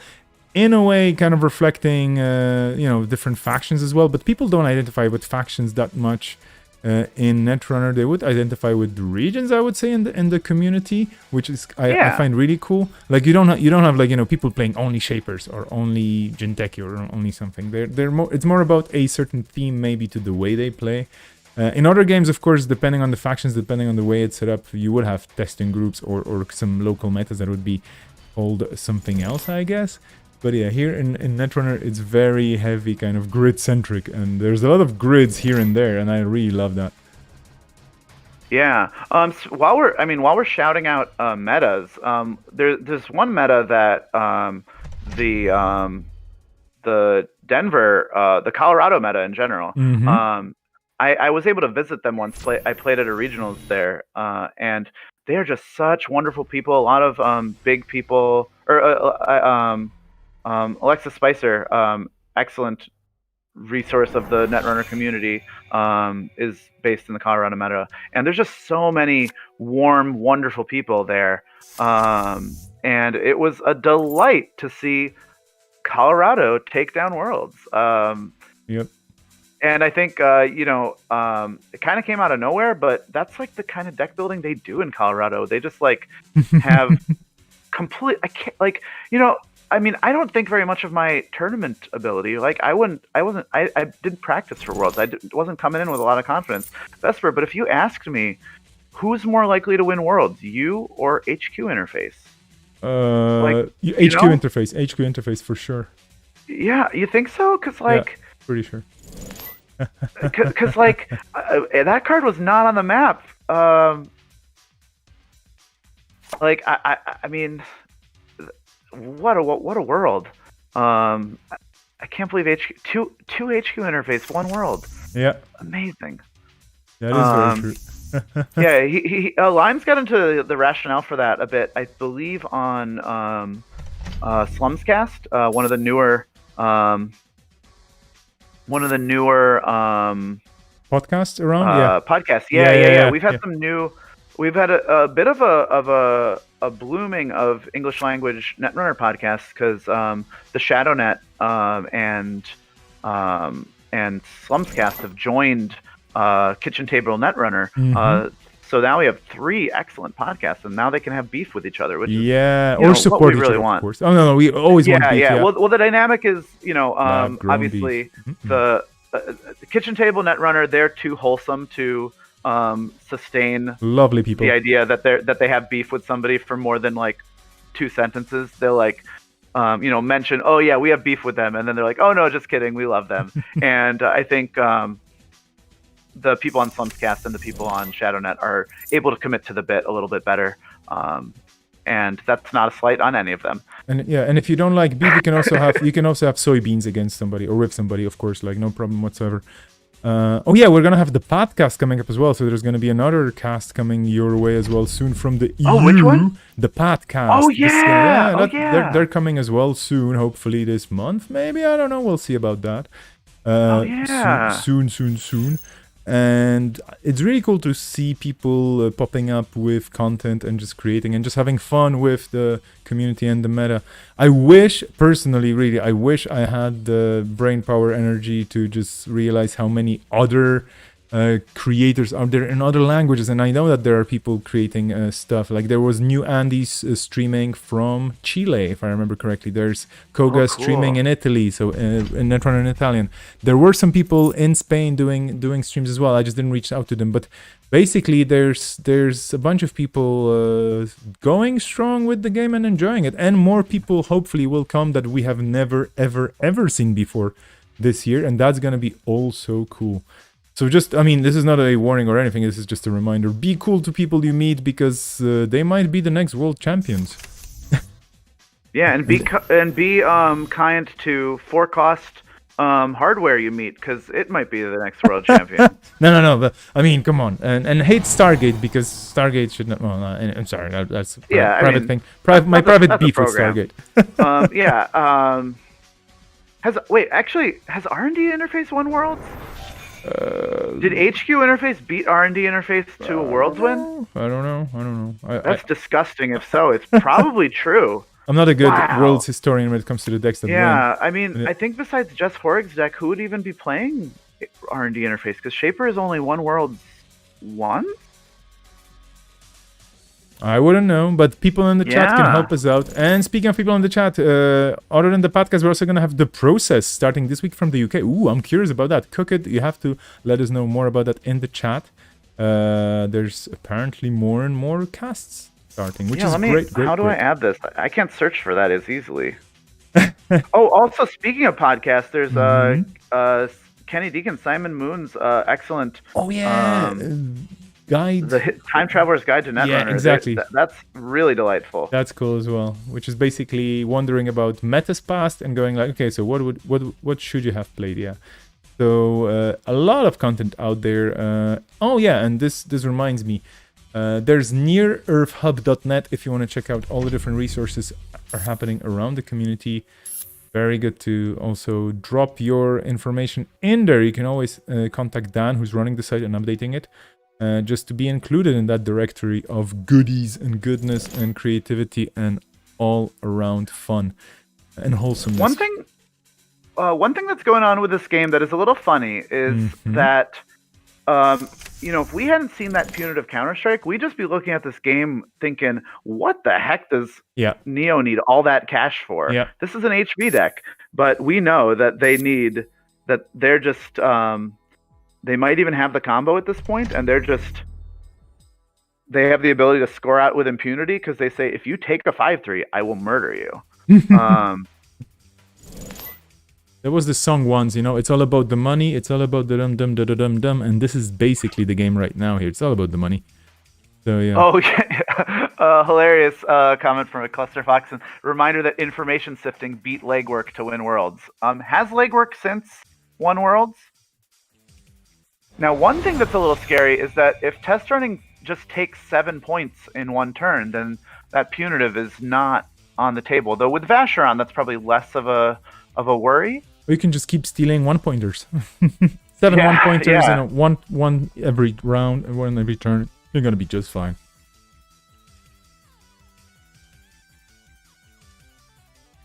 So Hyperloop extension getting more money for the corp, but the runner is not selling himself short here. Trying to get that dress very red. And that DreamNet is going to be helping with this. The voice pads, of course, when they fire. This is looking okay for the runner, but the risk persists. We know the game plan for the one here. We know that this is a kill deck. That can still score out, of course. But basically just waiting for the runner to make a wrong move and then pay the ultimate price. Simul chips ×3 on the table. This is big. I mean, the Pelangi's definitely going to get reworked here, or resimul chipped, sorry, added back. We have a Harmony AR Therapy for Bravado, Deuces, Dirty, Lucky Find, and Sure Gamble. So a lot of Econ, and Econ is what you need in this game. Again, the one just casually, very casually scoring this Ikawa project behind that Server 5 Ice. Well, you know, just to put some pressure on the runner, just to see whether Test Running is interested in getting into any servers, stealing some points, maybe facing that Scorch threat before they have more money. But one thing that is one thing that is helpful for Test Running is that if they put themselves in a situation where Neo has to double punitive them, that means that they can they don't have to match Neo on money. They just have to have slightly more than half the money. Mm-hmm. And punitive math is a little bit hard. The fact that punitive gives you a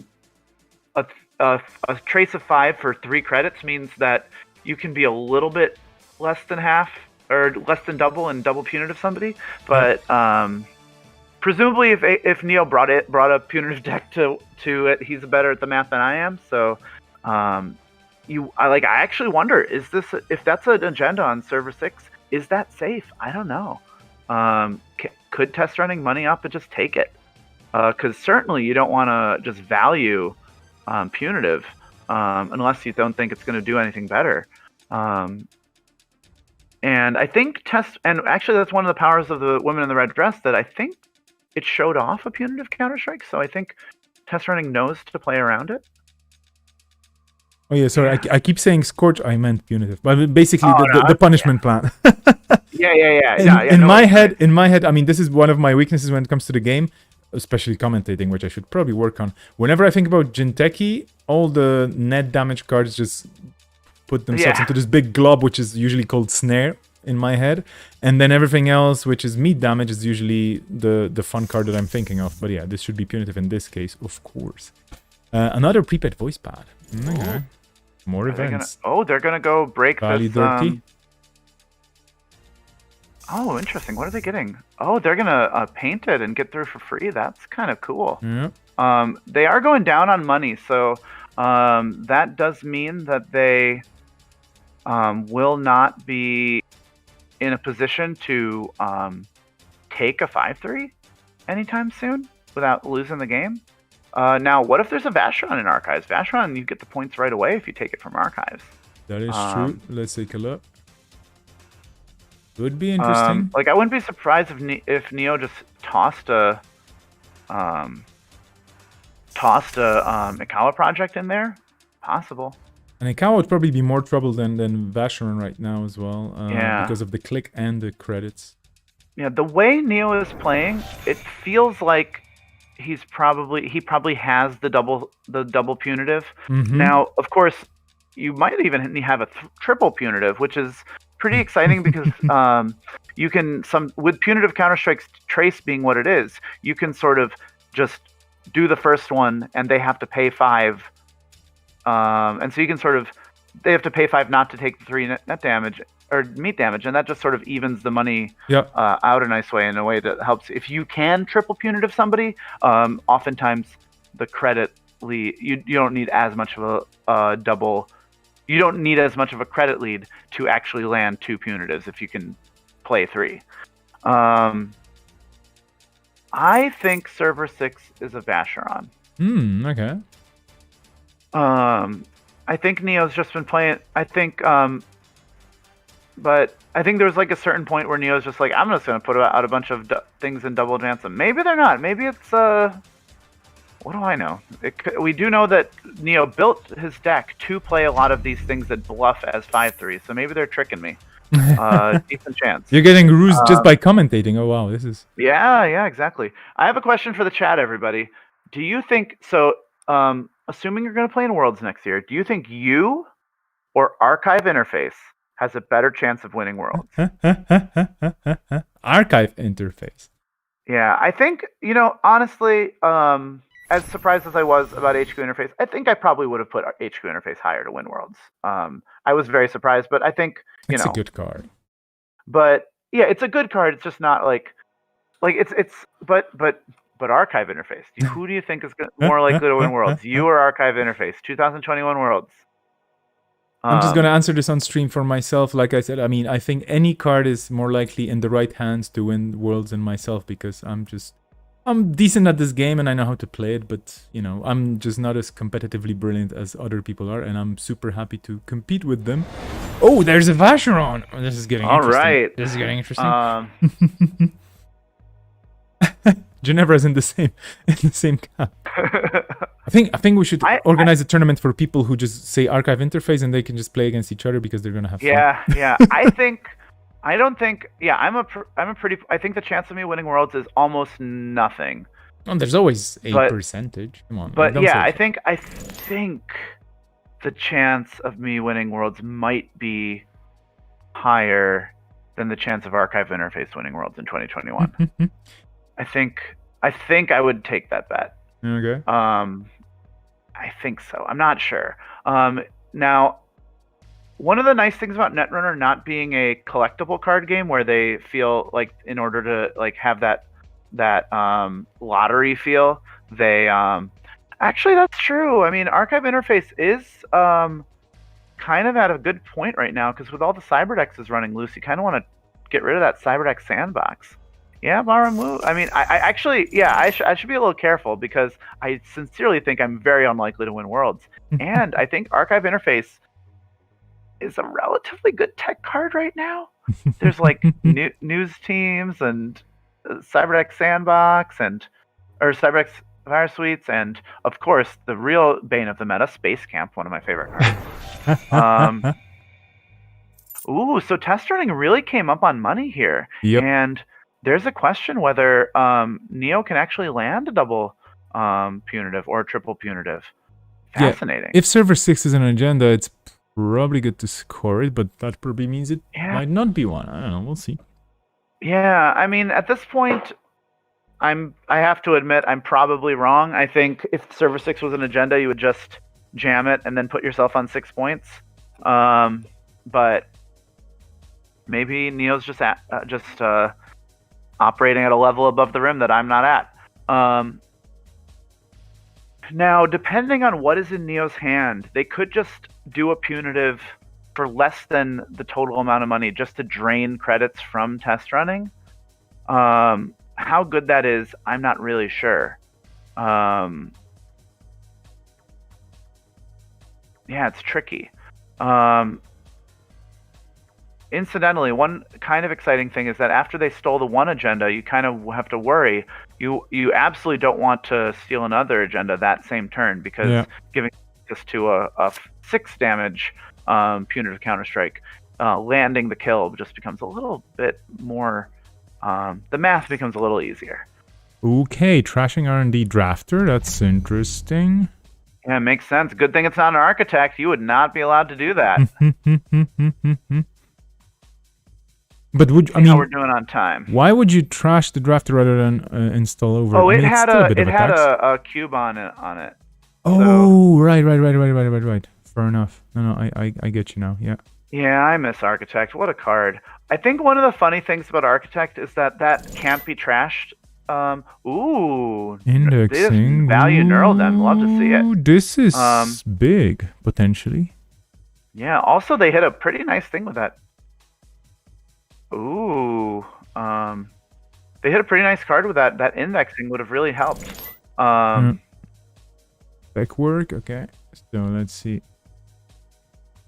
Yeah, like Architect, I'm pretty sure they just put that can't be trash thing on there just for rules purposes, because it's kind of weird to install ice mid encounter. And since Architect was printed, the rules have gotten weirder. Like, you know, you have different ice encounters happening mid. There was another indexing. Could be game. Nice. Well, I mean, we'll see, because it all, of course, depends what's in those 22 cards there on top. Yeah, I mean, I don't know what you're talking about. Test running only has 1 point. Yeah, but the thing is, you could Kawa, or you could. I mean, there are options. The Vatron still has to take it down, but this is a bold play. Also, you're probably trying to, I don't know, see what the corp might be getting soon, and then maybe if it's the punishment that they are still looking for, you just want to maybe want to shove it down R&D as deep as possible. I don't know. I mean, well, this is a bold play, and I think this running is just also saying, okay, it's time to see if I can do anything here that makes sense. Oh, there we go. Engram Flush. Not a biggie. Yeah. It's a weird that this. Yeah, weird that Engram Flush is only 1 influence. I think influence in general is. Oh, they're getting the Cubon back. Wow. Cubon is an interesting program, interesting card, because I think sometimes you play it as sort of an economic source, like, oh, I'm going to get money from, I'm going to try and find the easiest ice I can, and just run it as many times as I can. And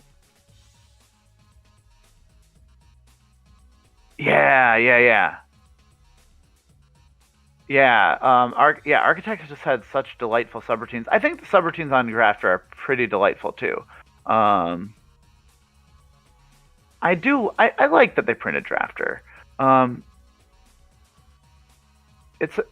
think they did a good job printing a card that is still pretty powerful. I mean, like, you hit Drafter against an Asa deck, and you're just terrified.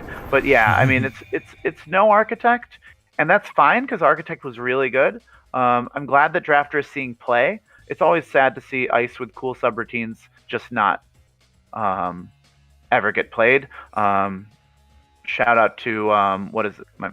Night Dancer, I think. What a great card. Shout out to Tapestry. Okay. Some great ice that nobody plays. Yeah, Night Dancer's friggin' sick. Wonder what Test Running's choice here was for the 5 cards, by the way, because we had a bit of thinking going on. The indexing choice, of course, of 5 cards is always not easy. And now, what is Test Running going to do? 2 clicks, 29 credits. Maybe there's an agenda on top. Maybe there's not an agenda on top. Maybe there were no agendas whatsoever. Now, of course, it's all about planning your next few turns based on the information you received as well. Yeah. And I don't know how afraid of Punitive they should be with them on 29 credits. So it's possible that they're... here we go. It's possible that they're... Ooh, Bravado, rude. Yeah. I mean, they also need to be careful about... since we do know that there's some Neural EMPs in the deck, they do need to be careful that they don't leave themselves vulnerable to Neural EMP Punitive. Because they're in a position where it's going to be pretty hard to land 2 Punitives, but they can definitely land 1. Okay, that's... Ooh, this is... interesting. Well, that's... That's just... So if they pentuple Punitive them, they are dead. Yeah. That's a little hard to land. But wait, the Vatron was stolen last turn? No. Yeah, I love Tapestry. What a delightful card. I just love in general ice that has a bunch of text that does something valuable, but is not worth breaking. I think Slot Machine is makes me really happy because it's an ice that does get to fire. It's a little like mundane. Like it's not like one of those weird HB ice or weird Jinteki ice. It's just like a nice little, hey, money, money, money. Hey, well, this is a game about money, so let's influence the money thing, and that's fine. Absolutely, but I love Slot Machine. I think you don't get to see a lot of those weird subroutines fire at the competitive level, and I love Drafter for that reason. But yeah, Tapestry. Oh, Ashigaru. Ashigaru is kind of a different animal, isn't it? A win condition for your "The World Is Yours" deck.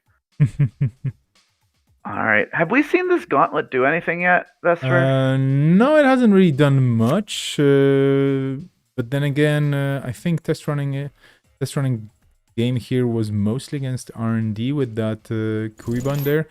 Let's see what's gonna happen now, because the one seems to be still digging for cards, and we've seen that the indexing only brought up a single Hyperloop extension, which is a measly 1-pointer, you could say, but then again, that means that the agendas have to be somewhere else, or deeper, or on server 6, or in HQ as well. I mean, who knows? One thing that's kind of annoying for Neo in terms of closing this game is that they need to score a 1-pointer to get to 7 points. Yeah. And if test running can't win the game by stealing all the hyperloops, but if they steal all the hyperloops, then that's super annoying for Neo. Yeah. And we don't know. Oh, go ahead. No, go for it. And we don't know how many hyperloops Neo's even on. It's possible that they're on 6 5-3s and 2 hyperloops, in which case Neo just stealing that hyperloop is a huge deal. Yep. Because then they're gonna have to score 3. They're gonna have to get to 9 points to win the game. Yeah, that's a biggie. I don't think it's a game changer deck. I mean, it could be. I think it's just trying to punitive people and muscle them out. Based on the agenda suite we've seen, I don't think it's a game changer deck. Because I think we've just seen Ikawa, Vacheron, and Hyperloop.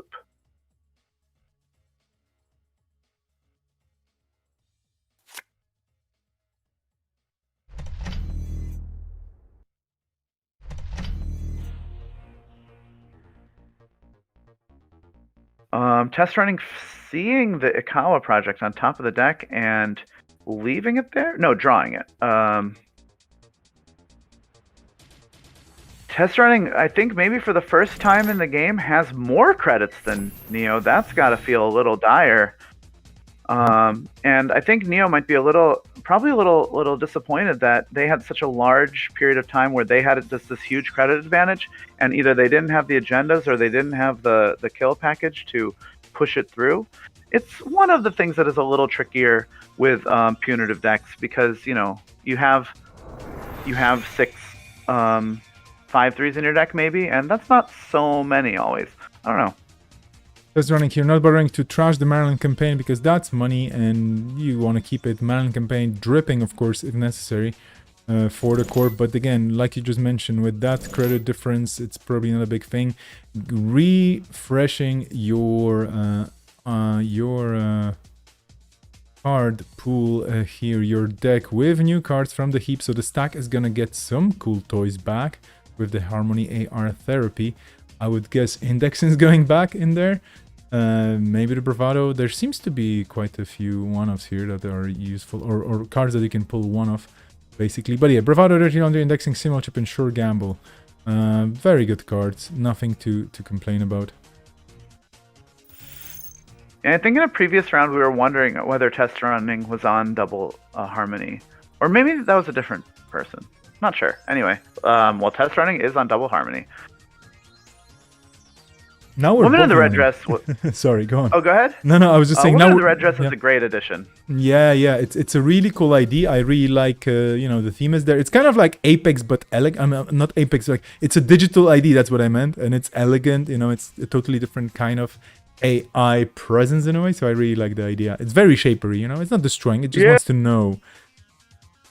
And it's just very cute in terms of just like at the beginning of every turn, you just play a little game with the corp. You say, "Hey, you," and here's my tip for everybody. For if you want to crush at a tournament, the main thing you do is just make sure that you're thinking hard. Your opponents are thinking more than you. Whoever does the least thinking at the end of a tournament probably won. That is a golden piece of advice, trust me. As a person that overthinks a lot when playing or gets super tired by round 4 because of all the brain work, definitely.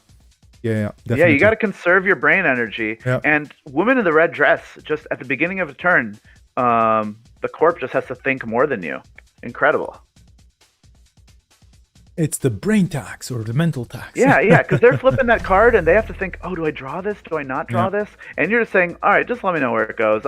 We'll figure it out once that happens. Yeah. Oh, interesting to note, test running is down to 1 simulchip, and we have seen Corporate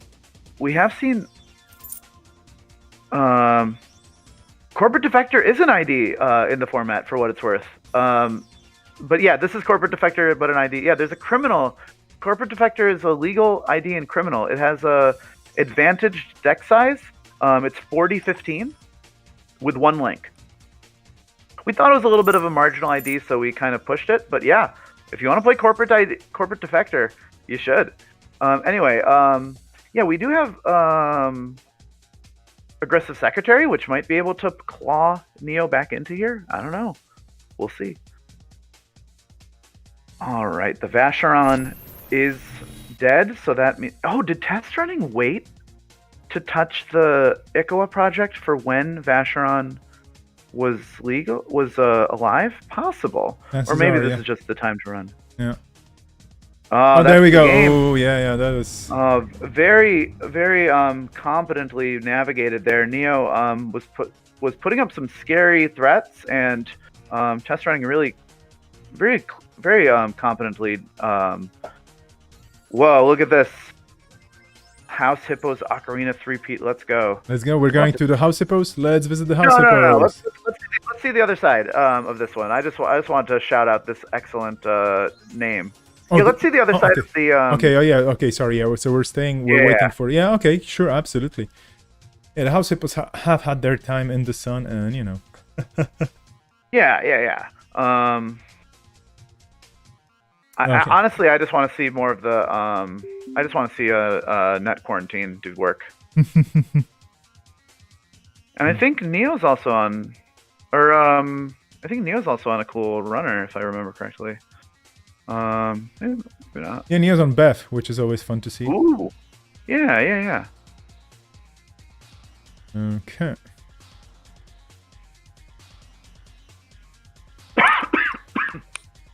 I was going to say before that we're both yawning now because your yawning was infectious a bit, but yeah, hopefully you're gonna get a lot of good sleep after this.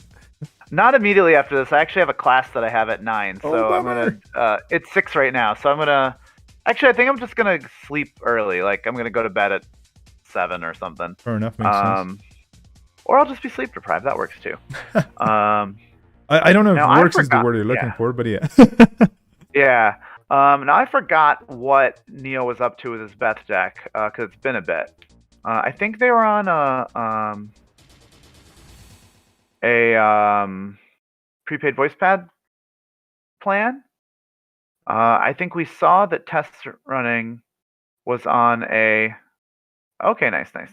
Test running's back. I think we saw that test running was on a Scorch plan, which is extra terrifying with...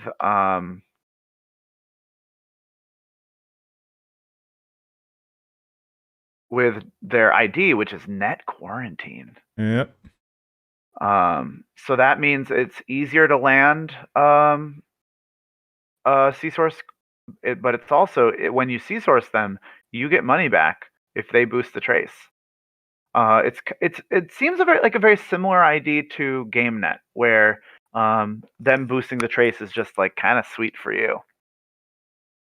It probably gives you access to a lot of ice that you might otherwise look differently at. Like especially ice with like relatively lower trace, but a good thing that happens if they beat the trace. Those just turn into pop-up windows, I guess. Here we go, Anikam. Definitely value straight away. This is gonna be, you know, yeah, the one going here for everything, credits and draw, and potentially, oh, more money. Why not? Of course, you want a money up. One question we don't know the answer to is to what extent is do we think Neo is aware of the specific threat that test running is offering in the C-Source Scorch plan? Now, maybe they're doing other stuff too. I wouldn't be surprised to see hard-hitting news. That card seems hilarious in Net Quarantine.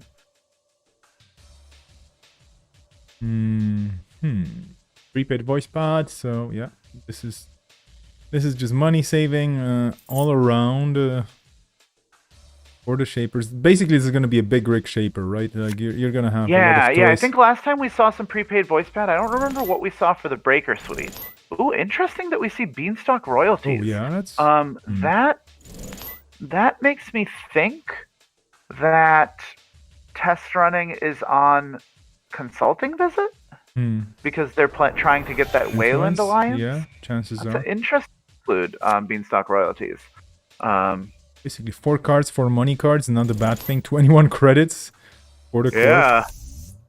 Pushing hard that bank account. And now we have Ngolo. And this is where the game starts for both of the players now, because the chances are, of course, that the one will want to poke a server, just a single ice layer so far. Test running, of course, with enough money to res everything. But of course, every res is money. And depending on what you're resing, you might have to spend quite a bit of your hard-earned cash, and you probably want to keep a bit of it for, well, guess what? Scoring points, scoring those agendas. Okay, here we go. What is over? This? Maybe. C-Source. This is really interesting because they get to put the trace at something such that... Oh, so is this... Oh, do they have... No, they're making the trace... 16. So they're saying pay all your money or I will kill you. Yeah. And also, if you pay all your money, I get 8 credits. Yeah. And they're saying, no, thank you. They're taking the tag. Does test running have the thing? Oh, yeah, that's a kill. Oof.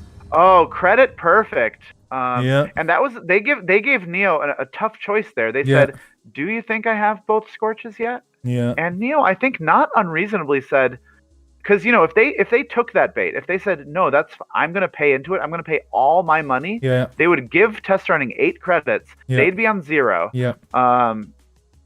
That was a cool line. I think that's so cool that test running thought to go for that, because they did not have the credits to force through the C-Source Scorch, but they did have the credits to exactly say, this is horrible for you. Are you willing to let me do it? This is really well applied pressure. I think that was the correct choice by Neo. Yeah. And it just ended up not being, because this was what, turn 4? 4, yeah. This is like, what are the odds? And the odds were in the Corp's favor, yeah. Yeah, what a cool line that test running found there. Yeah. Vesper, what would you like to watch next? I think we still have some time on the round. I don't know, like a good 90s movie with a bit of action. Oh, you mean Netrunner? Well, let's. We have Giles and we have the hippos. Let's take a quick look at the hippos. Come on. All right. Yeah. This is the top table. This is the rematch of a rematch. Looking where the standings are, it is impossible for Sokka not to finish in the top 2, which is what you get the prizes for. And it is, I think it is difficult for Arzan not to finish in the top 2. So we'll have to see how that turns out. So yeah, chances are these players are going to be shaping Okorina for the next tournament a bit by adding a cool ID. And there's just so many different cards you can try and fit into this format as an ID, just to see what builds you can put around this, what builds you can you can associate with those unusual and super cool IDs. Really, I mean, it's just so nice. Thank you so much for coming up with this format because thank you. It's just poking people on the right side of the brain. Yeah, I'm delighted for Sokka and Arzan to get the choice to, or at least the House Hippos as a team to get the choice to add IDs to this. Because I mean, not to be too self-deprecating here, but I think they have put in so much more thought into like the balance and because they've been really talking to each other and really like testing stuff and planning stuff, and so like I'm so thrilled for them to add, like I think they're gonna like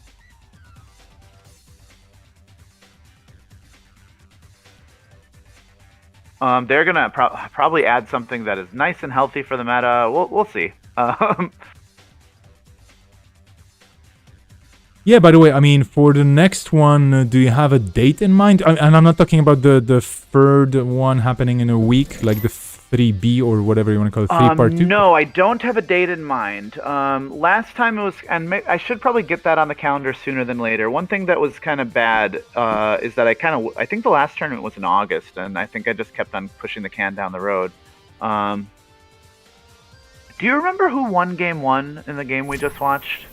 I'm tired.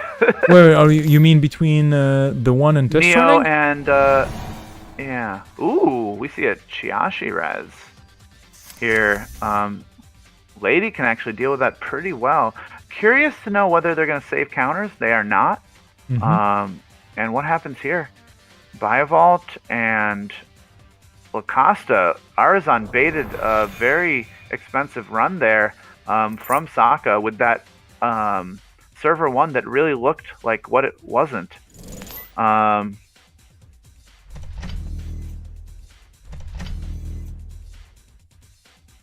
yeah, of course. That was a compiled lady, so of course you do use all the tokens. And they did not have the money to trash the Lacosta grid, so server 1's now scary because it's threatening out.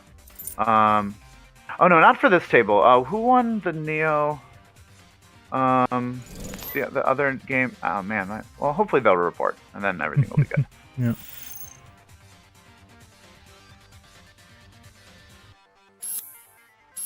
I think Test Ring swept. Right, because they sort of slowly navigated away. There's a viral. Oh, that is painful.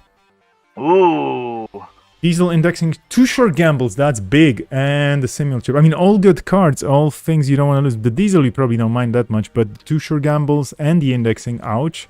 Simul chip also ouch. Basically, Sokka right now, a bit on the ropes. That viral finally getting scored as an agenda for the corp rather than being stolen by a runner. So we see viral weaponization doing some work, and this is a card that's terribly scary in the current context as well, of course.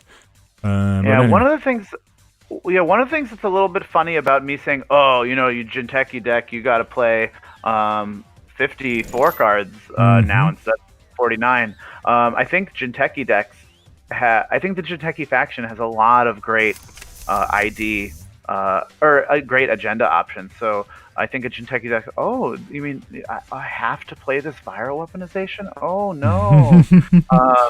Like there's some agendas that don't necessarily see play in Jinteki that they're just happy to play. Like they've got the. I don't think this. It doesn't look like this deck is even on Project Yagiyuda, and that's an incredible card. Yep. It's interesting how much Nisei Mark II in the core set has shaped what Jinteki looks like this whole time, because Nisei Mark II is such a powerful ability, but you can't never advance it very easily, and so Jinteki, unlike say HB and NBN, have been like, no, I'm going to score something in a scoring remote. That's always been their and that's how I'm going to get all my points. And I think it's really changed like a lot of what Jinteki decks look like. Oh, so they're rezzing an Anansi. What does that mean about server 1? Probably doesn't mean much. But this is gonna hurt, or let's see. So what feel like my brain's getting a little foggy here. No worries. Take it easy. Take it easy. Yeah, so what can they do here? We'll see. I am kind of excited to see this patron deck in action. You get a pull on. Ooh, cool. They're just using Cerebus, one of the most efficient breakers Shaper has to just break everything. Yeah. I guess the read here was, okay, well, you're probably going to have agendas in there if you're raising an Ansi or just trying to spite me, but that also... The cool thing about this is that if they just had a little bit more money, they could even check server 1, though I guess they're just a little bit shy on credits. Biovolt, these are important cards to trash, so we have 8 cards in the archives now, and some juicy, very spicy things there. The 2 Biovolts, definitely a good thing to see go as the runner. That's a Cyberdex Purge, because that Lacosta is going to keep ticking, and server 1 is pretty safe right now behind that Chiashi. But you shouldn't, you shouldn't discount Sokka's ability to just get in. Basically, Patron drawing extra, because you don't want to access the archives, and there's no need for you to do that. And let's see what's going to be happening. Oh yeah, there was a misclick on server 1, but that just happens. So this is threatening a score next turn. Sokka will have to count his credits now and think about maybe perhaps contesting server 1 if possible. Yeah, and the lady gets through Chiashi relatively efficiently, but it's 5 credits and then you can't use the lady anymore. Yeah. So not so exciting. I don't really have a good picture of exactly. I guess Sokka is on a prepaid voice pad econ plan, or at least they're on Lucky Finds. Mm-hmm. So they're just playing that sort of eventy type econ. Not to say they're not on, say, Rizeki or something like that, but that makes a lot of sense with Patron because you're getting that card draw really nicely.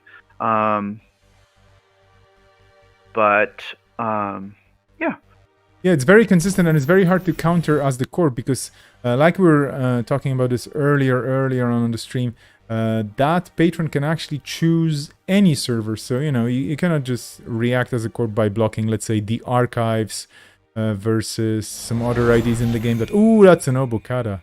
Sorry, this is just... taking out 2 prepaid voice pads, so their events are just going to be a little less efficient for this game. But that's series 3 points for the runner, which is good. Now, question is, what is in server 1? Could be very painful if the runner lets it fire. And, well, let's see. Sokka still has 2 clicks, but really not that much money.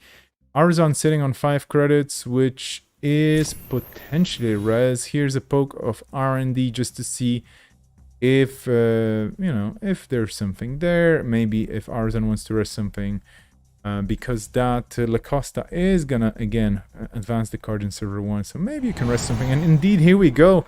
That is a Cider Adaptive Barrier, so trying to get those lady counters off the card, still 2 on it, so you can definitely break that Cider for just 1 counter, but you probably want to save your counters for a run against that Chiashi, or, well, let's see, now it's gonna be Sokka's last click, and it's just a draw. So Arzon now with only 1 credit, server 1 not getting scored, that res of Cider Adaptive Barrier, and bringing the credits down enough for this to not be scored. But hey, here we go. It's actually all in, and that's an insane mark 2 with a counter. That's a big thing, yeah. Interesting there that Arzon was sort of representing with Lacosta there that is a 5-3, and Sokka left them with in a situation where they didn't have the money to res a 5-3, but they of course could score. That's so neat.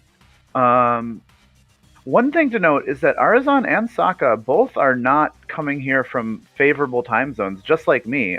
So there's a chance that they're pretty tired as well. Yeah. I think Sokka is... I think they just missed their patron trigger. They clicked to draw instead of drawing 2 last turn. It's okay. We're all tired. Indeed. This is round 4, so yeah. 3 rounds of hardcore fun Netrunner already have happened, and mistakes happen, misclicks happen. And this is definitely a friendly tournament. So people can totally take it easy, and there's always less adrenaline. Although no, maybe not in the game itself, but there's no pressure to look at the points and calculator SOS and whatnot, just for fun. Yeah, though for what it's worth, in terms of pricing, top two get to add an ID to the thing, and Sokka is a lock for top two. I think depending on what happens in this game and other games, somebody else could. I think Arizon specifically, if Arizon swept Sokka, they could be top. They could win, but no one can keep Sokka from getting at least second place. Yeah. So they can do whatever they want. They can spend 2 on every Aiki subroutine for all they care, and they'll still end up getting to design a card for this tournament. I think I just figured out why Sokka's username is Sokka234. In which position is Sokka in this username? Like you have a username which is Sokka234. I mean, if you think about the podium, well, basically it's Sokka in number 1, and then there's somebody in number 2, 3, and 4, right? Wow. It's a very deep read. I assumed that was the character Sokka from the Last Airbender, Avatar: The Last Airbender's date of birth. Yeah. Oh, he was born on the Yeah, February 3rd, 4. Oh, I never knew that. I never. No, that's not real. I mean, I do know the character. I just never knew that they had a February in there. And well, I only recently watched Avatar: The Last Airbender, and I think it gave me a real appreciation for. I mean, I already appreciated Sokka, like what they were up to, but now I have a new appreciation for who they are.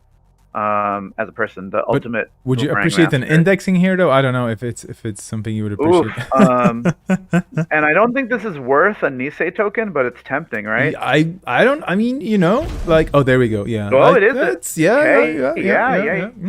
I mean, I guess you have that Chiashi there, so like. Yeah, and this definitely did use up the 5 points. Yeah. And the lady counter went as well. With those tokens. Indeed. Yeah, that's true. And Arzon also probably, and I don't know how tired they are, so I don't know if they're thinking at this level. Arzon also knows how many indexings Sokka is on. Mm-hmm. For now, we've seen 2. Yeah. Probably one more. I mean, so is the correct number of indexings 3 or 2? What do you think? Ooh, that's a good question. I wouldn't be surprised if it's 2, right? Because, well, I don't know. Yeah, it's not. It doesn't seem to be a win-con card, but it's a card that wins games. So yeah. Does Leela, has Leela been playing indexing? It's such a sweet Leela card when you just have to make sure that you find an agenda. Yeah. Okay, drawing up. That's a lot of cards you have in your hand now, so you won't be able to play all of them. You're not Haley. Yeah, Anikam also just draws you so many cards with Diesel. Yeah. Some people pay, you got to play, I guess Quality Time draws 5, but for 3 credits less with Anikam, you can draw 4. Yep. There's definitely a draw engine here because you have the diesels, you have the patrons ID ability, you have the Anikam, you play of course Deuce's Wild as well. So there's a lot of stuff in here that draws you cards, and rightly so, because you do want to get your pieces. But the problem I think for Sokka right now could also be that there's quite a lot of his pieces in the bin. There's 1 Simul chip, so you can still recur some of the stuff that maybe you need from there, like nanotech, or if you trash the lady, you can get her back. With new counters on, of course, you have a Simul chip on the table, so that lady can actually trash herself, right? So that's another also option. Like you can. Yeah. What do you think of the calculation? Interesting that Sokka made that that last prepaid voice pad probably isn't gonna end up eking out the value of installing it. Chancellor, I mean, thing is, we would have to see the other cards in Sokka's hand, and probably it was just like, okay, yeah, the 2 credits. Maybe if he was playing the artist as the ID, then it would be cheaper, and maybe then the econ would kind of be in favor of keeping the voice pad. But I would assume there are some good cards in there that are just waiting for the moment for Arzon to either start fretting his core in server 1 or, well, basically react to what Sokka has been doing. And there could be some really cool tools there, or maybe it's just maybe he's just trying to figure out different econ, because let's be honest, Prepaid Voice Pad is a good econ card, but only if you're playing events. So maybe he's just looking for more solid econ just to have the credits on hand. Beth is not really doing a lot of work. Yeah. Beth is just chilling. Yeah. Yeah. Oh, Baramu in the chat saying, I tested a bit of indexing Lila for throwback, can confirm it was a potentially gross start. Yeah, I mean, it's... some combos are not meant to be, but throwback is such a cool format as well. Vesper, did you see... Ooh, interesting that we see the Excalibur here. Pretty nice defense against indexing. Yep. Now, they have some tricks to get in here, though it's going to cost them their single simulchip. What we might see here, which is kind of exciting, is an indexing without running back in. So then you have to be really thoughtful about exactly where those agendas go, because there's sort of a mind game of like, okay, so I'm going to put the card I want to access third from the top, and then I'll run later. Yep. Or did I second from the top? Do I draw? Where is the... Because I love it when they can't just immediately get the indexing back. I assume they can't. No, now they definitely can't, because the Excalibur has fired. Vesper, did you see much of what Bahram Wu was doing around, leading up to the throwback tournament? He just built like 20 like brilliant throwback decks. Like he just like picked up, hey, here's a card I haven't played in a while, and just built all these amazing like explorations of the format. It was so impressive. Yeah, they were really nicely described and shared on Netrunner DB. So huge props to Baramu for doing this. And yeah, I mean, it's a very exciting format as well. The same way like Okorina is exploring new territories, and Throwback is kind of like, yeah, okay, we all know standard, but what if standard plus a card? And this is also very exciting because of the possibilities, because of the really different things you can put together if you just have a bit of an itch to deck build beyond standard, which is usually what kind of drives people who know standard and maybe they're satisfied with their knowledge of the card pool. They're just like, oh, what if? And I love those what if formats because they're the spice in the game. There's some things you can do that you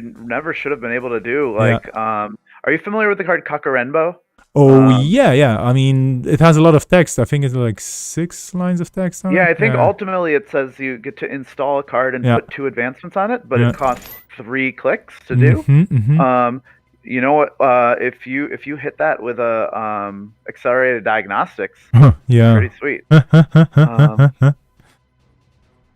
Okay. Baram was saying he spent all his time building them and not actually practicing, so he did awfully. I mean, the real tragedy is that you only got to play one of those decks, or 2 of those decks in the tournament. That was the biggest tragedy, because the amount of like credible decks you put together was so cool. And I don't want you to take this the wrong way, Baramu, but I was like, when I was doing I was doing some streams and I was like, oh, I want to build some decks around some wacky stuff and like make those wacky cards work. But I saw what you were doing and I was just like, oh, I need to step back, because Baramu, you were operating on another level. It was so cool. Like just how well you got those decks like functioning. It was very nice. I'm actually thinking, because now you made this point of not being able to play multiple decks. I was like, simultaneous Netrunner, where you basically play Netrunner, let's say one side only, so you play runner, but you play like 5 games at the very same time against 5 different opponents. That would probably short circuit one's brain, right? I mean, I can only imagine. Oh, that's time in the round. Oh, indeed. we're having so much fun here, you know, just being a bit sleepy on two different sides of the world in a way, and just taking it easy and chatting and enjoying this beautiful format. But yeah, Sokka is the same. It's like, what? Timing around. I'm just getting started here. So that's Arzan taking some more points. You're 1 week. Very good point there, indeed. So that would be the round indeed, and this was the last game happening because we had 2 sweeps on the other tables. Whoa, okay. Was this the first game of the? Was this the second game? I don't. Wait, was it? Yeah, was this game? I don't know. All right, but that is time of the round. We'll see what happens. This is a situation where, so Sokka as the runner, they have a whole turn. Arzan has a turn, but it's probably not very valuable to them, because you know with a corp with, and they're down on points, so they need to find the agenda. Yeah, here comes the interesting play then. Yeah, and we also know that they have stacked the top 4 cards of R&D. So did they put an agenda on top? Mm-hmm. No. From the fact that they're sort of wondering about things, they probably didn't. Which means, where can they find these agendas? Well, did they put the agenda on top? Yeah, Sokka knows so much more about what their lines are than we do. Yeah. I was going to say, we're going to see what were the cards, I mean now 2 extra cards, but what were the cards that Sokka decided to keep over that voice pad. And yeah, I would say there's going to be an R&D poke maybe, based on what you said, of course. Well, they know exactly what the top card of R&D is, so whether R&D is valuable or not, they know. This is a nice play because, yeah, you enable a bunch of things and simul chip. Yeah, exactly. Oh, wait. Alright, so they're putting down the Palangi, they're trashing. Okay. Okay. Oh, interesting. Okay, alright. So they have the lady. If the top card of R&D is a... Right, ooh, legwork! So they know that the top of R&D is not an agenda. They might even know where exactly in R&D the agendas are, but not available to them. Yeah. So what they're saying is that the best thing that they can do is just get some of these accesses and hope for the best. There's an uppercut. Hey, speaking of the best, that's pretty darn good. Wow, wowzers! Arzan's heart must have just dropped when they saw that legwork. Wow, wowzers! That was a sick ending. Yeah. We're just sitting here chatting. Oh, okay, 5 points. Bam. And another one in hand. Oh, wow. Oh, yikes. Talk about sitting on your agendas and just being super tight-lipped about it and like do. One more and you say, oh, wow, okay. Loaded. Top card and also and you say, oh, okay. Runner split is actually what I'm most excited about because I think that means that the most people possible end up in top 2. So yeah, indeed. Oh well. Yeah, top 2 is like 3 folks now then. Unless, so I don't know how you're doing the finals. So we're not breaking for strength of schedule. So Sokka.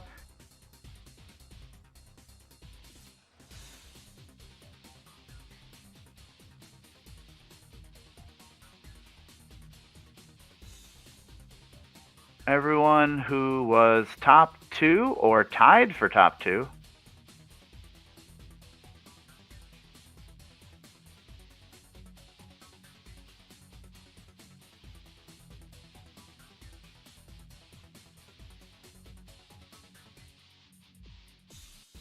Yeah, so we have the results, more or less, right? So would you like to do the honors of the results? Yeah, I'm actually just typing it in the Discord first so that okay, sure, they yeah, know. Of course. But yeah, so the people who get to... So Sokka, with a resounding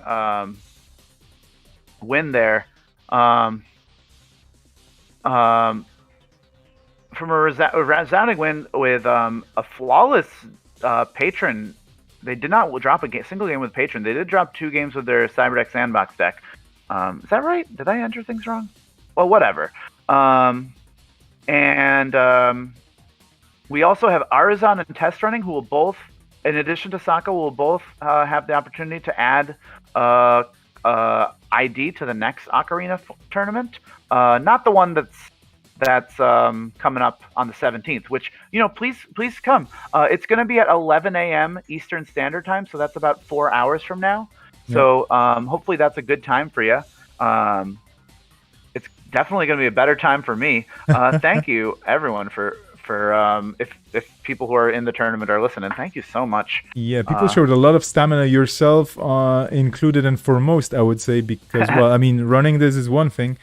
And the other thing is, of course, you stuck around for all the rounds for commentating, so that's extra power. Oh yeah, thank you for. I think I wanted there to be an even number of people, so I was just kind of like only going to play if there was an odd number of people. And it is nice to be not playing so that you can make sure the tournament's running smoothly. Yep. But at the same time, with a 3-person tournament, I do enjoy talking my mouth off, and thank you for giving me the opportunity, Vesper. Yeah, and thank you so much for streaming. So that was like, I was planning on doing a little bit of it, and it was just so nice that there was like one less thing I had to worry about. Thank you very much for that. No worries, my pleasure. And for the next one, there's gonna be 2 of us, I hope, if not more. I hope so. Yeah. I assume so. Yeah, I think this makes sense to ask. Yeah. I wonder if I should also just be peeking at games or whatever. I don't know. Hopefully we'll have a good turnout. I expect we will, just because it's a little bit, there's more Netrunner players for whom that's a good time. We'll see. Okay. So congrats to Sokka, Arizon and Test Running, well played, and Giles Davis, the one, and Dunch also just showing up is a great thing. And participating in this really exploratory and unusual and fun. I think fun is the keyword here, like experimental fun tournament. Okorina number 3. This was the APAC region friendly version of it. The next one is happening on the 17th. So on the 17th, like Sanjay was saying, around 4 hours later than right now. So hopefully see you on stream for this. Otherwise, see other people performing on other streams as well and competing. It's going to be loads of fun. The question is, of course, will Cyberdeck Sandbox dominate? Or will there be some interesting takes? I don't know. And let's just take a quick look on Discord, folks. Folks definitely happily tired, which is always great. Okay, I don't know if Sanjay's gonna still jump in or not. You're here? Oh, okay. So Sanjay, anything to summarize before you head off to hopefully get a bit of a sleeper? I don't know, I'll just stretch my legs a little bit. It'll be nice. No, thank you. It was nice to see. It was nice to see like a lot of different things going on here. I think the sort of biggest delight in this format is there being a lot of different options. I'm excited to. I think one thing that's kind of nice is that we didn't solve the meta today, so that people on the 17th still have something to crack. Yep. Or did we solve the meta? Should everybody be on Artist Maven? Probably. That was very impressive. The Artist Maven deck we saw in action. Anyway, thanks everybody for watching. Exactly. Thank you so much for following us on stream. And yeah, we're going to be slowly disconnecting. I'm just going to remind folks. So thank you very much, Sanjay, for running the tournament and co-commentating. I'm going to jump out of Discord right now. I still see Aruzan and Sokka on the same table. Probably they're talking their heads off. Okay, so off of Discord I go. And I have to choose my experience on Discord. And let's take a quick look at what else is happening today. I already mentioned that. But yeah, the Huns are basically going to be running. I'm kidding, the Huns, but like Necro of Always Be Running and Know the Meta Fame, and not only, is organizing a Salvage Memories format. So Standard Ban plus Salvage Memories. Standard ban list 2009, of course. Did I just say standard ban? No, there's no standard ban. There's an event starting any minute now, basically, I think. It is up on Cobra as well. And I'm just going to very quickly look there and tell you how many folks they have there. They're not pairing it up just yet. 11 active players. Oof, some really cool names in here. Basically the European meta showing up in strength. Necro, Odol, Tough Bebe, Shadowhawk, Percomes, Bridgman, Matushchak, Frizzler, Longy, Rust Rider, and Chuchin. I wish I could stream this, but I have people coming in here and I need a bit of a break, and this was an absolute pleasure to stream. But I believe I'm going to just maybe be just watching some games from the sides, if at all, because, well, it's been, what, few hours now, right? This is like, yeah, 5 hours of basically myself and Sanjay. I'm super grateful for Sanjay being here. And organizing this tournament, talking our heads off, mostly Sanjay, which I'm super grateful for as well, keeping the energy high, and yeah, see you all, well, around the tables. I'm gonna be hopping off. Let me just set it up properly, and yeah, what else is there to add? Just very quickly thinking about it. Tomorrow, I think, right? That's what I said. Tomorrow there should be a stream. Oh yeah, of course I can totally bring that up. If I manage. Where is it? I was going to, but now I don't know even if I can pull it off. Where's that? Okay, I'm totally murdering this right now, right? Upcoming streams, here we go. So yeah, tomorrow in the late evening, I expect to give you some news.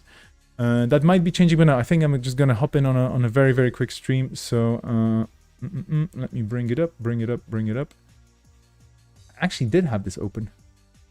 I just need to switch some things off here and turn some things on.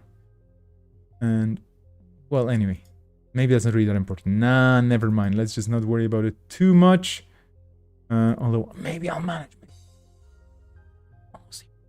It's here, then you click here, and then it's there.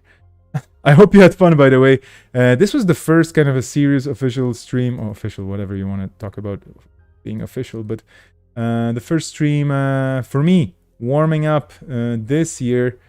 Great to be able to do it. That's why I'm very glad that Sanjay was okay with me streaming, and the folks on the games. Thank you so much for this. And yeah, just as a reminder, upcoming streams. That was today, Okorina Part 3, of course. Lockdown news and versus news, although you heard a bit of it already here. Tomorrow in the evening, Central European time, and then Okorina Part 2 coming up. These are the Netrunner streams. For all the other streams, I don't have any spoilers just yet. So, well, some of them might be just video games and me video gaming around randomly and having fun. I did come up with an idea for a stream yesterday, which is totally not Netrunner related, but could be fun. We'll see if I can pull it off, because technicalities, of course, always stop me from doing stuff, and I'm busy with other things as well. But anyway, dear folks, this was an absolute pleasure, and I hope you enjoyed this, and I will be seeing you soon. Remember the 9th of January. Doesn't rhyme much. Thank you so much for following and supporting and subscribing and all that stuff. Do visit my website at what was the address again? I should remember. vespercyberpunk.me, so vesper.cyberpunk.me. I'm not in Mexico, but I just have this domain thanks to I can use this domain thanks to a good friend of old times, and there's more information over there about all the formats I'm working on in a way, or all the events and other things as well. You can, explore the website a bit and take a look at what's cooking. I'm gonna be updating it soon, hopefully. Of course, if you're on Twitch, Twitch around. If you're on YouTube, YouTube around. Click all the buttons that people usually click. Thank you very much. And off I go. Ciao.